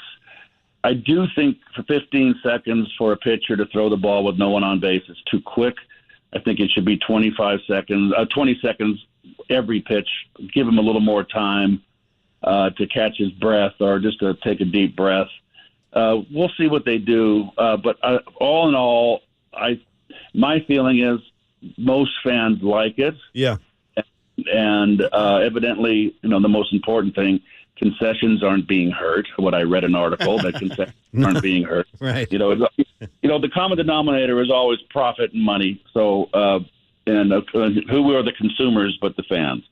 Yeah, well, I got Keith. Your question. The answer is I think the fans are loving it. I really do. I think it's and it's been win-win. And in terms of the tweaks, we'll see, especially in October. We'll see what happens this October. Hey, Keith, just leaving you on this, just in terms of you're a baseball historian. You debuted in 1974. You've been around this game all your life. How would you even begin to describe Shohei Ohtani from another planet or galaxy or something? I mean, we've never seen anything like this. No. Yeah. It's pretty incredible.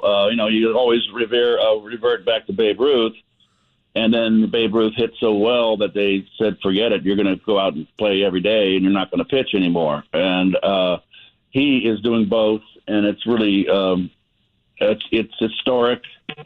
It's amazing what he's doing. He's an incredible athlete. I don't know how he does it, how he has how he can pitch every fifth day and then play every day. I know they can DH him from time to time, but still, it is just absolutely incredible what he's doing. Do you wonder if the Giants drafted a kid named Reggie Crawford out of University of Connecticut? He was going to go to Tennessee, and they're pitching him as a two-way player. It's like very Farhan-Zaidi to sort of try to get on the front end of something here. Do you wonder if this is they're going to try to have more Shoheis? Become a trend, yeah.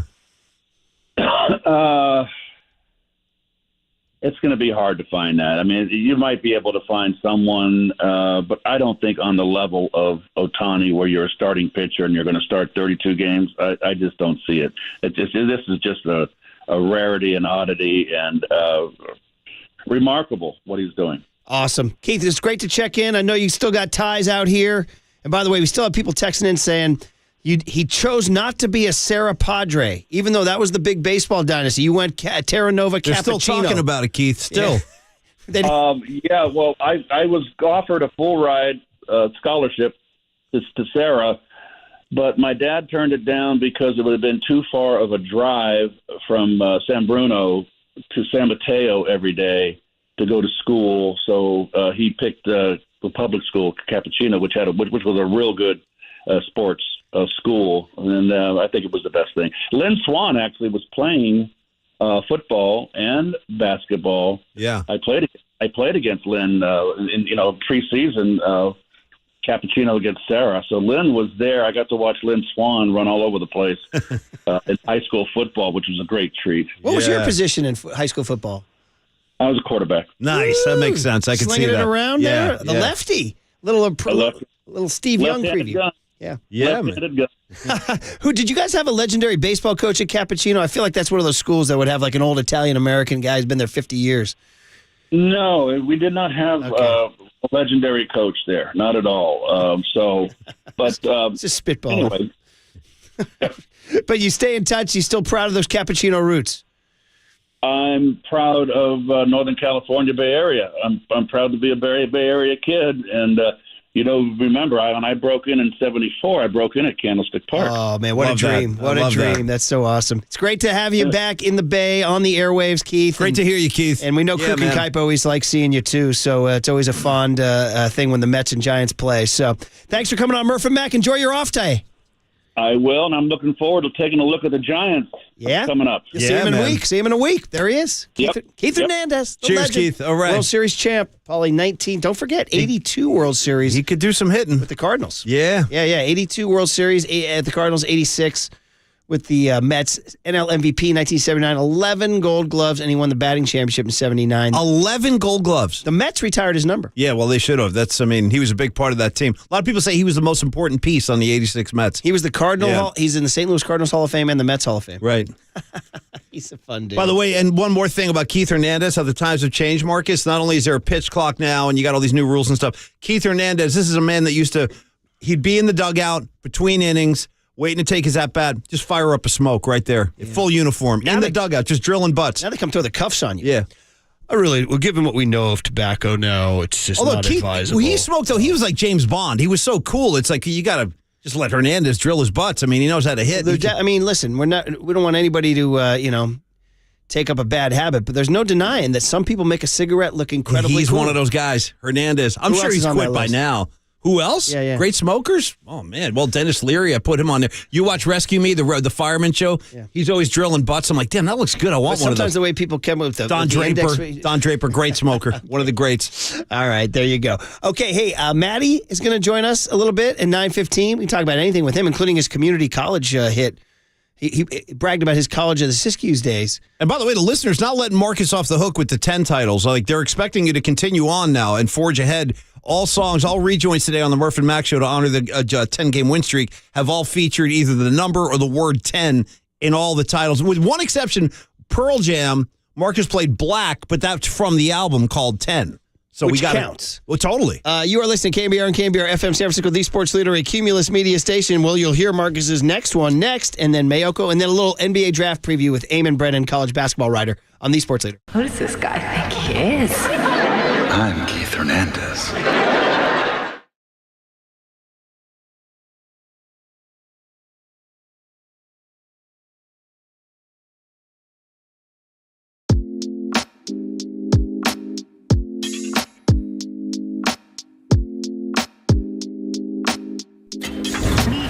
From the Chilton Auto Body Traffic Desk.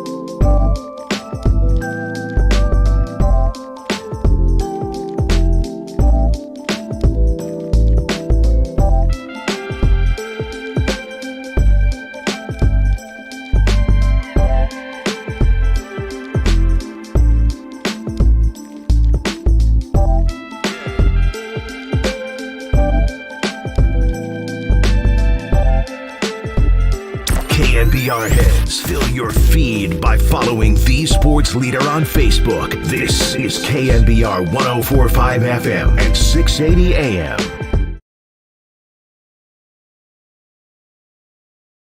Here it comes. Swing, line drive, up the middle, right to Schmidt. It is right where Schmidt was playing him. Well over toward the middle. And he went down into his squat and caught the line drive. Ball game over, and that makes 10. For the first time in 19 years, the Giants have a 10-game winning streak. I give it a 10.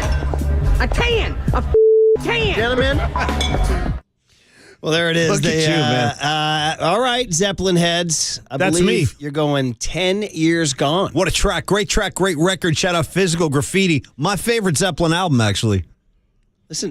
Listen to play. Now all day with this one. Oh, man. 10 years gone. Not exactly a feel-good song, but a great song. But it is a positive message for the kids, unlike 10 crack commandments. Right there. All right. Let's put the official stamp on a 9 a.m. Yeah, this sounds good, by the way. Yeah, let's put the official stamp on a 10th straight win.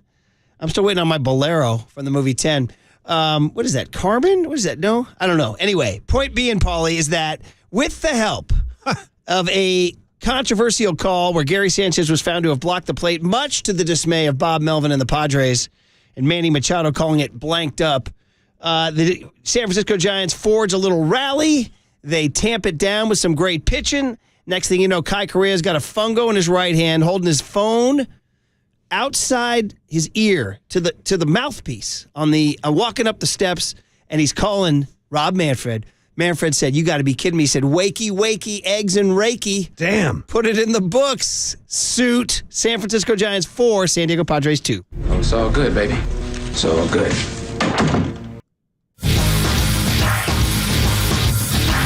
Beautiful baseball. Beautiful baseball. The Giants. Fun. This is some kind of good. This is unbelievable. Runs are cool, man. And with the spatula, we say the only no home run, so no Bobby Weir, but we can say save number 20, Camilo Doval. Piling them up. Just piling them up. All All in all, it's just another save for Doval. See, I can't talk till Gilmore goes. Since May 15th, the Giants are 25-9. That's bonkers. 25-9, best in Major League Baseball. They're 42-32 now, 10 games over. You know what's interesting? They were 10 games over last year, too. Isn't that wild? Are you serious? Yes. They collapsed late in the season. They had a big start last year. Well, you don't remember that? Not right now, I don't know. Yeah, neither did I. That's why I wrote it down. I was quite surprised. I am, too. This feels a lot different than last year, though. You know, again, once again, it's because of all the kids. All this youth coming in now. It's got a whole different feel to it. Well, speaking of kids, 5th inning, 0-0 ball game. Luis Matos, infield single. Leg that thing out in the hole at shortstop. That's all he does. He gets on base one way or another. He's going to be on the bases. Blake Sable gets a knock. I don't think we talk enough about Sable, do we? You like Sable. You're kind of a closet Sable guy. He's kind of won me over. Yeah. He's got the glasses going. David VR grinds out a walk. So the bases are loaded, and then nobody talks about this. Before that big call to Sanchez, Brandon Crawford hit the sac fly. See? I mean, this guy. Crawford, man. Crawford's telling Gabe, hey, try and pinch hit for me again, buddy. Yeah, seriously. You know what I mean? So that's 1-0. Then Jock hits the single that leads to the Sable send, or the Hallberg send of Sable, which leads to the play at the plate, which I think Bob Melvin has a legit beef, unless Sanchez set up in foul territory. That's the whole thing. If Sanchez set up in foul territory, then everything from there is spoiled. That's according to the great MLB sort of. They had a preseason MLB clinic, and they sent it out to all the broadcasters. Yeah. So we got a couple pages from that. And if you start in foul territory, everything from there is a violation. So that's it, Waterboy. That's the excuse, I guess, bud. You're not buying it? I don't like it.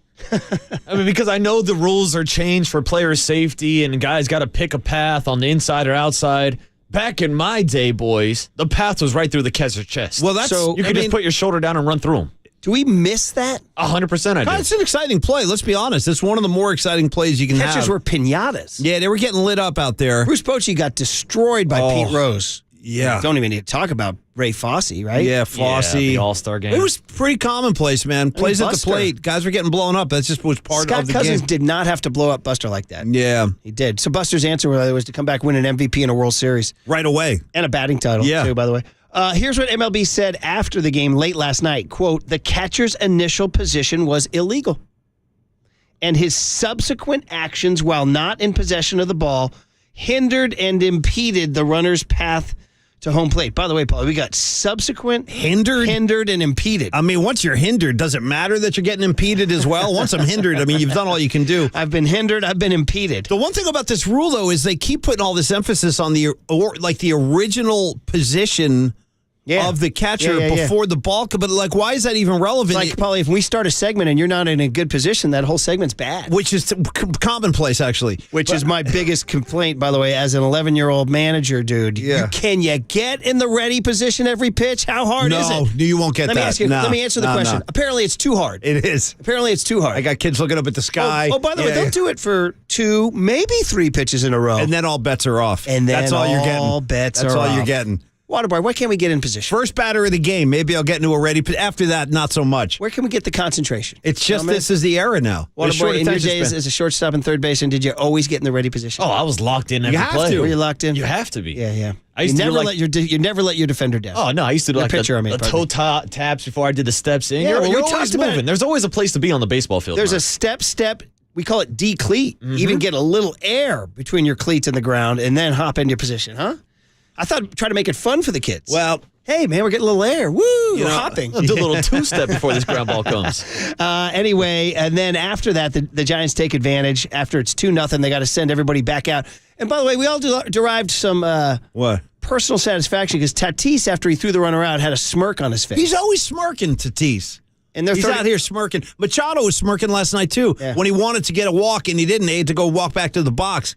He got humbled. He had that face on. So what do you do with somebody who smirks baselessly? Well, what do you do with a guy that's smirking when he's 4 or 5 games under 500 and he's still smirking? That's right. When you said Bob Melvin trying to fire up the club, with all due respect, I'm not even sure that would move that club. They got their own agenda over there. They might have the wrong chemistry, man. They might have bad chemistry. It's definitely could be How much has Manny Machado really won? I mean, he's an unbelievable player, but He was yelling at Tatis a couple of seasons ago, too, when Tatis didn't leg out a ground ball or something. I saw him yelling it. Maybe what has Tatis ever won? Nothing. He won a suspension. Won himself a suspension. That's it. We're calling it right now. Yeah. Padres, bad chemistry. I'm saying it. Now I want that sweep today. Give me number 11, Marcus. And by the way, Tatis wasn't out here smirking when he struck out on a Sean Jelly breaking ball with runners on second and third with 2 outs in the top of the 5th inning before he made that throw, wasn't smirking then. No, it wasn't smirking By then. the way, Murph. Jelly pumped his fist, though. By the way, I like Jelly last night. I felt really good about it. Did you guys hear Waterboy's dad joke, though? I did. Disappointed that Pat. Well, you can tell it. Yeah, go ahead.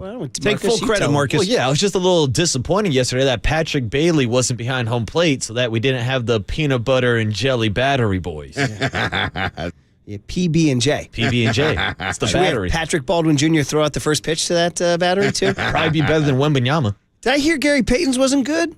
He kind of he mailed it in. He lobbed it in. Basketball guys throwing out first pitches. I don't know. Although Jordan, how was Durant's? Was he Durant did one? Jordan could throw. Durant could throw, from what I remember. By the way, I was at the Yard the night Colin Kaepernick came out. This was like at the peak of his popularity. Seriously, like when he first hit the scene. And I was at a Giant game where he threw out the first pitch, and he threw it like in the 90s. I think it was 80. I think it was like 84, something like that. I think it was like 87. I yeah. thought it was 90. I'll split the difference. Yeah. And I think it was a strike too. Yeah, I think it was. That's back when people liked him. Can That's you imagine before. Kaepernick? He had a rifle, and he was drafted by the Cubs. Who are you talking about? Colin Kaepernick. Yeah. Can you imagine him on the? He's good. Yeah. One thing he had was an arm, baby. Did he play baseball up at Nevada also? I don't think so, no. But he played it at Turlock, whatever high school he went to in Turlock. I forget which high school he went to. Was it Turlock High? I believe so, yeah. Anyway, so that's it. And then the Giants take advantage. Yaz and Yaz and J.D. Davis get RBIs, and they win. They're 4-0. Now, what's interesting now, 8-3 in these starter games. I know. Or the opener games, and so like you can't really knock it when they're 8-3. But how many times, there's part of your brain is like, at least mine, I'm always like, how many times can they do this? But I will say, 3 guys who've been featured in this homestand against the Padres that are all part of this whole move. Keaton Wynn on Monday, Tristan Beck on Tuesday, Sean Jelly on Wednesday. These are 3 guys. Sean Jelly, man. None of them was on the opening day roster, right? Wynn, Beck, Jelly, right? Yeah. Was Jelly on the opening day roster? Jelly was with the taxi squad. I know he was going up and down. He went down, yeah. I don't For know all if he was on the intents and active purposes, roster. they really weren't part of the opening day roster. And all 3 are homegrown. Although Beck was a trade. I take it back. Beck was a trade in 2019, but he came up through the system after the trade with the Braves for the Melanson thing. These are 3 guys you're going to be seeing for a while. Yeah. So we keep focusing on Schmidt, Bailey, and Matos, when in fact you got Wynn, Jelly, you got Beck, and you got more. You got, I'm forgetting the 4th arm. Ryan Walker. Walker. Yeah, It's a Ryan Walker Wednesday. It was a Ryan Walker Wednesday. It was a Ryan Walker Wednesday yesterday. Yes, it was. So anyway, guys. Hey, last thing is Mike Krukow did a little, he stepped out on us and did a hit on MLB Network High Heat with Chris Russo. I don't know, Kruk. So we'd like to hear Kruk in other environments. Yeah. See if he's given like the same material to the national network that he gives to us. And he's talking about the youth movement we just discussed. For the last several years, the Giants have been waiting for the minor league system to catch up and be able to make contribution, and now it has. And we would go into any game, we're having between 7 to 9 rookies on the roster, and they're winning.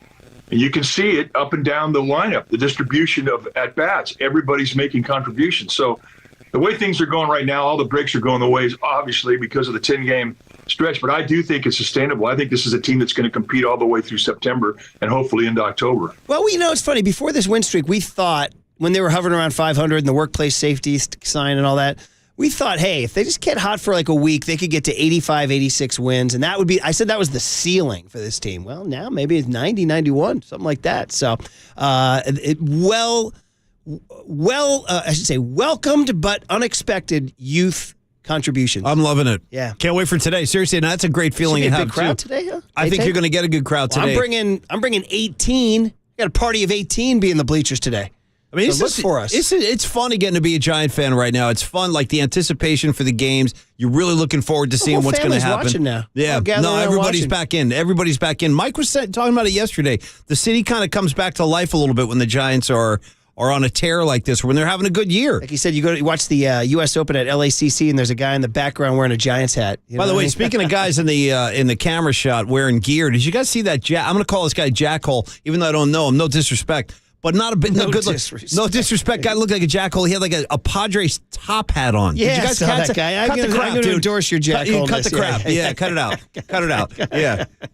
Jackhole All right. status. Matt Mayoko next on the Sports Leader. The Giants. Fun.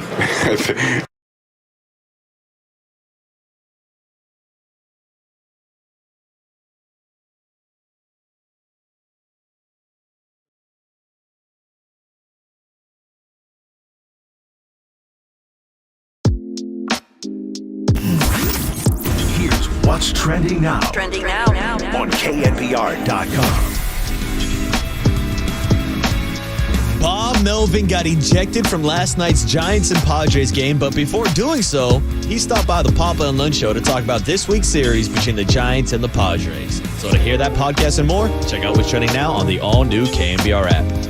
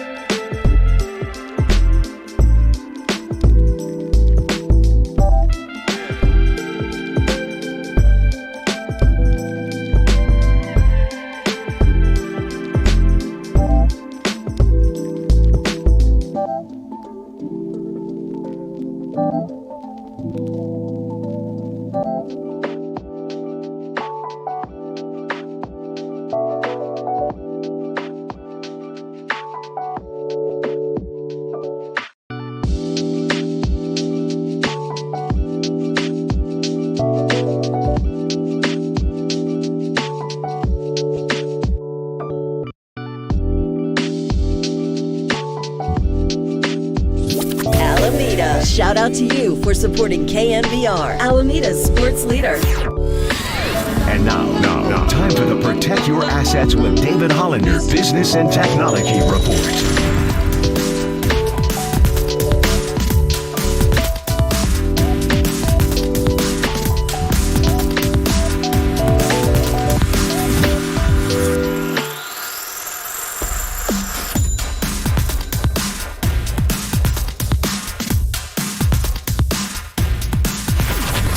This has been the Protect Your Assets with David Hollander Business and Technology Report. Do you want to pay less taxes this year? Learn more. Listen to David's show every Saturday morning on KNBR or call 1-866-PROTECT. No, here's the thing. There really was never a lot of interest in Trey Lance for what they gave up and what they get back, which is not very much at all. It doesn't make sense to trade him. There was no trade market, and Kyle Shanahan has said that they didn't have any trade talks with teams. He's not going there. He's not going anywhere right now. He's there.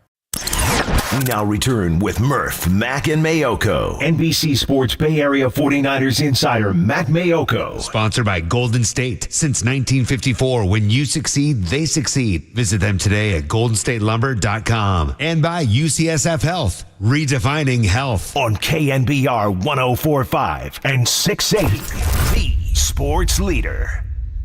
Well, I tell you, Murph, the 10-second theme continues. Well, not second, just the word 10, the number 10, as we honor the Giant 10-game win streak and counting. So Mark is coming in right now. I had to throw my hands up on this one, Murph. He's telling me it's the Black Keys.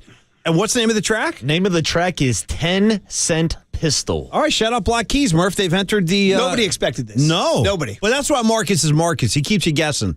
Well, he's keeping me guessing because I made a request at 5:59. I haven't gotten it. Which one? Well, hold on. Which one? I don't want to talk about it anymore. Bobby, thank you for picking me up my Doritos, which, by the way, are stale. See?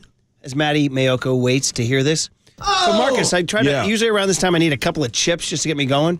And we've eaten all the Frito chili cheese. We cleaned them out. Those are good, by the way. So my backup is the Doritos. I'm like, they're kind of stale. I'm like, how can a Dorito be stale? I just looked here. Guaranteed fresh until May 23rd, 2023. Well, see, now we're already past expiration. A month past the expiration. Oh my God. By the way, I still ate them. Still ate a few of them. I'll give you the rest, Waterboy. I don't need to get... I know Maddie's waiting about his final thought on expiration dates. We all remember the Seinfeld. Well, Kramer drank the milk, and then Jerry turns around and goes, Kramer, don't drink that. And he goes, why not? And he had already drank it. He goes, well, it says past expiration. Yeah. And he started to convulse. Yeah. We could do that after I tell you we're sponsored by Marin Health. Maybe they'll help me. With top physicians, surgeons, and clinicians right here in the North Bay, Marin Health puts you closer to your best health. Okay. World-class care, closer than you think. Matt Mayoko was patient. Thanks, during Matty. that long intro. Good morning, Matt. How are you? I'm doing great. How are you guys doing? We're doing good, man. Hey, how about your Giants, buddy? Yeah, I heard you guys. So you guys are talking a lot about the number 10. Yes. Yeah, today we are. Yeah.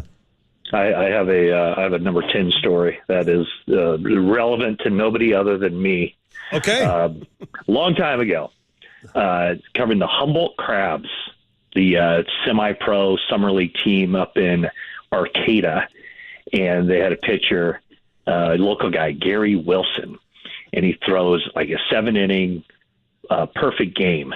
And in my lead, I compared him to Bo Derek, the perfect 10. Look at you. Okay. Yeah. And so here's the funny part is, for some reason, I was on the radio. I don't know why a radio station would have me on, but they did. And the guy it wasn't a sports show at all. And the guy was like, so, I see you compared him to Bo Derek. Is he going to be like a major league pitcher someday that we're going to be watching? And I was like, it's really difficult, to be in the major leagues. So, that's probably where Gary, he's probably not heading there. And I tried to be as nice as I could, but in other words, just crush the guy's dreams right there. Right. Well, guess what? Like 4 or 5 years later, freaking Gary Wilson, he's pitching for the Pittsburgh Pirates in the major league. Oh, man. Matty. So not only just a bad lead, but a bad prediction, too. Yeah, horrible prediction. This guy was like the local hero, and I'm telling people on the radio station up there, he's probably going to have to find a new line of work. Gary Wilson, perfect game. How you feeling, man? He goes like, it's as good as it gets for this guy. He ain't going to get any further than this. So wait a minute. And granted, he didn't have a long career, but the fact that when he made it into the major leagues, I was like, oh my goodness. Yeah, I really swung and missed on that one. If he came to Candlestick, you almost needed to go and sort of apologize. Do you remember the exact verbiage of the lead? Oh, it was something along the lines of he might not be Bo Derek, but Gary Wilson proved to be a 10 after all, or something, I like something after along all. those lines. After all, yes, yeah. It's leads like that got you where you are, buddy. Oh, yeah. No question. That is outstanding there. Well, that's it. 10 in a row. Well, Maddie's part of our season ticket group. Yeah. So, you're enjoying this, Maddie. Good times are back out there, Maddie. You have them this. Oh, you're in Bend. That's right. How's Bend treating you? How's it treating you? Well, no, I'll be leaving this evening. Oh, okay. All right. We're going to go to that brewery, right? We talked about people came in with all sorts of brewery recommendations. Oh, right? I think you could the old Ray Ratto line was you could sling a dead cat in Alameda and hit a Ratto. Mm-hmm. Well, I think you could sling a dead cat in Bend and hit a brewery. Yeah, I think I think there's like 30-ish, breweries there. But yes, our season ticket holder buddy forwarded some recommendations to me as well. You would either hit a brewery or hit a guy in a flannel shirt with a beard who's on his way to a brewery. One or the other. Well, there you go. Yeah, or both. Very true. Maybe both. Maddie, I'm presuming there's no news on the 49er front since we last spoke to you?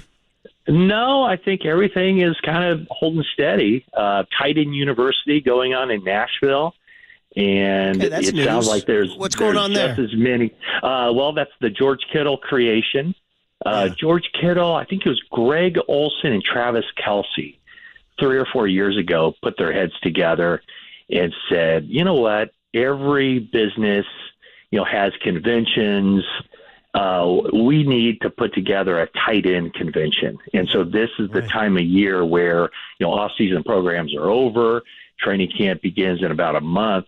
And so George, I'm not sure how many years ago George moved to Nashville, but it started off small at a local high school, and now it's at Vanderbilt, and there's like major sponsors and 75 tight ends from across the NFL. Wow. Convene in Nashville, and they have a few days of seminars and wellness, body maintenance, and flat out like how to play the game, techniques and stuff. And I know Jennifer Lee Chan from NBC Sports Bay Area and my co-host on 49ers Talk podcast, she's there. And, she was observing George going into great detail about the techniques of blocking. Yeah. That's as good as George is as a receiver and a pass catcher, and what he had career high in touchdowns last year. His forte, if you ask him, is still the blocking. Nice. And so he's very much into the techniques of that. So that's going on there. And I heard the Adam Schefter clip coming in. Trey Lance is there. I think Sam Darnold is there. C.J. Beathard is there. Nick Mullins is there. Wow. So does he include the new rookie tight end Niners drafted? Oh, that's right. Yeah. I don't know why they're not there, but Jennifer tells me that they're not there. But obviously Kittle is, and Charlie Warner there. I don't know if the rookies might still be around Santa Clara, because after the official veteran offseason program ends, all those guys depart. But then the rookies who weren't there for the first few weeks of the offseason program because they didn't have a team as before the draft, the rookies stick around for more tutelage, more on-field work, and just basically to get ready, to get that foundation ready so that when training camp starts in late July, they're not lagging behind. So those rookies might still be in Santa Clara. I don't know that for certain, but I think they might still be in Santa Clara working with coaches and just, getting up to speed. Where are we with Charlie Warner? What's his role on this team? Well, Charlie was, he surpassed Ross Dwelly last year as the backup. And so he's, basically a blocking specialist, good special teams player. But, it's pretty clear. Well, the 49ers have kept 4 guys. They've kept 4 tight ends the past few years. I would expect them to keep 4 again.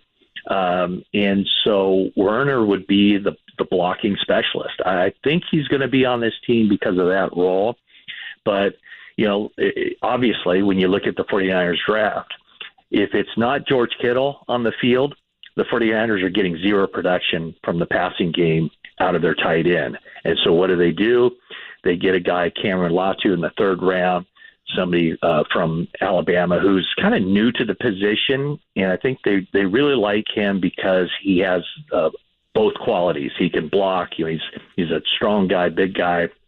He can block and also has maybe some untapped potential as a receiver too, in kind of learning on the job, learning as he goes. But they like his ability to be able to do both things. And then Braden Willis, they got him later out of Oklahoma. He looks smooth as a route runner and a pass catcher. So he's probably a little bit more of a presence in the passing game at this stage than what Cameron Latu is. So, just based on, actions speak louder than words, it was pretty clear out of this draft that the 49ers wanted to bolster that backup tight end position. Charlie Warner, 8 catches in his career. He got drafted in 2020. Yeah. Yeah, no, and I mean, that might be, he might not have had that many catches in college either. He was not seen as anybody who would bring a whole lot to the table as a pass catcher, but his thing was, a good special teams player and somebody who, does the things that I guess George Kittle was teaching on the practice field yesterday, the blocking part of it.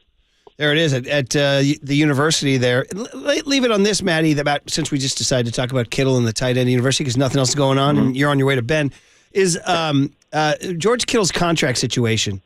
Is there a scenario where he becomes too expensive for the team? And it's such a ruthless business that I hate to even say this, that the Niners are even thinking of a life without George Kittle in the next year or two? Boy, that's a tough one, right? I mean, George Kittle's one of those guys that checks all the boxes, as far as what he brings to the table. Totally. And generally teams keep those guys around, and they'll do everything to keep them around. But hey, let's face it. I mean, the harsh reality of this sport is that, when money is needed or if a guy's not producing, and sometimes when a guy is producing, if that salary, if that becomes a little bit exorbitant, then let's see if will you accept a pay cut? Question A, will you accept a pay cut? No. Okay. Well, it's been nice knowing you. I don't think the 49ers are there yet with their roster. And here's why. It's because of Brock freaking Purdy. Yeah. I mean, he, right now, if you look at in the off season for the salary cap, only the top 53 paid players count against the salary cap. I'm sorry, the top 51 players count against the salary cap this time of year. And then after the final cuts, then it goes everybody, 53 as well as the practice squad. Brock Purdy, the starting quarterback for the 49ers, his salary ranks 63rd on the 49ers right now. So basically, they're able to keep, when you look at Jalen Hurts, $40 million a year, and some of these other guys, right, most of the top teams, their quarterbacks are up there in that $40 million range. So when you're talking about the 49ers and what they're able to do because their starting quarterback is making like less than $1 million a year, you're talking about being able to keep 3, 4, 5 really high-priced players more than you would be if you had that quarterback making $40 million. So I don't think it's as dire with Kittle's salary or with Deebo Samuel's salary or anybody else's salary, because they not only have Brock Purdy this year making, relatively speaking, in NFL dollars and especially NFL quarterback dollars, you have him making peanuts, but you also have him for next year too, where they can't do anything with his contract. Brock Purdy's side can't renegotiate his contract after this year. It's after year 3. So because of that, that's why the 49ers are able to go out and sign Javon Hargrave and keep all those guys, high-priced guys, together. And so they're kind of locked in with that, and that's a good thing for the 49ers for not only this season, but next year too. Incredible. Good stuff. All right, Maddie, off you go. Enjoy. Go get that brewery vibe. Okay. And we will look forward to our next chat.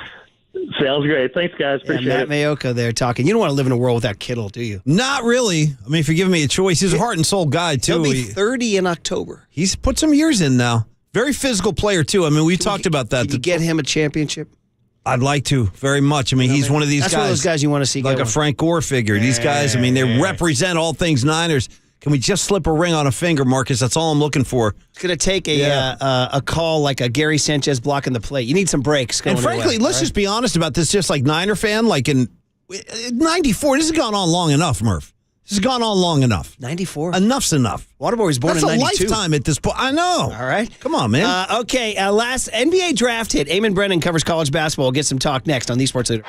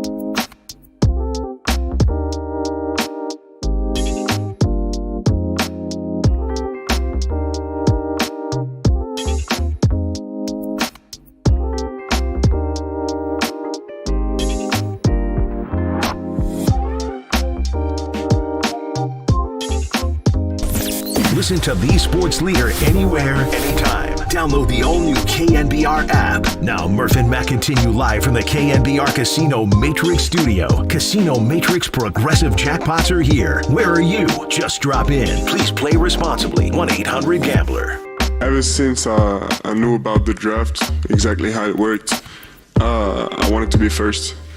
And I think I started to realize I could be a professional basketball player at the age of probably 12. Tomorrow, something is going to happen that I've been thinking for years and years. I just feel really, really lucky just to live this life, you know. I just know I'm going to have trouble sleeping tonight, for sure. That's Victor Wembanyama, but more important, Paulie, it's who? Well, Motley Crue now carrying on the 10 theme that's dominated the morning. Murph, we called this one out early. Shout out 10 seconds to love. That's all you get, 10 seconds. 10 seconds. Yeah. Well, I mean, you know, hey, You do what you can do. Bolts, Motley Crue, you know. Anyway, that's in honor of the Giants' 10-game win streak. We've carried this theme all morning. We have one last rejoin to go.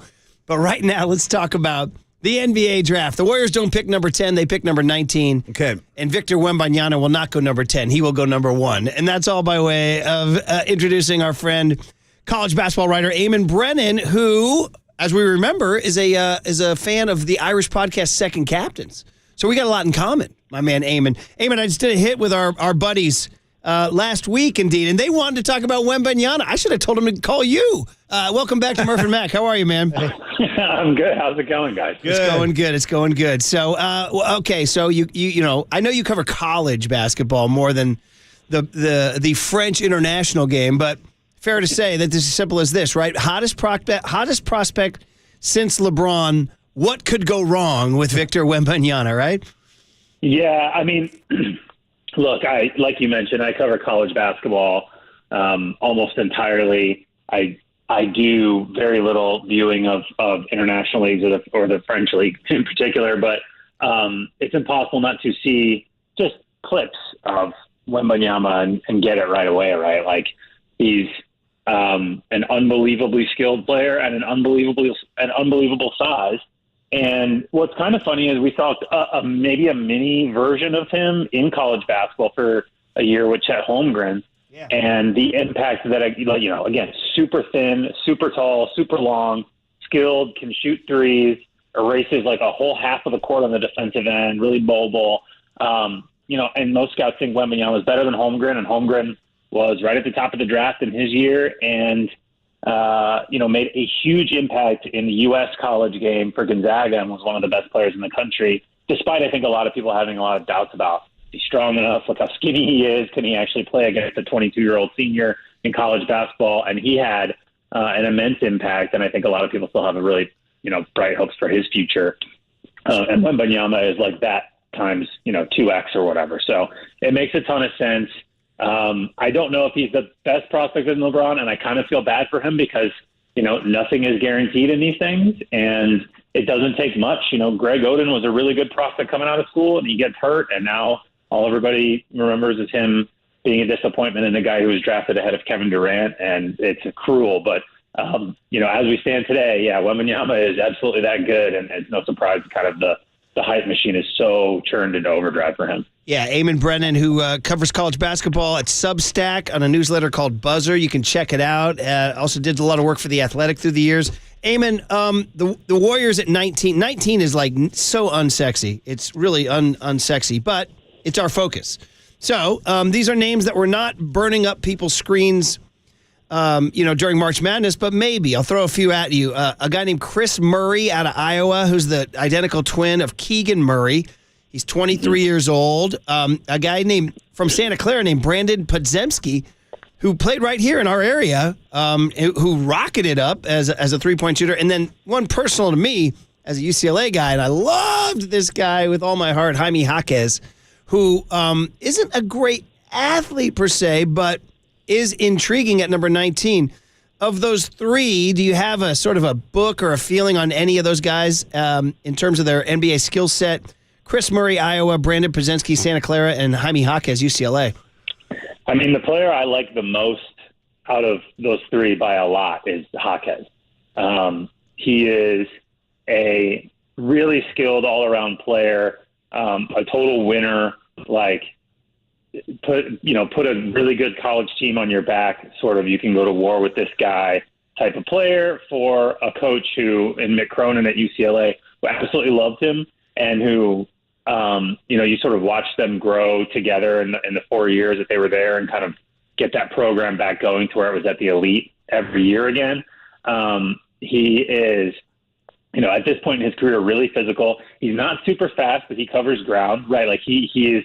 You sort of look at him, and particularly early in his career, like you might think his feet are a little too slow to the next level, and I think that's why he's been around. But his body is in the place now where he makes up for it with strength. He gets to where he needs to go. He creates some separation with physicality, and he has a skill set that, like, at his size, with his shooting, he's a good, distributor. He can get downhill at the rim, and I think playing both ways as a defensive piece as well makes a lot of sense. As a guy that you take sort of at that range of the draft when you're kind of filling holes on what is obviously already a pretty good team with established stars, and you're kind of plugging gaps. I think Chris Murray is, Keegan Murray obviously came in the league, played really, really well last year. Keegan Murray was like a player of the year level player for Iowa the previous season. Chris Murray was good. He had a nice season. Iowa was a good offensive team, as they basically always are, a bad defensive team, which they basically always are. And I don't think he really did so much for me that I'm like, this guy is 100% going to succeed in the league the way that his brother did, instantly as just an undoubted knockdown shooter. I know this guy's going to be able to shoot in the league. He's got the size. He can play off the dribble a little bit. Chris is not quite there. So at least for me, I could be wrong about that, but I would, of those three guys, Podziemski I think would be a stretch at that position in the draft. I think Jaquez is the guy that's like, and again, for folks listening, this is a college basketball writer talking about this, so it's easy for me to pick the guy that won the most in college, that played for UCLA, that like I have, interviewed several times and know pretty well in terms of like his attitude and how he plays the game and stuff. I realize all that stuff is a cliche, but I just think Jaime Jaquez is a great player. And at that point in the draft, to get a guy like that on that kind of a team, it makes a lot of sense for me. Well, man, for me, I'm a live and die with those guys, and he was an all heart, all effort, winner, everything about him, you're right. And that's got to translate on some level. I know he's not the greatest athlete. He's not going to jump the highest or run the fastest, but it's got to translate on some level. There has been talk, Eamon, we're talking to Eamon Brennan, college basketball writer, about the NBA draft tonight. They've talked about maybe moving up to get a rim protector. Everybody says Duke's Derek Lively. Also, they mentioned Kansas's Grady Dick or Connecticut's Jordan Hawkins. Feelings on those guys? Hawkins are the two, elite just shooters. Which one is the best shooter in the draft is probably up for personal opinion. I would probably go with Hawkins, but just barely. Grady Dick is a guy I saw 3 summers ago now, 3 summers ago as a high school player, and I was like, oh yeah, this, from Kansas City, playing for some Kansas City Under Armour team or whatever. I was like, oh yeah, this guy's going to go play for Kansas, and it's just like, yeah, he looks like he'll have a nice 4-year career at Kansas. Looks like a very Kansas type of player. And of course, he goes and plays and shoots the lights out, and he's gone after 1 season. Those are the 2 shooters. Anybody looking for shooting in the draft that you can kind of bank on is going to go there. Dick has more size. Hawkins is more of a ball handler, gets around screens a bit better, I think, at this stage in his career, has a little bit more dynamism on the ball. But yeah, if the Warriors front office is thinking, we have just got to get another guy who can make shots, and that's we'll take whichever one of them are available. That makes a lot of sense. I think, you're looking for rim protection in this draft at the higher levels that don't involve Wembanyama. You're talking about Derek Lively, who, had a bit of a challenging start to the season. Like a lot of the Duke team, kind of, guys in and out with injury. It took, John Shire's first year at Duke. It took them a while to figure it out. It was a very, very, very young team, pretty much entirely freshmen. And so there were a lot of times when they as a group and he individually looked pretty awkward. But they figured it out as the year went on, and you saw his strength sort of emerge more, which is, at the high level, really erasing things at the basket, going straight up, getting out in front of the rim, rotating well, and just a presence around the basket that top players in college basketball don't face all that often. And so it makes sense that for some, sort of like Dick and Hawkins have shooting, Lively is rim protection. It's a bankable skill. It seems like it's going to translate at the next level. Teams want to have a guy like that they can throw in, even if he's not going to shoot, up from the center position. So it makes sense to me. If those are the attributes you're looking for, then, either those 2 guys for shooting or Lively for rim protection makes a ton of sense. Yeah, Eamon Brennan here wrapping up as the draft gets going tonight, 5 o'clock on KNBR 1050, ABC, ESPN. So Wembanyama, obviously, and then everything of Brandon Miller and Scoot Henderson. Just for you, having covered the college game and knowing that some of these guys going in the top 10 aren't college players, the Thompson twins and Wembanyama, obviously, and Scoot Henderson. So from the college game, other than those guys I mentioned, who would be your favorite guy in the next level down? Maybe one of the guys we mentioned. I see a kid from Houston named Walker. Arkansas's got Anthony Black. You got a kid from Central Florida, Taylor Hendricks. Guys like that, or is there a sort of a draft? You have a draft crush, I guess, is the question. Yeah, I think if Jalen Hood-Schifino from Indiana can make threes consistently, then he has everything else you need in terms of an attacking scoring guard. He put on, as the season went on, he got really, really good.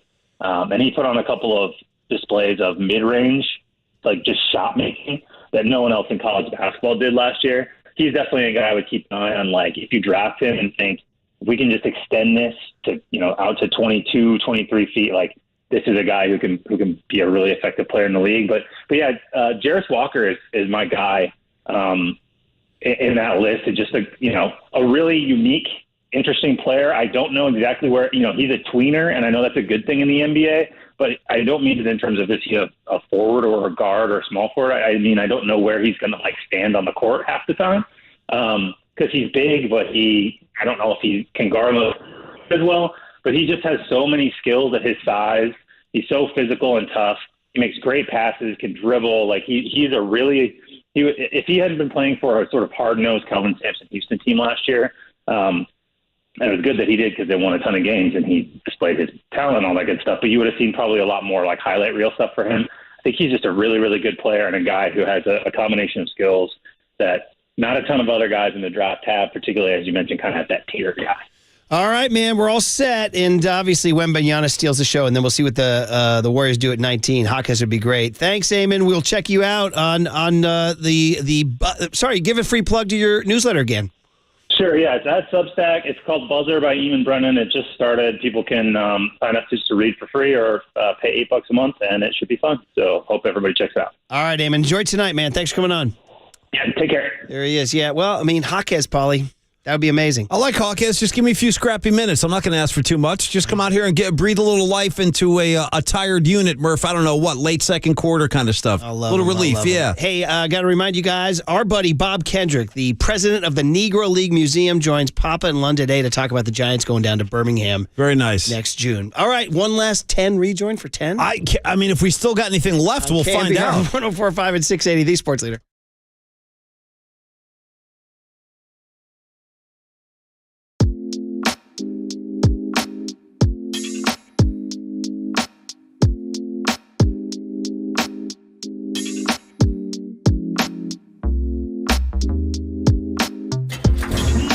From the Chilton Auto Body Traffic Desk.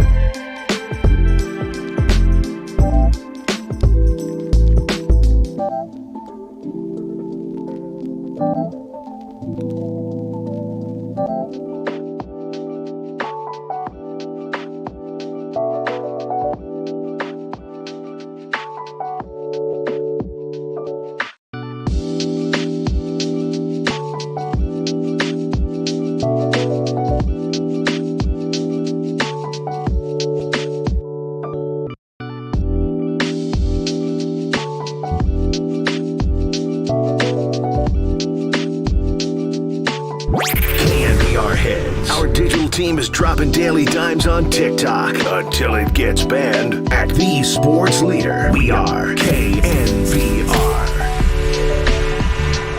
Here comes swing line drive up the middle, right to Schmidt. It is right where Schmidt was playing it, well over toward the middle, and he went down into his squat and caught the line drive. Ball game over, and that makes 10 for the first time in 19 years.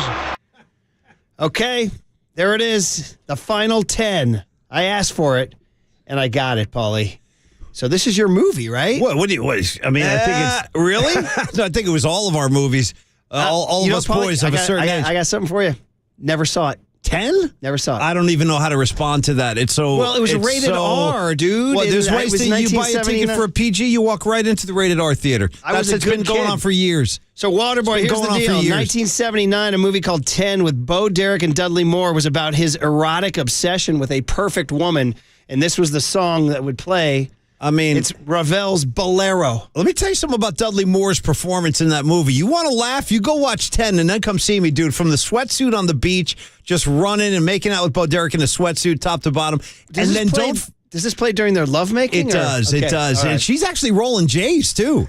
She's rolling J's while this is playing. She's getting Dudley Moore to take a couple of puffs. It's all true. But then, Murph, here's the best part. Dudley Moore lives in the, I don't know, it could be Laurel Canyon or one of these areas of L.A. where he's got this big canyon in his backyard. He's got a telescope set up, and he's watching the neighbors. Is that legal? He's watching the neighbors, who, by the way, are swingers. So they're having swinger parties, and he's out here with his telescope drinking cocktails. I haven't seen it either, Waterboy. It's hilarious. I'm getting the same plot as you, It's buddy. a funny movie. It was just, Bo Derek was a name, Anyway, point being is that we fulfilled our 10 rejoins and left a lot of single Okay, break. here's the question. If they win tomorrow, do we have 11s? I got you covered right now. Have you ever heard of the Grateful Dead track called The 11? No. I'm dead serious. The 11. We'll figure it out if they get to 11 tomorrow. Well, here's the thing, Murph. If they don't get to 11 and the streak ends at 10, I'm blaming Bolero. Oh, dude. Okay, we're going to blame Bolero. Bolero. Yeah. He's lashing out now. I don't know what to tell you. You know what I mean? Turn it up a little bit, actually, so you can hear. Yeah. Listen to this. You're not going to get this on the Murph and Mac show very often.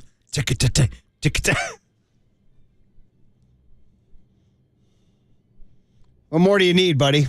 What more do you need? Here's what you need. Dave Fleming's laptop got drilled by a Mike Yastrzemski foul ball last night, and an astute listener named Mikey Verdu said, guys, have you figured out that 2 legendary broadcasters were plunked by foul balls in the last month?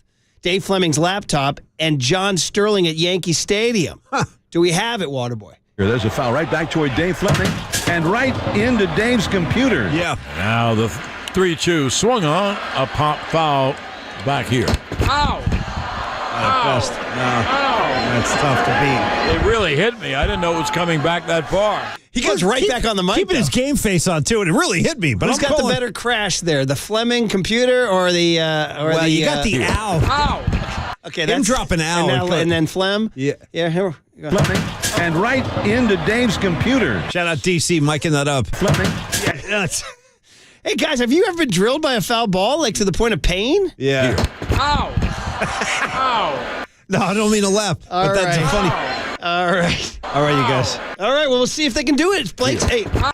Blake Snell's been pitching great.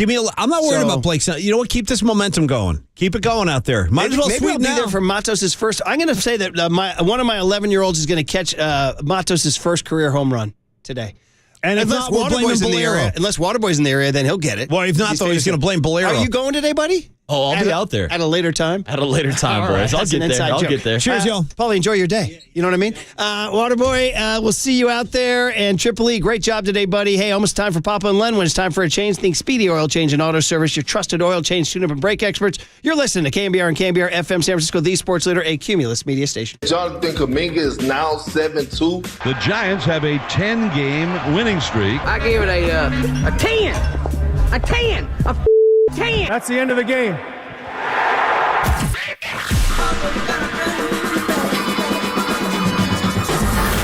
Ladies and gentlemen, prepare yourself. Prepare yourselves. I love it when you call me Big Pop. For Greg Papa. Sleeping Boy is Superman. San Francisco. And John Lund.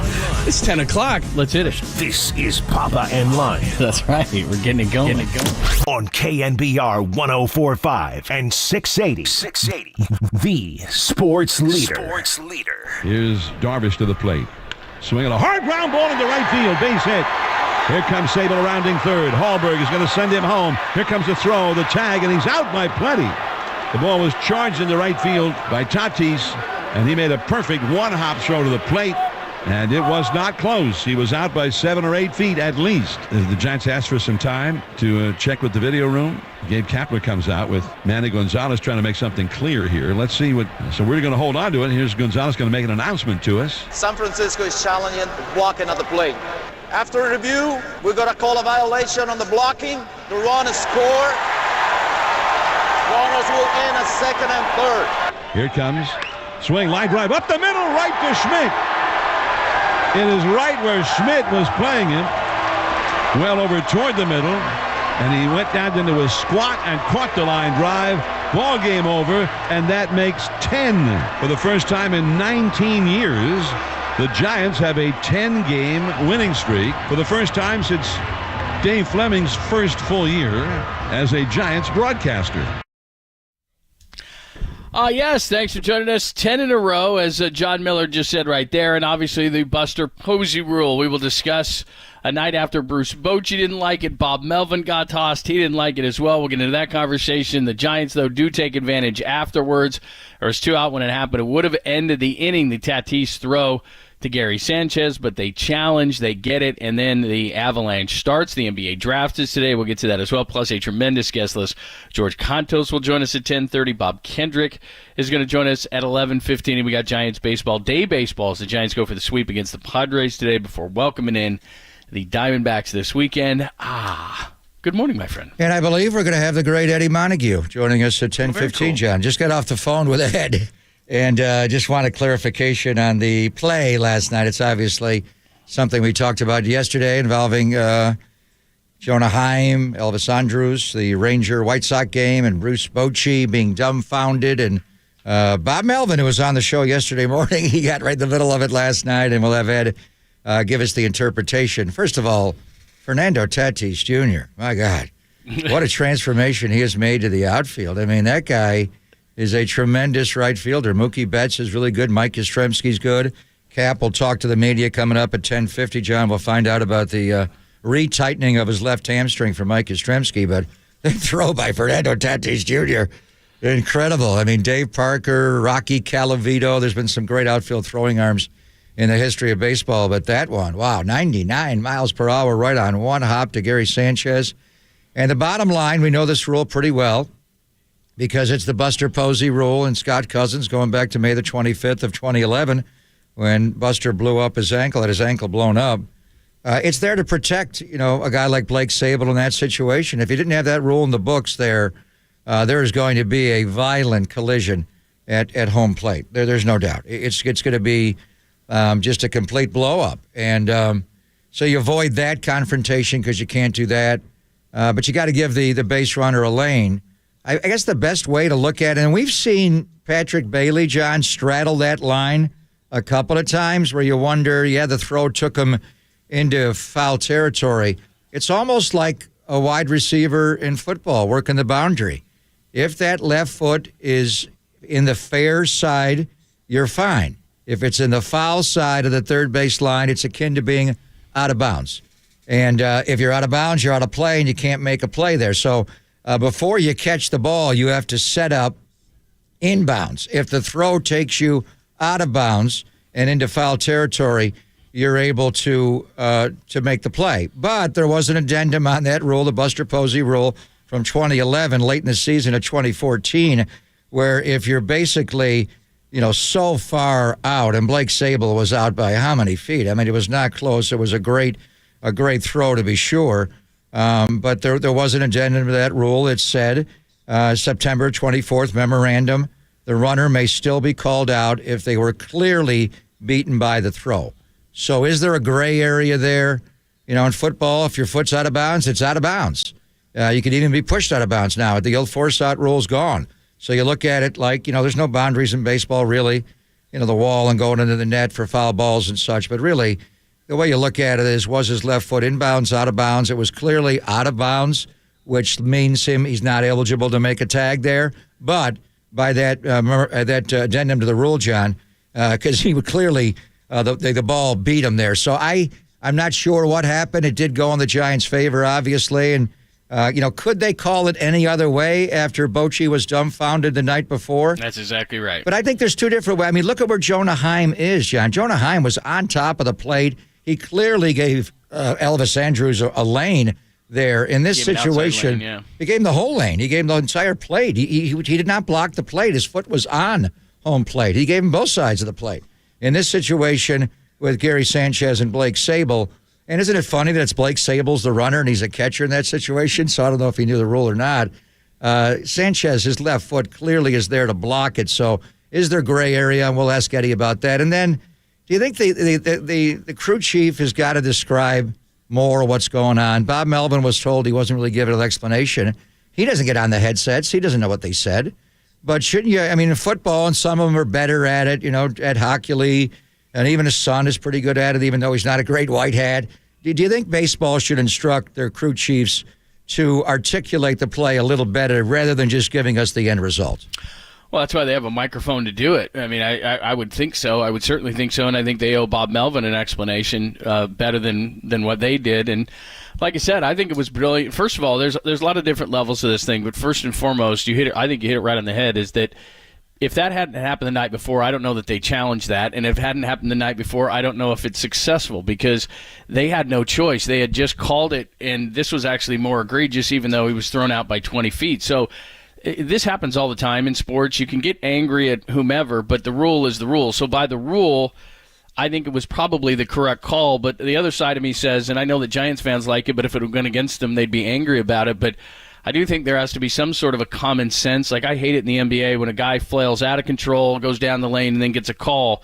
He was out of control. He wasn't in the right, but he gets the call and he gets bailed out. Look, Blake Sable's out by 20 feet. I mean, there has to be some sort of common sense, but based on the rule is the rule. So that's why I think people are upset, and I don't know what you do about this whole thing, because like you said, you're trying to protect catchers. It's a rule that was put in there for a specific reason. But Blake Sable's out by 20 feet on a hell of a throw by Fernando Tatis. So how do you balance that out? It's tough. Well, Bob Melvin we had him on yesterday, and he was a good catcher for a number of years, mainly a backup, and 3 years with the Giants with Bob Bradley for the Hum Baby from 86 to 88. I mean, the coaching point is to tell Gary Sanchez what I'm saying. Treat it like the sideline in the NFL. If your left foot crosses the fair foul line on the third base, you're out of bounds. You're not eligible to even make the play. Now, the only thing is that Fernando Tatis Jr. has a hose and threw it 99 miles per hour on a bounce. One of the greatest. It's not even the best throw he's made this year. You see the throw he made Sunday against Manuel Margot of Tampa Bay? And go back and watch that play, John, because Gary Sanchez blocks the plate in a similar fashion there. But that's more of a bang-bang play where, boy, and Tatis's arm on that ball, he is just... what an outfielder he is as far as charging the ball. I think he's a better right fielder than he is shortstop. And he was a pretty good shortstop. But his body, the way he just, everything catapults coming towards the plate. But that throw was just so amazing that it got there so far ahead of Blake Sable. That's the only gray area. There's no question Sanchez set up out of bounds. He set up in foul territory. That's not allowed. The ball can take you there. So that's the coaching point from Bob Melvin as a former catcher to his current catcher and to Austin Nola. But then the other side of it is this addendum, John. The fact that he was so far out, does that allow the Padres to get away with that play, even though Sanchez was out of bounds? Yeah, it's almost like in the NFL, if like a ball's not catchable, it can't be pass interference or something. I mean, it was so ridiculous that basically the Padres, well, Sanchez didn't, but Tatis did everything right. And I understand why the Giants sent Sable, and I didn't have a problem with it. And after there are two outs on the play. Yeah, so you're trying to make a play. I totally understand that. Gabe talked about it afterwards. He didn't have a problem with the send or anything like that. But both guys were right. I think that Bob Melvin was right to be outraged, and I think that Gabe Kapler, in a very Gabe Kapler way afterwards, said that, look, this is how we interpreted the rule, and this is how it was seen by us, and we got it right. So I understand why the Giants did it. And like I said, I don't know who came up with let's do this, but based on the fact that it was the night after what happened with the Rangers and the White Sox, I don't think Major League Baseball had a choice. Because like you said, I think that Heim gave the runner an opportunity, and Sanchez really cut him off the plate, but despite the fact that he was out by 20 feet. So at some point, you got to use common sense, don't you? I mean, my God. Well, I mean, if it's not written in the rule book, no. If Gary Sanchez's left foot is in foul territory, it doesn't matter. And that's the way it was most of the 2014 rule until the last month of the year. They came up with the memorandum and the addendum. So because that's in, it does give the umpires. And Eddie's, I was just on the phone with Eddie, and we love Eddie Montague. His dad was the scout that found Willie Mays, and Eddie was a tremendous umpire in baseball for a number of years. And he's kind of a supervisor now. He's there a lot. He's looking at the play, and they're going to join us at 10:15. But what's the process when you go back there? I mean, Melvin comes out and he's yelling at the home plate umpire. He's got nothing to do with it. The home plate umpire is not the one making the call. It's made in New York. So how does that work? How many people are there? They talked about putting a command center in the West Coast because the same crew that's in there from, 7 o'clock East Coast games, 4 o'clock, and the games are faster now, so maybe it's not a big of an issue. But what's the process on? Because there was not the game umpires that made that call. It was made in New York at the command center. I think that's what he was saying to Bob, and he was screaming at him. Right. Too. I mean, so how does that actually work there? I'm sure Ed would know. And then should we just have more dialogue? When the crew chief gets on the mic, should he explain it a little more in detail? In the NFL, I mean, Jeff Triplett couldn't get 3 words out consecutively without stumbling. That's why he was appropriately named Triplet. There's some guys that can't talk as well, but they, and our friend Mike Pereira was hiring those guys. That was part of it. If you want to be a white hat, you got to stand up to the country and explain your call a little bit. So it's not like, okay, we know what you're doing, but why did you do it? Can you give us a little more explanation on how you reached that decision?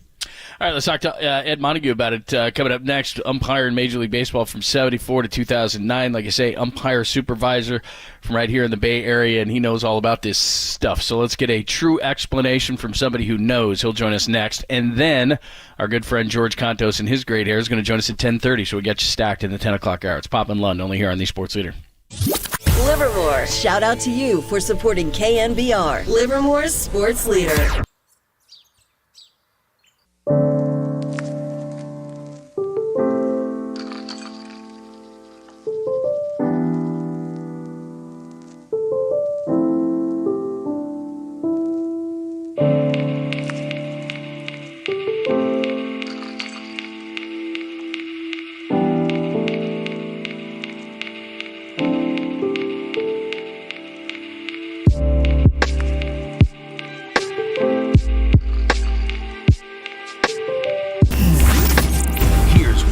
Trending now on KNBR.com.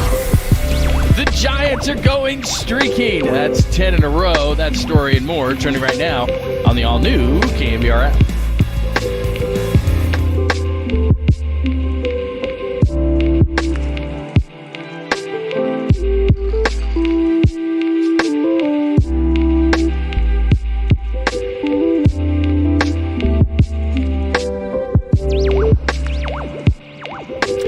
Grab the keys. Where are we going? We're going to Modesto Toyota, of course, for great savings on that new Toyota you want with, get this, no dealer markup. That's right. Modesto Toyota has no dealer markup. There are cars, SUVs, and trucks arriving every day. Now you can even check out the incoming vehicles at ModestoToyota.com. Here's what you do.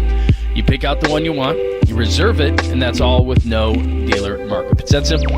Now, Modesto Toyota's been family-owned. I've been telling you this, and operated since 1965. That means they're doing a ton right. It's tough to stay in business, let alone for over 55 years. They've grown every year because they take care of you, the customer. Now, that means getting you a great deal with the very best price and, of course, great customer service that I've experienced many times. So it's time to grab the keys. Let's go to Modesto Toyota for great savings on that new car, SUV, or truck you want from the vehicles arriving daily. I've been out there, I've seen this. The big trucks, they're loaded with new Toyotas. So come get yours with no dealer markup. Now's the time to get that great deal on your new Toyota. It's summertime, man. You're going to be going out. You're going to need a great car for those road trips. It's at Modesto Toyota, where I get my Toyotas, where I got my son's Toyota, where his son will get a Toyota and his son will get a Toyota. It's kind of a family tradition with us. Only at ModestoToyota.com.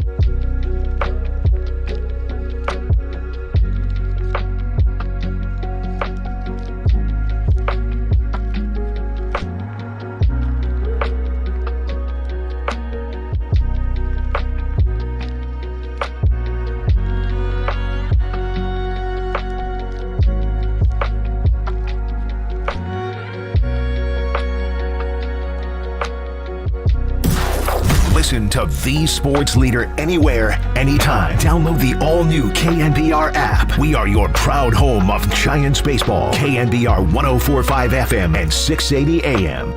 Here's Darvish to the plate. Swinging a hard ground ball into right field. Base hit. Here comes Sable rounding third. Hallberg is going to send him home. Here comes the throw, the tag, and he's out by plenty. The ball was charged into right field by Tatis, and he made a perfect one-hop throw to the plate, and it was not close. He was out by 7 or 8 feet at least. The Giants asked for some time to check with the video room. Gabe Kapler comes out with Manny Gonzalez trying to make something clear here. Let's see what. So we're going to hold on to it. Here's Gonzalez going to make an announcement to us. San Francisco is challenging blocking at the plate. After review, we're going to call a violation on the blocking. The run is scored. Runners will end at second and third. And that opened up the floodgates for the Giants to get their 10th win in a row. We got day baseball at 12:45 right here on the Sports Leader, and let's get to that play. Ed Montague is going to join us momentarily. Just real quick, Susan Slesser, our Giants insider, reporting Mike Yastrzemski's scan didn't even show a grade 1 strain, just inflammation. Coming out last night was a precaution. He had wanted to stay in, but said, quote-unquote, better brains prevailed. So that is good news about Mike Yastrzemski. No IL and minor inflammation, but no strain for Mike Yastrzemski. So let's get to that play last night. Ed Montague, of course, great umpire in Major League Baseball from 1974 to 2009. Umpire supervisor, 6 World Series, 4,369 games. A San Francisco native, and he joins us courtesy of the Uma Guest Line. Hi, Ed. How are you? Hey, very good. How are you doing? Yeah, we're doing great. So we just heard that play there. What is your thought? What do the rules say? Let's get it from somebody who knows. Well, it's in watching that play, the catcher was setting up in foul territory, not much, but he is, and he's where the runner has to deviate and go around him. He needs to give that runner a clear path to the baseline, unless the ball was taking him into the play, and then that'll be a different scenario. But on this play, they ruled it, and looks like he was going to be out by plenty. But again, the runner had to deviate and go around him. So that's when they called to New York, and New York makes that final decision. Good morning to you, Mr. Montague. Good to hear your voice, and we'll find out how the process all works back in New York. But we all know, we call this in the Bay Area the Buster Posey rule, going back to May 25th of 2011 when Scott Cousins shattered Buster's ankle. And since 2014, Major League catchers have not been permitted to block a runner's path to the plate without possession of the ball. But late that year, in September of 2014, a memorandum was sent out, and there was a addendum to the rule stating, and this is where it gets interesting, the runner may still be called out if they were clearly beaten by the throw. And that was a hell of a throw by Tatis Jr., 99 miles per hour. Blake Sable was way out. So even though Gary Sanchez, Eddie, did not give Blake Sable the initial path with his left foot blocking the plate and getting into foul ground, the fact that Sable was out, what did John say, by 7 or 8 feet? John Miller on the call. It looked like even more. Is there enough of a gray area for New York to still call the runner safe at that point? Well, that's like or out, I should say, out. Yeah. The ruling is, like I said, he can't take away the path of the runner. And, I agree. It looked like he was out by plenty. I don't know where that gray area is. I'm glad I'm off the field, not working anymore. But they go back to New York, and like I say, it's the final say. And in New York, they have each crew is assigned, regular umpire crew is assigned replay throughout the season. And the technology back there is unbelievable if you've never get a chance to get in there and watch the replays. And so one umpire is assigned to that game, but he's not the only one. When something like that happens, the rest of the crew will come over and they'll converge and make the ruling on the play. Ed Montague, good enough to join us explaining last night the Buster Posey rule that allowed the Giants to not only score that run, but then the floodgates open and they beat the Padres for their 10th consecutive win. This is difficult because the rule is the rule, and I completely understand that. But does common sense come into play at all? Like we said, we're watching this play, and it looked like he was out, 10, 20 feet. Tatis makes this great throw, and because Sanchez's left foot is over this out-of-bounds area, they get penalized for it. So it seemed like the Padres did a lot right and the Giants did a lot wrong, but yet the Padres get penalized. Does that come into the equation at all? Well, I used common sense a lot when I was umpiring. And on this play, I mean, like I said, for me, he's out. Sanchez was over the line, but again, that's why they put these rules in there, and they call it the Buster Posey rule. I don't think Buster likes that, but that's what they've got that in there for. And who knows if the catcher's there and he gives them the right way, he can't crash into him. But I don't know. That's what the reason the rule is in there for, so these guys aren't getting hurt. Yeah, it's a safety rule. There's no doubt. So you mentioned going back to New York. It's the Replay Operations Center, 900 square foot room at the offices of Major League Baseball Advanced Media in the historic Chelsea Market building of New York. I have been there, but I haven't been taken inside the actual room where they really, do it during a game and many, many games. So just explain the process of how that works, because it's not, Manny Gonzalez gets on the mic and explains the call, Ed, but like in the NFL, he's not one making the call. He's being told what the call is going to be. As a former umpire, tell us about that process. Well, I don't think they want you to go through reciting the whole rule while you're on the field. But I think you could say something like the catcher took away the path of the runner, something short like that. I think that would be okay. But again, they give these guys instructions out of the office in New York. And like I said, the replay, the guys that are running the replay, not only the umpires, the technicians in there are very good about firing up these games or the plays real quick. So it's a good process back there. And who's actually back there, Ed? Is it former Major League umpires or current umpires on a rotation?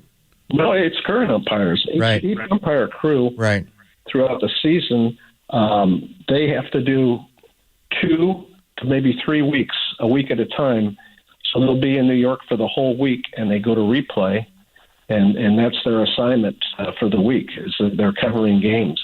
And each umpire, there's like 4 stations with 2 TVs at each station. I believe it's 2. I haven't been there in a long time. And each umpire will cover a game. And if a play happens, the technicians, if something even looks close, the technicians have it fired up right away. They're really quick. And so this umpire is going to judge on that play.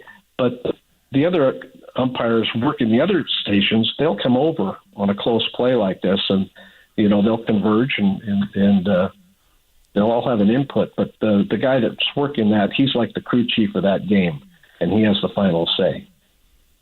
And I know you didn't see the play the night before that Bochy was upset with, but the thing I thought was very smart on Gabe Kapler's part, or whomever decided to challenge this play, was I almost feel like if that play didn't happen, then this play might not have gotten overturned, but that was so high profile that then the very next night, not exactly, but a similar play. I didn't think Jonah Heim had blocked the play. Sanchez obviously did, no matter how far Sable was out. But do you think that New York was almost forced to make this call because of the high-profile nature of the play the night before that was similar?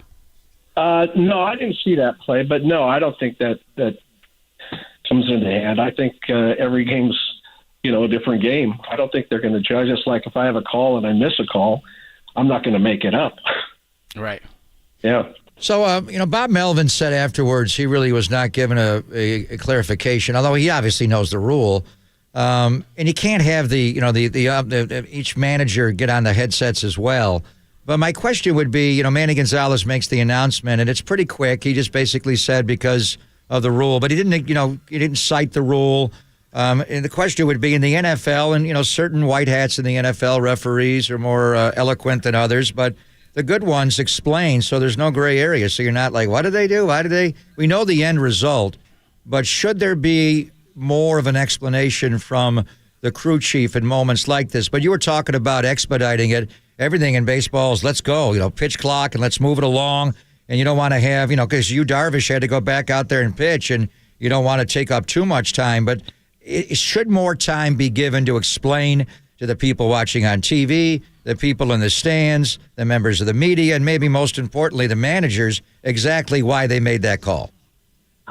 Well, I think it's explained to the managers usually, but that's a good question, and I think I can ask that back in New York if they could start explaining a little more that people or wanting to hear an explanation. But like I said, they don't want it to turn into a lengthy explanation. If you could do something like on that play last night, so the runner is called safe because of the blocking rule.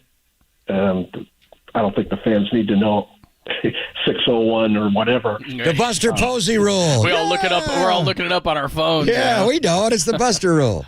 Yeah, but a short explanation would be okay, I think. I never had to do that to go to the headset.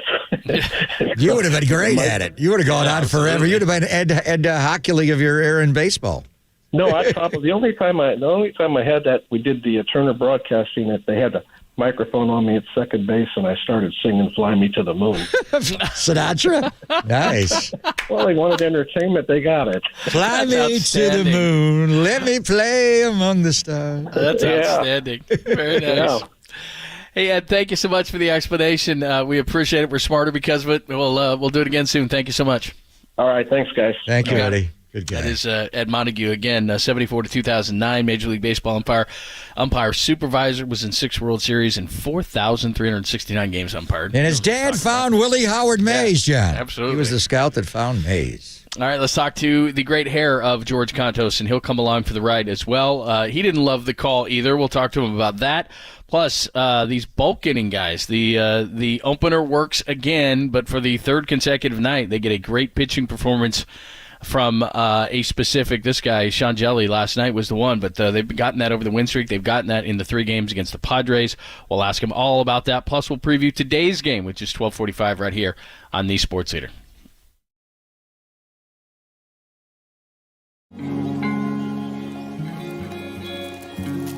Be caller 10 to 415-896-KNBR for your chance to win a pair of tickets to see your Giants take on the Seattle Mariners on Monday, July 3rd. First pitch, 6:45. Presented by Toyota, the MVP of MPG, with class-leading MPG and more hybrids than any other brand. Toyota, let's go places.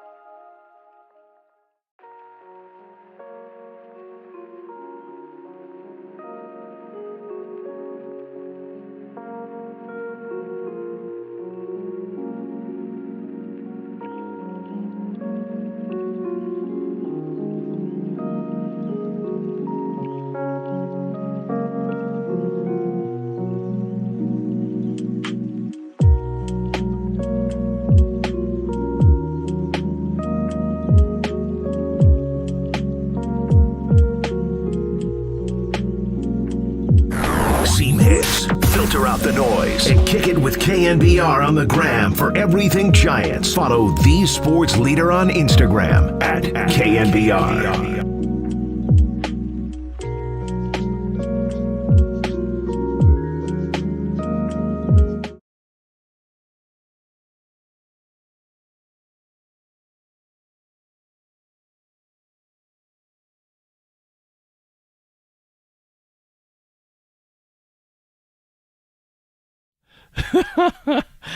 That was when we saw George on the patio in there. It was awesome. It's on point, man, right now. He's on fire when it comes to the hair. But we do have a lot to discuss. Giants have won 10 in a row. We got day baseball coming up today at 12:45. They're getting some bulk innings, a few in a row. Win back last night, Sean Jelly. They've been very, very good, so we got to get into all those conversations. Plus what happened last night with the Buster Posey rule, which if you watch postgame, George did not like that. So let's get into all of it. Our good friend George Contos joins us courtesy of the Uma Guest Line. How are you? Good morning, fellas. Good to be with you again, as always. You too, man. So give us your breakdown. I watched you guys last night, and you had the rules up there on the screen with you and Carlos, and you guys were going back and forth. What if you had a night to sleep on it? What are your thoughts on really the play that flipped the game last night? Well, I think there needs to be some feel in it. I agree with what Bob Melvin's comments were. I mean, you're talking about a play that has really three moving parts, right? You have the runner, you have the catcher, then you have the throw incoming, and a lot of people just view it as so cut and dry when it's just not that cut and dry. I mean, there was the throw beat him by 3 steps. There was never any point where there was actually going to be a collision or somebody getting hurt. Blake Sable, in my opinion, had chosen the outside route anyways. And the only time that we saw him veer off of that was when Gary Sanchez was trying to apply the tag, which is just human nature. Your instincts are going to try and have you avoid the tag, so it made it look like he was going out further. Obviously, it was in favor of the Giants, and that's great. Nobody got hurt. It's just one of those things that I think needs to be not as cut and dry as they seem to be making it.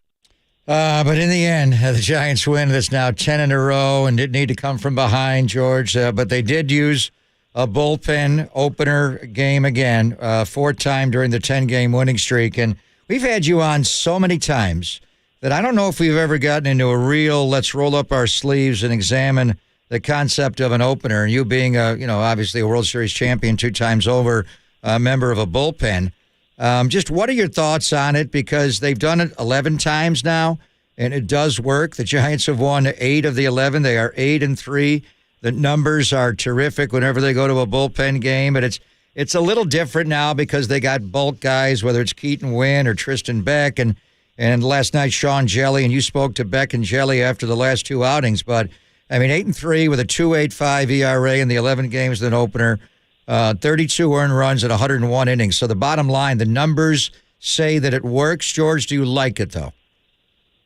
I'm not a huge fan of the opener. I never really have been. The whole concept of the opener is for the starting pitcher, or and I say that in air quotes, even though we're on the phone right now, or the guy who's going to go the bulk of the innings doesn't have to face the lineup for the 3rd time, because statistics say that the average against that pitcher goes up significantly once he's facing the lineup for the 3rd time. I understand that you have a guy coming in from the bullpen, but when you take these guys out of their routines, I wouldn't have been a big fan of it, just because what are you supposed to do for the whole rest of the game? It screws up your whole routine.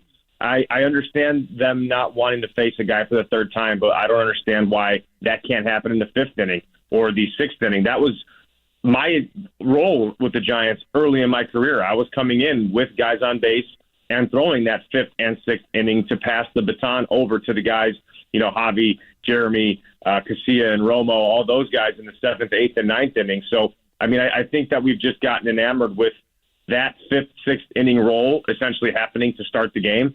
But you can make those same decisions by running things traditionally as well, in my opinion. So the one thing that, and again, the numbers are good, and Pop cited what they are, and they've done it well. The thing that would scare me is that's the numbers they win the game. But what can it do to the bullpen long term? Because if they're doing this a couple times a week, and then Alex Wood is not going to give you a ton of innings as well, essentially it puts a ton of pressure to me on guys like Logan Webb or Anthony DeSclafani, or when he comes back, Alex Cobb. Because if these guys have an off night, so if Logan Webb has an off night and goes 3 or 4 innings, and you had 2 openers plus Alex Wood that week, your bullpen's going to be wrecked. Yeah, no, I've been saying it now for the better part of a month that these guys are doing fantastic, and they're a huge, huge part, these bullpen guys, of the success that this team has had in the last run since we've been talking about them since May 15th. But what you try to do, at least in theory, is earlier in the season, you'd like to at least see or give the starters an opportunity to get a little bit of length so you can protect some of those bullpen guys with appearances. I'm not so much worried about the number of pitches that guys throw in an outing within reason, obviously. But if a guy goes an inning and throws 22 pitches or 2 innings and throws 35 pitches, I'm not really worried about that. It's the amount of ups that they have throughout the course of a season, because as the season goes on and the dog days of summer during a baseball season are very real. Once you hit August and September and this race in the NL West tightens up, there's going to be some really high-octane baseball needing to be played, and you want to have those guys in the bullpen be as fresh as you can going down the stretch, because those innings in the 8th and 9th and 7th even are going to be so critical when you're playing these guys again in September, when you're playing the Dodgers again in September and the Diamondbacks.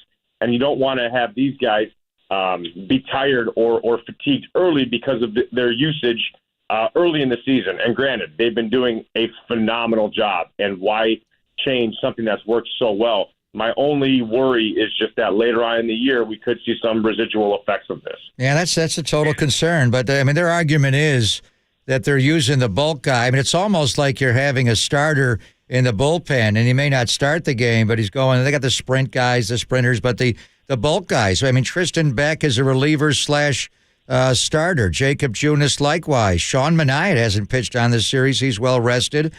Keaton Wynn's throwing the hell out of the ball. By the way, Sean Jelly was sent back down to AAA because he threw so many innings last night and so many pitches he's not available for a while. So Bryce Johnson's back up, but good news on Mike Yastrzemski. But just a word overall, George, because you were part of a legendary bullpen here. You got 3 World Series championships in the 5 years. You were a part of 2 of it. The rules are different, with the 3-batter minimum now. Bochy couldn't quite go, Romo right on right and Javi left on left. You could get everybody out, and likewise for Affelt and the closer. But just when you look at the depth of this bullpen, and Camilo Doval, whenever you talk about a bullpen, it starts with the anchor in the back end. I mean, he is throwing the hell out of the ball.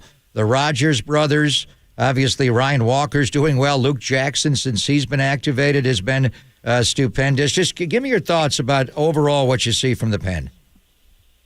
I mean, my thoughts are exactly what the numbers are showing, is they are the best bullpen in baseball right now. Everyone's throwing with confidence, and you've seen some solidification of what those kind of roles at the back end of the bullpen are. Obviously, Camilo has done fantastic. If he's not an all-star, it would be a huge snub for the guy who was the NL reliever of the month in May, continued to do well into June. He's pitching with a ton of confidence. His fastball command has gotten much better with him just attacking the zone and throwing that 90, 91 mile-an-hour slider right off of it. And then Tyler Rogers has been so fantastic, and ever since he threw his glove away, Taylor Rogers has been the same way. These guys have come in, and they've really been able to provide length in the bullpen. And I don't mean length by just like going out there and pitching innings, but I mean length and shortening the game. Once you get to the 7th inning and you have that kind of 3-headed monster, and then you added Luke Jackson back into that mix, who's obviously a proven late inning guy, that's a scary back end of the bullpen, because those guys are pitching with a ton of confidence right now. I mean, when Taylor Rogers threw his glove away, we were all kind of scratching our heads being like, you know what? When are we going to start to hit the panic button? We know what this guy's track record has been, but we're not seeing the results. And then all of a sudden, he's just turned it on, and he had a conversation with him after that, with himself in the mirror after that night, and he's come out and he's been fantastic. The velocity is starting to spike up a little bit. We've seen some 94s, 95s, even a 96 on the board. So he's getting back to the Taylor Rogers that we expected to see from the beginning of this season. But these guys have just been so good, and I know Tyler gave up a run yesterday, but that ERA is still super shiny in 32 games, and they've really been able to just shorten games by how good they've been. And to your point, you have a revolving door of long men, and that's totally fine, but you, I think, need to solidify that starting rotation, and you have to have something concrete within reason, barring injuries, obviously. So these guys can just really get accustomed to doing their job, and that's being ready for their situations when they come about. Our good friend George Contos is joining us. Of course, you've seen him before and after all Giants games. You'll see him this afternoon as the Giants wrap up, try to get the sweep today against the Padres, and we'll have it for you right here at 12:45 here on the Sports Leader. So when you go through a streak like this, I mean, what is it like? Because watching the game, it feels like, well, they're going to win. They're going to come back. Last night they finally didn't need to, but you get this sense as a fan. What is it like as a player? Well, the momentum is real, and it's something that we cannot calculate, but everyone can feel it, right? Everyone's walking into that clubhouse this morning, riding that 10-game win streak high, and everyone just is a little bit more relaxed, confident, having a great time. And that goes when you can play the game just loose and cool, calm, and collected, and having a great time doing it, and getting production from everybody in the lineup, whether it's your starter, whether it's the depth of your lineup that day, top of the order, bottom of the order, or the bullpen. When everyone is firing on all cylinders and you're having these types of results, baseball is very, very fun. There's a lot of smiles, I'm sure. I didn't go over there at the clubhouse today, but everyone's probably walking around having a good time. And then you know what? They'll lock in right before the game, and then all the focus is on winning that game, winning it today. They're not focused on this win streak. I do think the fact that the Cincinnati Reds continue to win, too, offers just a little bit more of a lit fire, being like, hey, you know what, let's make this a little bit of a competition on who can keep this streak going the longest. But they're very loose. They're having a great time. They're playing with a ton of confidence, and they're getting production from everybody. Giants have won 10 in a row for the first time since Felipe Alou and the Giants did it in 2004. They won 10 in a row at that point from May 20th through May 31st. We've gotten in the archives and gone back, and we'll play some of those moments, including an A.J. Buzinski grand slam in San Juan and a couple of walk-offs. But 11 in a row, they haven't done that, Georgie, going back way back to 1991. So to get number 11, and who knows, they come from behind, but Alex Wood will start today. And you were talking about the theory being you don't want any pitcher to face a lineup a third time. And the Giants flat out put it in their game notes every time Alex Wood starts. It's amazing to me. First time through the batting order, the other team hits 183 against Alex Wood. Second time through the batting order, the offense goes way up to 293. And the third time, and he's only had to face 11 hitters a third time through, George, but they're 4 for 11 with a 364. Is that the way they should manage Alex Wood? And why do you think that is? Why is it hard for him? And it is for most starting pitchers, but more so it seems for Alex Wood to get through that lineup a third time. Well, Alex Wood has not really had a full kind of season so far, right? He's hit the IL twice, so he's never really been able to build himself back up to that full starter kind of 110, 120 pitch potential, right? They're always kind of making him do a rehab start, then throwing him right back in the rotation. I know what the numbers say, and I agree that the numbers should always kind of be used as a reference point, but I'm still of the mindset that your eyes in the moment and that day should always take precedent over what the numbers say. So if Alex Wood is going out and he's dealing with it, he's got great stuff, I don't think that those numbers the second or third time through the lineup matter today, because today's a new variable, and you can't gauge what he did yesterday based on what he's doing today. So I mean, I understand that he's only gone 5 innings one time and everything, but I think to have a strict, we're not letting him see a guy for the third time in the lineup as a turnover, just to make that blunt statement, I don't agree with. I think the game should let itself play out, and you should make moves based on how things are going in the feel of the game. Great stuff. Georgie, have a great broadcast today. It's always our pleasure to get your insights, man. We'll talk to you soon. All right, guys. Thanks for having me. Enjoy the game. Thank you, Georgie. He's serious today. He's got his game face on. He's ready to go on, man. He probably still got to do the hair, which that gives you a little bit of stress. He's got especially something to for live a up day to. game after a night game. That's right. It's got to look good, man. So he's can't got have that. bedhead. No bedhead at all. Unless you're Ashton Kutcher, you can't have bedhead. Yeah, some people want to have that. Yeah. Bob Kendrick is going to join us. He is the president of the Negro Leagues Museum in Kansas City. He's been the president since March of 2011, of course. In about a little less than a year now, Cardinals and Giants are going to go and they're going to honor the Negro Leagues teams, and they're going to go to, what is it, Rickwood Field in Birmingham, Alabama, America's oldest professional ballpark, to host a special regular season game in tribute to the Negro Leagues and its greatest living player. That would be Willie Howard Mays, one of the highlights of my life, John. And Mr. Kendrick is from the Bay Area. Before I had you as a partner on the Ticket 1050, I did a show. I think it was just 3 hours long, from noon to 3. Kansas City, Missouri. Bob set me up, and it was just an incredible day. And the first time I had been there, and Buck Harvey came over. Yeah. And we spent time with him and, Buck O'Neill. Yeah. And he just, and this was right after the Ken Burns special on baseball, and Buck O'Neill was America's darling at the time. And it was just riveting. It's got the baseball configuration on the diamond and so much on Mays. But Bob Kendrick he's a Bay Area treasure. He's become a national treasure. And it's going to be June the 20th of next year. So it's right around the Juneteenth celebration to go back to Rickwood Field, the only Willie Mays ballpark that's left. You don't have Candlestick. You don't have the Polo Grounds. But when he played for the Birmingham Black Barons way in the Negro Leagues, Willie Mays first became and thought of as a great player. So Bob Kendrick will tell us all about the museum, but really Rickwood Field and what they're going to do for Mays coming up in less than a year. Let's talk to Bob. We'll do that at the top of the hour still before we get out of here. 11:45 for a pregame show for the Giants. We'll get you a little bit on the draft as well and the huge trade, or the three-way trade. The Celtics skip Porzingis, but they ship out Marcus Smart to the Memphis Grizzlies, which, of course, you already got stuff going on between the Warriors and the Grizzlies, and Marcus Smart will just intensify that a little bit more. So we haven't forgotten about that. And, of course, Warriors pick at 19. So we got a lot to go before we get to Giants baseball. It's Pop and Lund, only here on the Sports Leader.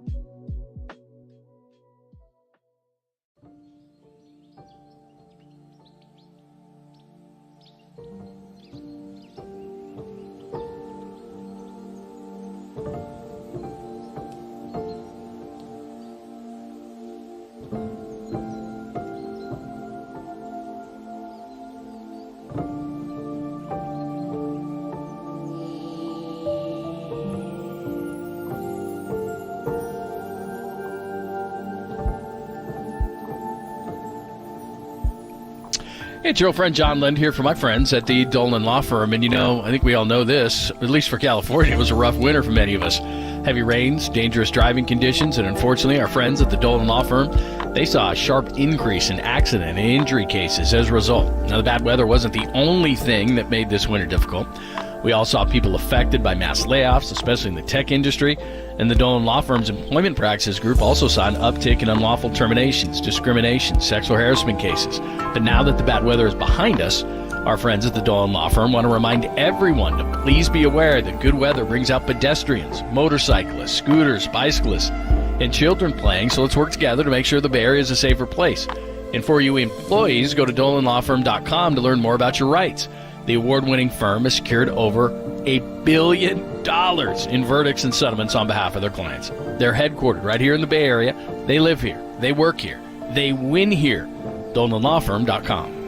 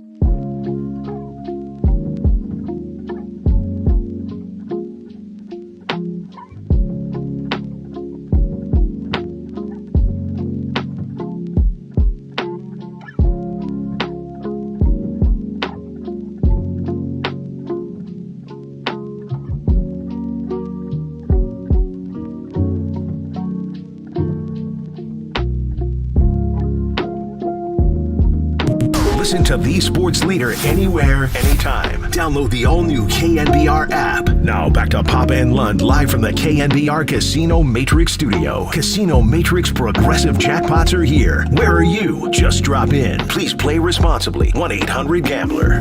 When I think about Jonathan Kuminga, right? You look at the Warriors, and I know every single season because they done got, satisfied and complacent with winning titles. You still have to grow and build for the future. And from reports, I'm hearing that Jonathan Kuminga is now 7'2". The kid has gotten better every single season. He has a nice skill set. His athleticism is through the roof. Literally, he's growing through the roof. Oh, my God. What was it, like Jack and the Beanstalk, and he's like taking beans and he's growing? I mean, my God. 7 inches in 2 months? Did he also When did we see him last? 1 month. Did he use the word complaceable, that the Warriors have become complaceable? He is. His game is growing, John, and so is his body. NBA draft is tonight. Victor Wembanyama is going to go 1, and now we're hearing maybe not Scoot, or maybe Scoot at 2 to Charlotte after hearing that they were going to go Brandon Miller. So anyway, the lying has begun. The Warriors do pick at 19. There's a conventional wisdom saying that they'll go with more of a quote-unquote veteran player. Maybe the brother of Keegan Murray, who's 22, or there's a kid at UCLA. I mean, there's a couple of different trains of thought there. But the biggest story that came out of last night is, during the show we were talking about maybe a 3-way Porzingis type deal to get him to Boston, but then that turned into a 3-way, but with Memphis, and now Marcus Smart is coming to the Western Conference, and the Memphis Grizzlies. And opting in just before the midnight deadline was Kristaps Porzingis, and he's going to the Celtics in Washington. Gets Tyus Jones, the backup point guard for Memphis. So that kind of affects the Warriors. Marcus Smart's in the Western Conference. Yeah, and Boston's a pretty good team. The Warriors beat them last year in the NBA Finals. So the NBA is kind of upstaging their own draft and having 2 monumental transactions go down. The way Phoenix getting Bradley Beal, and Washington's just dismantling, selling off like pieces of a car, stripping it right down to the stub, and it just is unbelievable. So Boston also gets, Brad Stevens pulled off a hell of a trade here. He gets Porzingis, and he gets a 2023 draft pick tonight, John, which is number 25, I believe? Right. And they get a 24 from Memphis. So they get 2 1s, and they get Porzingis. And Kristaps Porzingis, the guy that Kevin Durant called a unicorn, many years ago, and Durant really is the original unicorn in a lot of ways. But just what a skill set. When you watch Wembanyama play, John, when he gets into the low post and takes that fade at 7'4", I mean, Porzingis does the same thing. You can't get to that shot at 7'3". And he's a face-up outside. He's a pick-and-pop player. They don't post him a lot. They didn't in Washington and with the Knicks before that in Dallas. But as far as the efficiency in his low-post game, he's highly efficient. He's a great offensive player.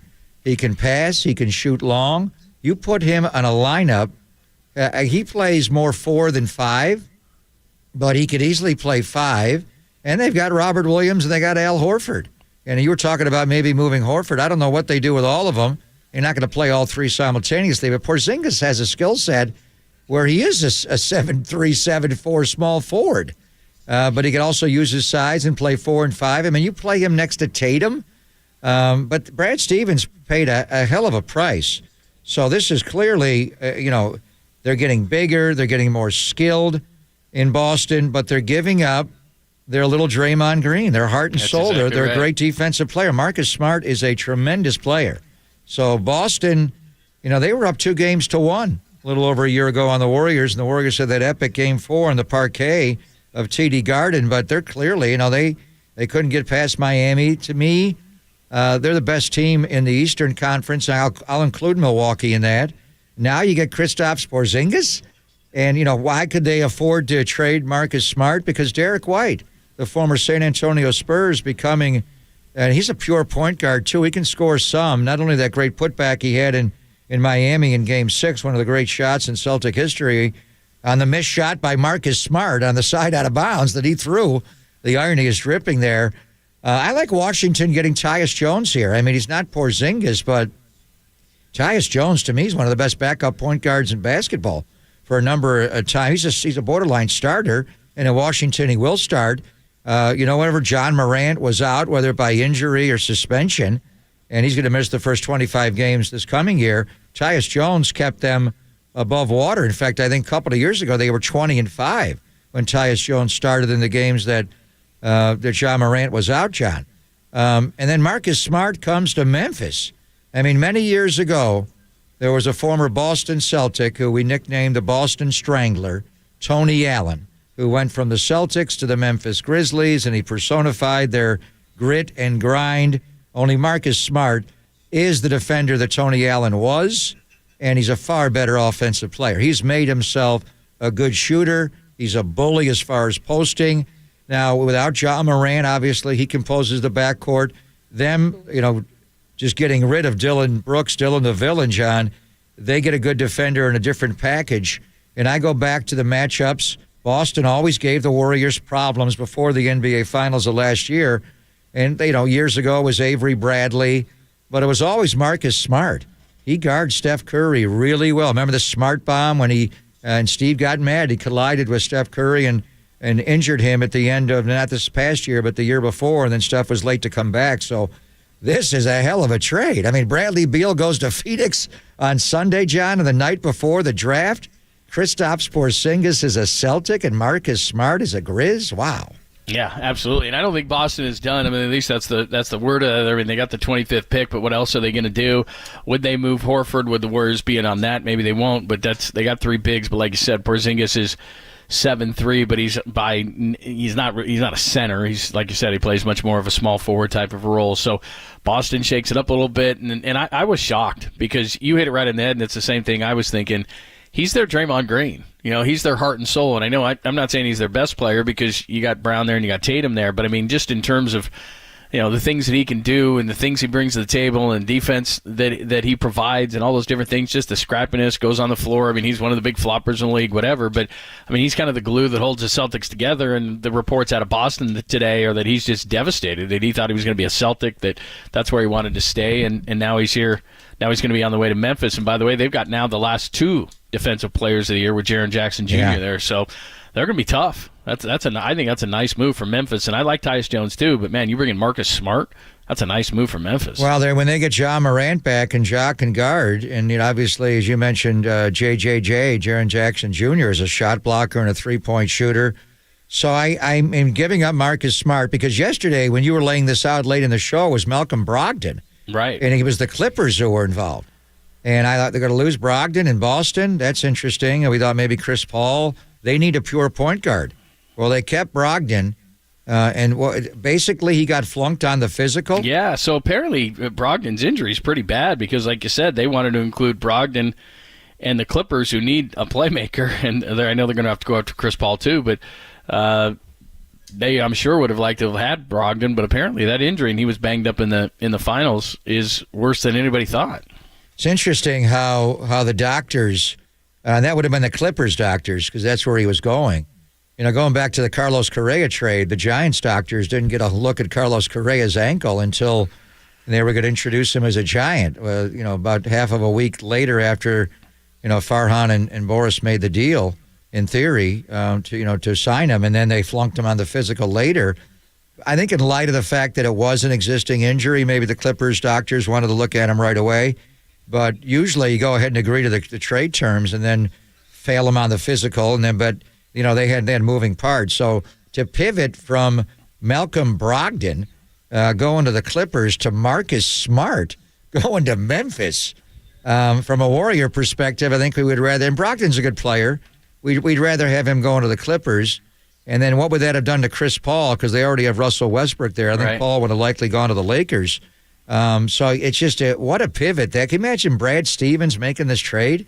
And the Clippers say no, where Lawrence Frank says no, we're not going to take Brogdon, and then just flip the trade around and be able to trade Marcus Smart and think about that.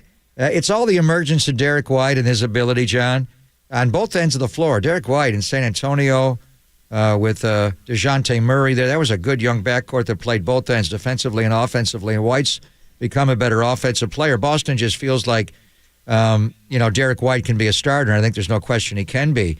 But they had to think long and hard about giving up Marcus Smart. But the skill level of the unicorn, Kristaps Porzingis, wow.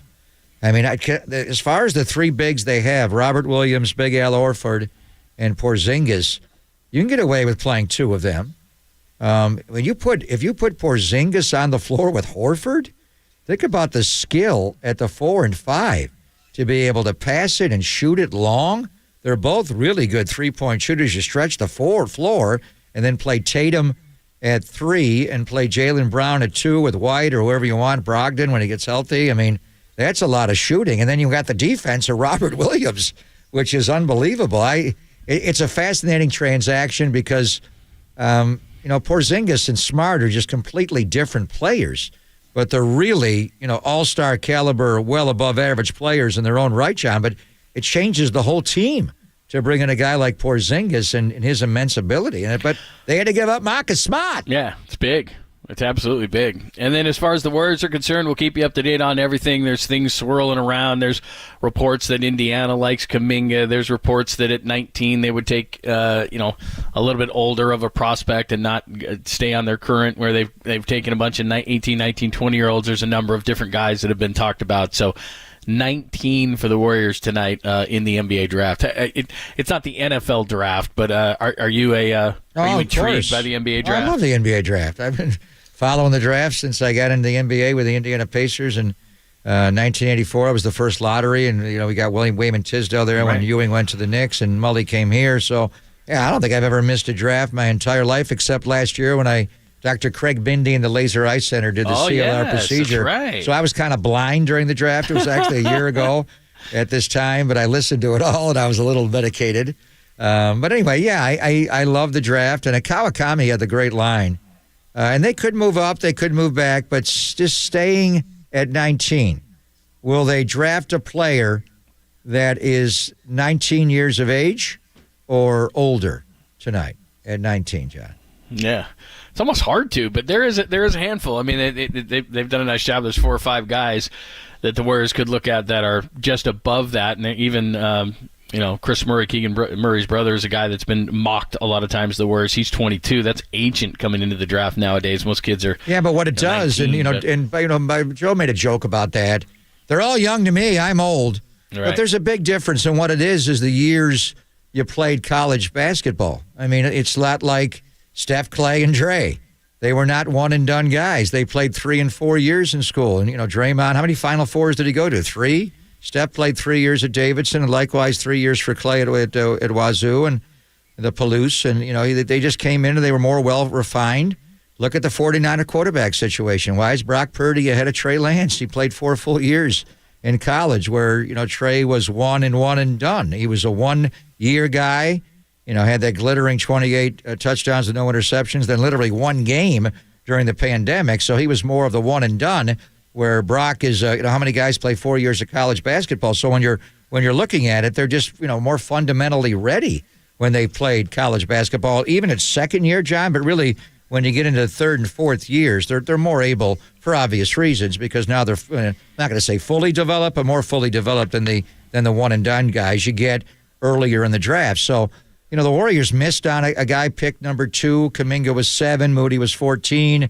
Later in the draft, Jacob Evans was at 28. Yeah. Kind of where he just couldn't shoot. That guy's shot right away he looked like it was a line drive. It was awful. But the point is, when you're in this area, if you're picking early, you're typically picking 1 and dones because you're going with pure, 5-star talents that went to the big schools and come right out immediately. The guys, Victor's different and and even Scoot Henderson in the G League and all that, it's different now. But when you're here now in the teens and the later teens, maybe you do, pick a guy that played 3 or 4 years of college basketball that is more fundamentally ready to play in the NBA like the old days. All right, good morning to the NBA draft. We had a short show today, 11:45 for Giants pregame, 12:45 for first pitch, but we'll give you all the stuff you need to know tomorrow on the NBA draft. Next, Bob Kendrick. He's the president of the Negro League Museum in Kansas City. He's going to join us coming up next. Big game next year that we'll talk about at Rickwood Field. Plus, I've been to the Baseball Hall of Fame. I would love to see this Hall of Fame someday as well. We'll ask Bob all about it. You would love it. Right across from the Jazz Museum. Oh. Get some good barbecue and just spend a day right there in downtown Kansas City. We'll talk to Bob all about it next, only here on the Sports Leader. Antioch, shout out to you for supporting KNBR, Antioch Sports Leader.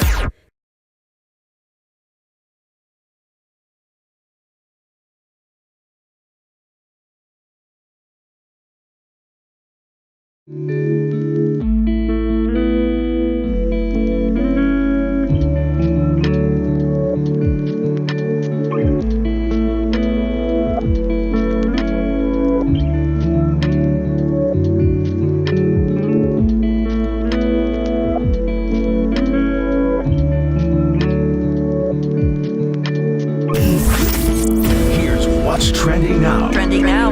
On KNBR.com. The NBA draft is tonight. We know that Victor Wembanyama is going to go number 1 to the Spurs. Who goes after that? And who do the Warriors take at 19? That story and more trending right now on the all-new KNBR app.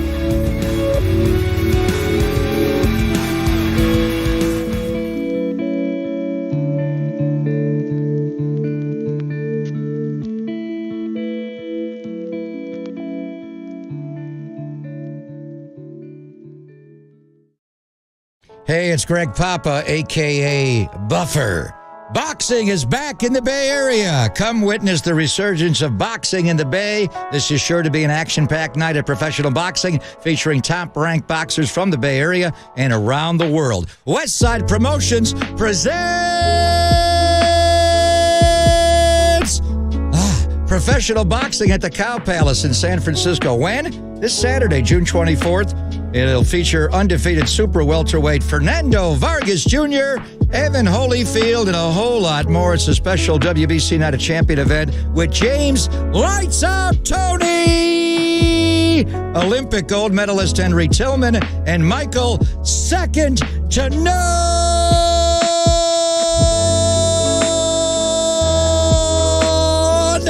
Witness history in the making this Saturday, June the 24th at the historic Cow Palace in San Francisco.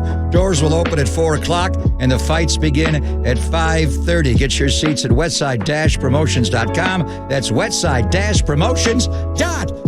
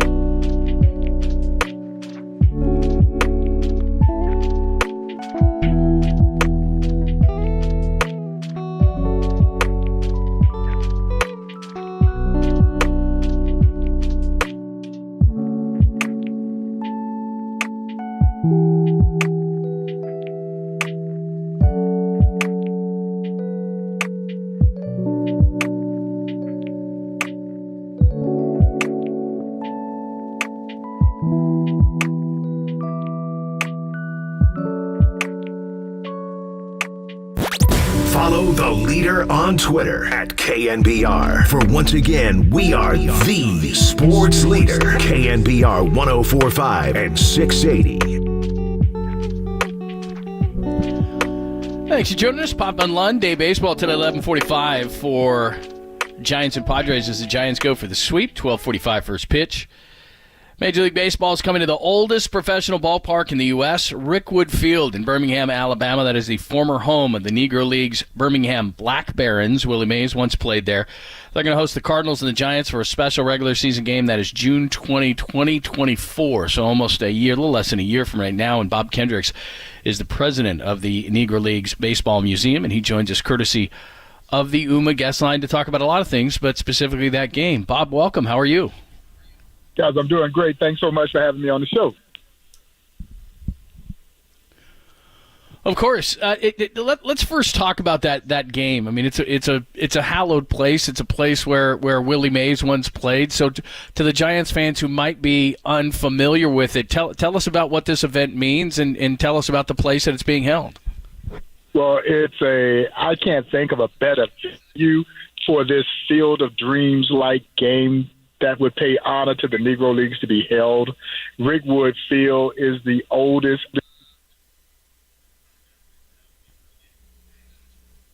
The oldest field in. Here we are. Oh, Bob, you there? We got you. You were saying Rickwood Field is the oldest, and then you fell off. Pick it up from there, sir. It's the oldest active professional ballpark.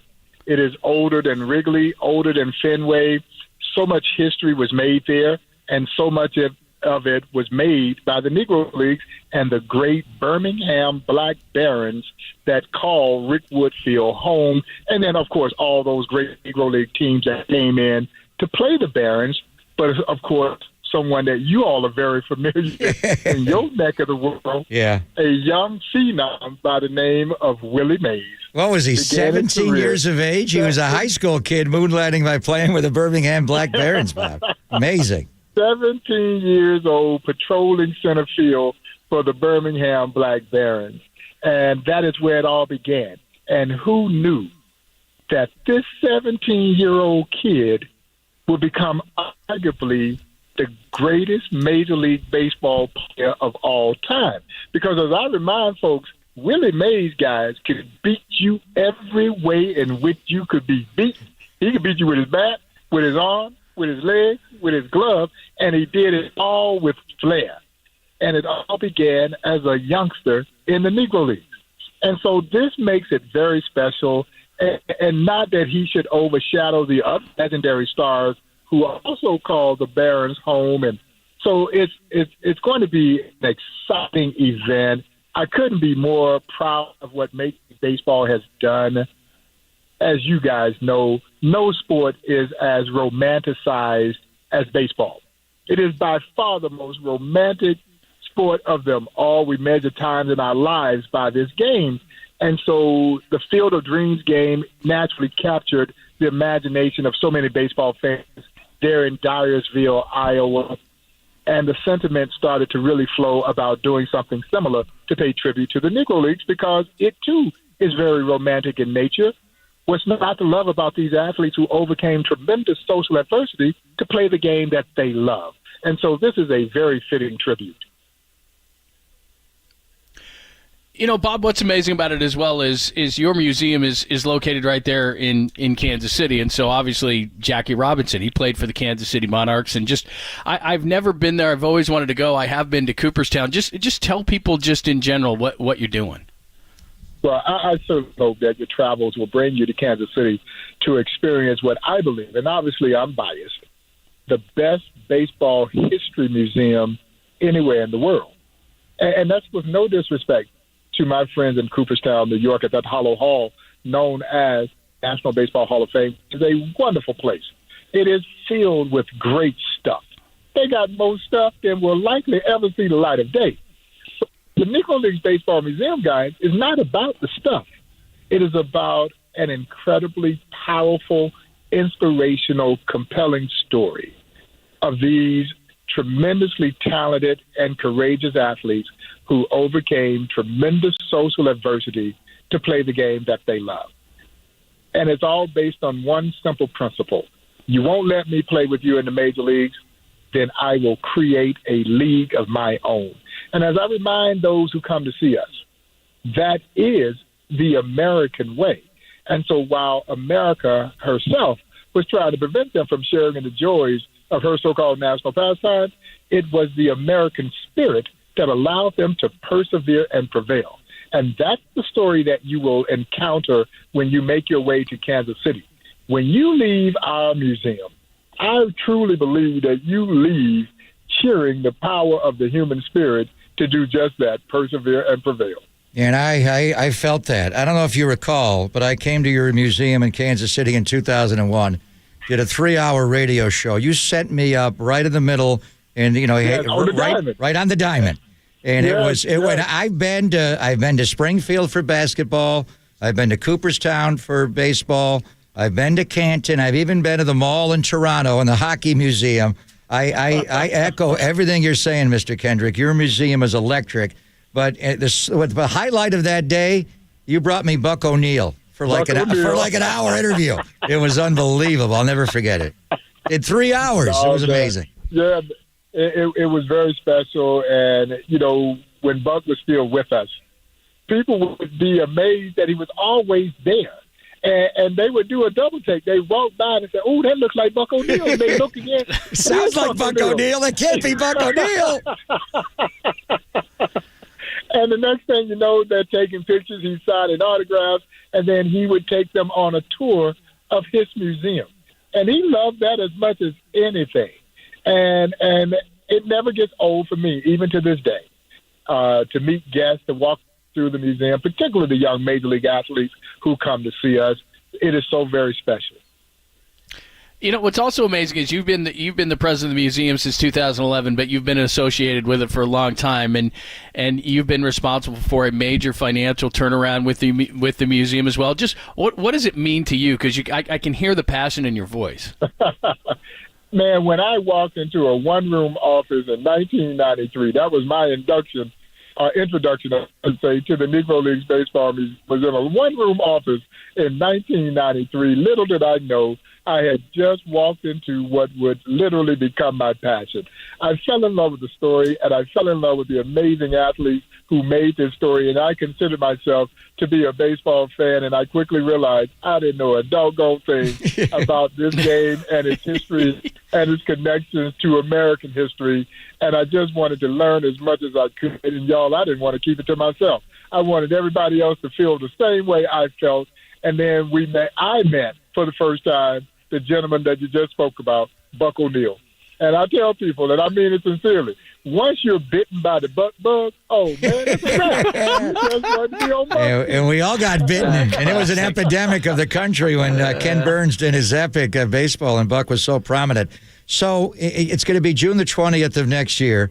Willie Mays is just, and Willie, he's one of those guys that's seen it all. It's hard to get him emotional and energized, but he is just so thrilled.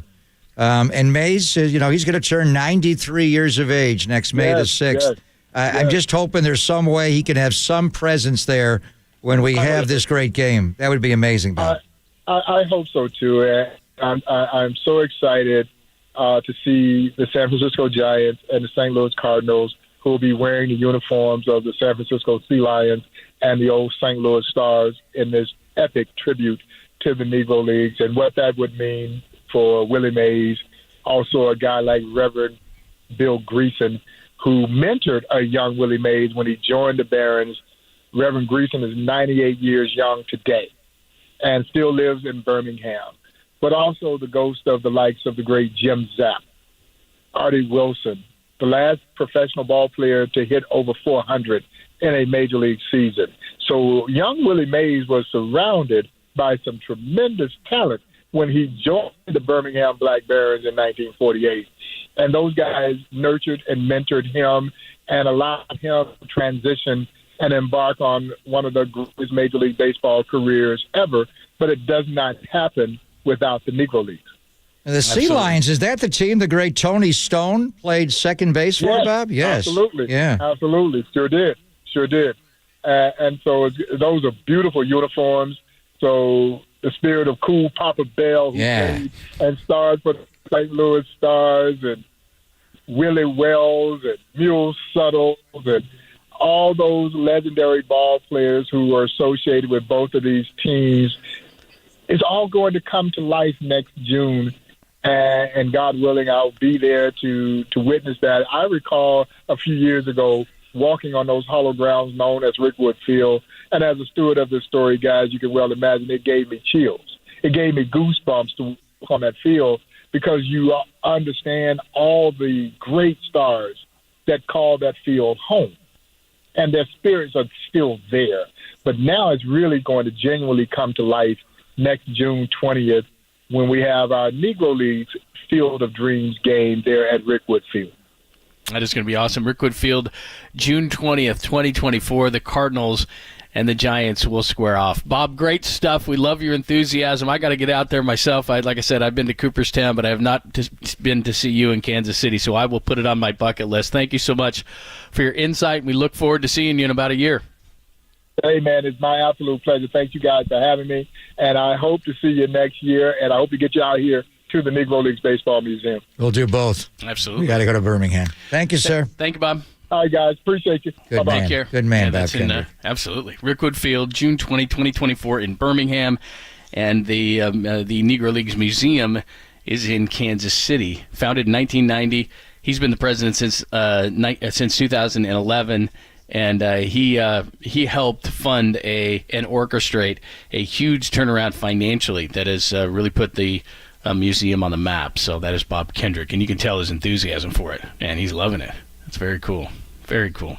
All right, we got about 15 minutes before we turn it over to Giants baseball, an award-winning pregame show, and Diamond Notes. So we'll give you a little bit of draft news, a couple other things we got to get to as well, some rumors maybe surrounding the Warriors, and, of course, last night the big story around the Buster Posey rule. And we talked to Ed Montague about it. So if you missed it, we'll recap. It's Pop and Lund only here on the Sports Leader.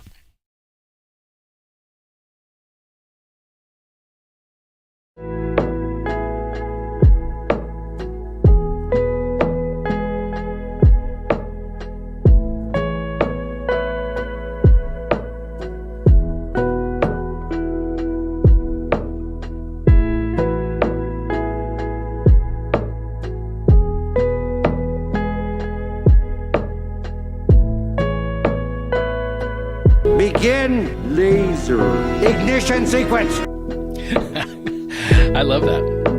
The Laser Eye Center, speaking of laser beams, the Laser Eye Center of Silicon Valley. Now, that is a little bit different, but it's called Custom Lens Replacement. It's called CLR, and I couldn't see. No, I could see, but, you'll want, as you get a little bit older, and, of course, I'm not that old.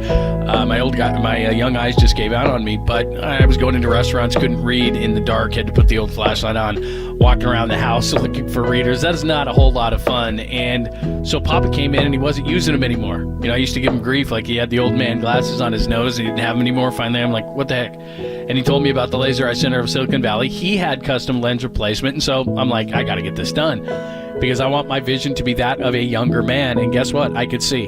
And I use this term all the time, and people will come up to me and go, come on, man, life-changing? Yeah, life-changing, because when you can see well, it is life-changing. When you don't have to look for readers all around your house, it is life-changing. When you can read a menu, which you've taken for granted for years, it is life-changing. And the thing is, it's a simple procedure. It only takes minutes. It's Dr. Joe Ling and the incredible team at the Laser Eye Center of Silicon Valley. So if you want to turn out and have your eyes are like mine or like Papa's, it is awesome. And by the way, your consultation is free. So just call 877-GET-2020. That's 877-GET-2020. You schedule a free consultation. You'll see what I'm talking about. Or you can go online, BayArea2020.com. That's BayArea2020.com. It's a Laser Eye Center of Silicon Valley. You won't believe your eyes. You're not going to need glasses. You're going to see, and it's going to be awesome. 877-GET-2020 for that free consultation, or online at BayArea2020.com.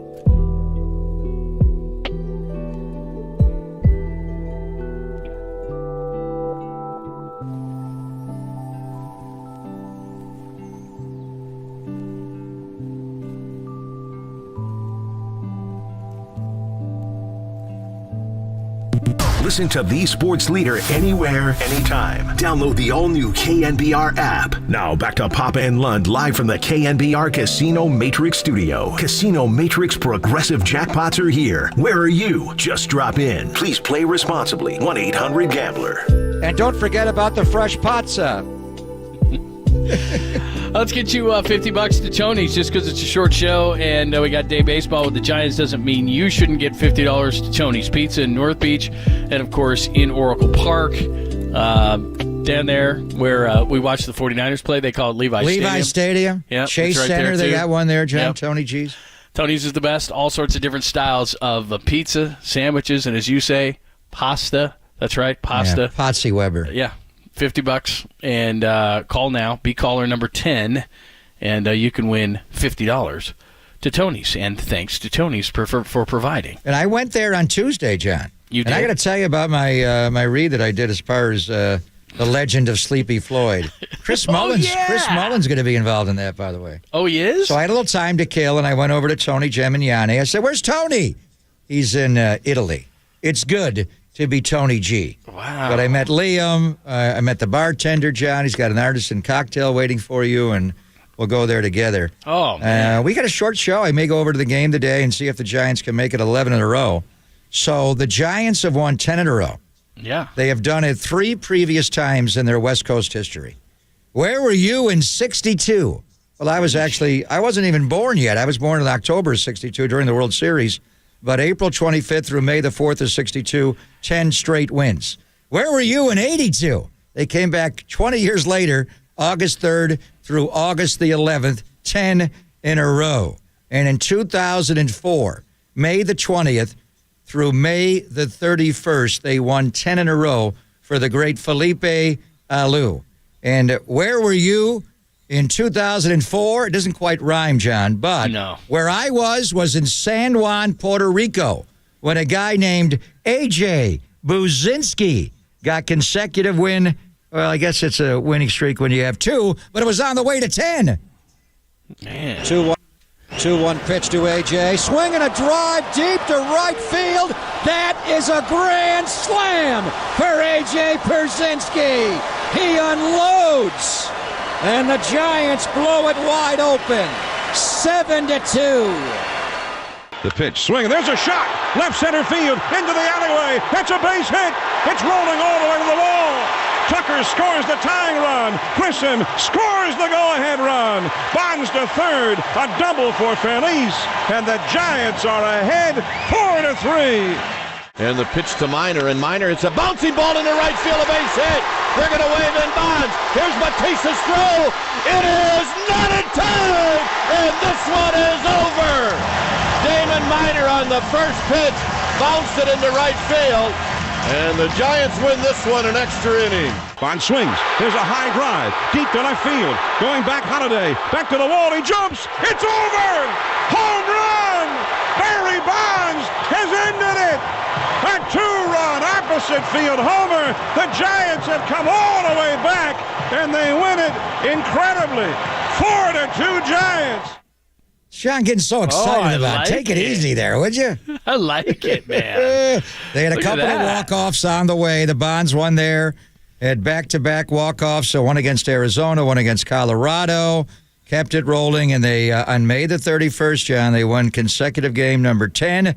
They would not get to 11 in the next game. So they're halfway, by the way, to the Oakland A's 20-game winning streak of 2002. Think about that. You've won 10 in a row, so and you got to win another 10 in a row. I have already looked it up, John. Number 20 would be on Sunday Night Baseball, July the 2nd at Citi Field, New York, against the Mets, and they would go for blackjack. 21 in a row, besting the A's if they could get there. It'd be on July the 3rd back at Oracle Park against Seattle. But they're only halfway there. But you put that in perspective there. I mean, that streak for the A's, which you called, and it was nice hearing you call some Giants baseball in there. But did you like A.J. Pierzynski? Were we angry with A.J. yet? It was so early in his A.J. No, run. not yet. Not yet. He didn't knee Stan Conti. Well, actually, he did. Did he knee Stan Conti in the groinal region? I think in spring training. Right. Is where that happened. So anyway. Yeah. But, I mean, just to put that in perspective, I mean, 10 is cool. I mean, you win 10 in a row. I mean, the Reds are red hot as well. I mean, you had 11 in a row. It's not even the Yeah. longest winning streak in baseball. I mean, you gotta do a lot of things right. But then the A's, I mean, that had to be a ball calling those games, man. I mean, just every night. Well, and they had unbelievable starting pitching, and Corey Lytle during that 20-game streak behind Hudson, Mulder, and Zito. But it was Miguel Tejada on his way to his MVP year after Giambi won it the year before, and the back-to-back walk-offs, Eddie Guardado one day, Jason Grimsley the next on Labor Day, Sunday, and Monday, and then obviously the Hatteberg home run. It was so epic, John, they should make a movie about that 2002 Oakland A's season. So we don't want to jinx it, but this is where, they were at 500, the Giants, before this streak, and they were incredibly streaky after the 6-13 start, going into the April 22nd game. They'd win 5 in a row. They'd lose 5 in a row. They'd win 4 out of 5. They just kept going back and forth, and they didn't make up any traction. And obviously, since Mother's Day, they have the best record overall in baseball. But this is where you stretch it out. Since Mother's Day, they're 25-9. But to win 10 in a row, that's the kind of streak that, pushes you ahead of the Dodgers. You're already ahead of the Padres. Now you got a little more room there. And stay rolling, because right after this day game today, John, against San Diego, going for the sweep, another sweep, roll right into the Arizona Diamondbacks, who come in over the weekend for the first time all year, and they're currently in first place. We'll see if they're in first place by Sunday evening. Yeah, no, this is cool. I mean, when we looked at the schedule and we saw that they weren't playing as many NL West teams, but then all of a sudden you sweep the Dodgers potentially today. You could sweep the Padres. Then Arizona's the first place team coming in for a weekend series, and we talked yesterday about how attendance is bouncing back. I mean, seriously, this weekend you could have full houses. You're talking about the first two teams, the first and second place team, and it's not the Dodgers in the division after having won all these games in a row. I mean, this weekend, Oracle's going to be rocking.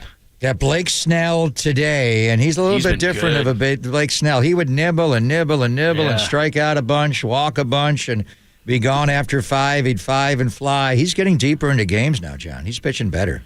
Yeah. I was looking at today for the, of course, award-winning Diamond Notes, and he's been outstanding over the last number of starts. And like you said, he'd be a guy that was like you'd look up and you're in the 5th inning and he's throwing 90 pitches and he's got to be out of there. The reason why that they got him, and you and I talked about this in the World Series a few years back with Tampa, he was so good against the Dodgers, and we thought maybe the Giants would go get him, and then the Padres actually did.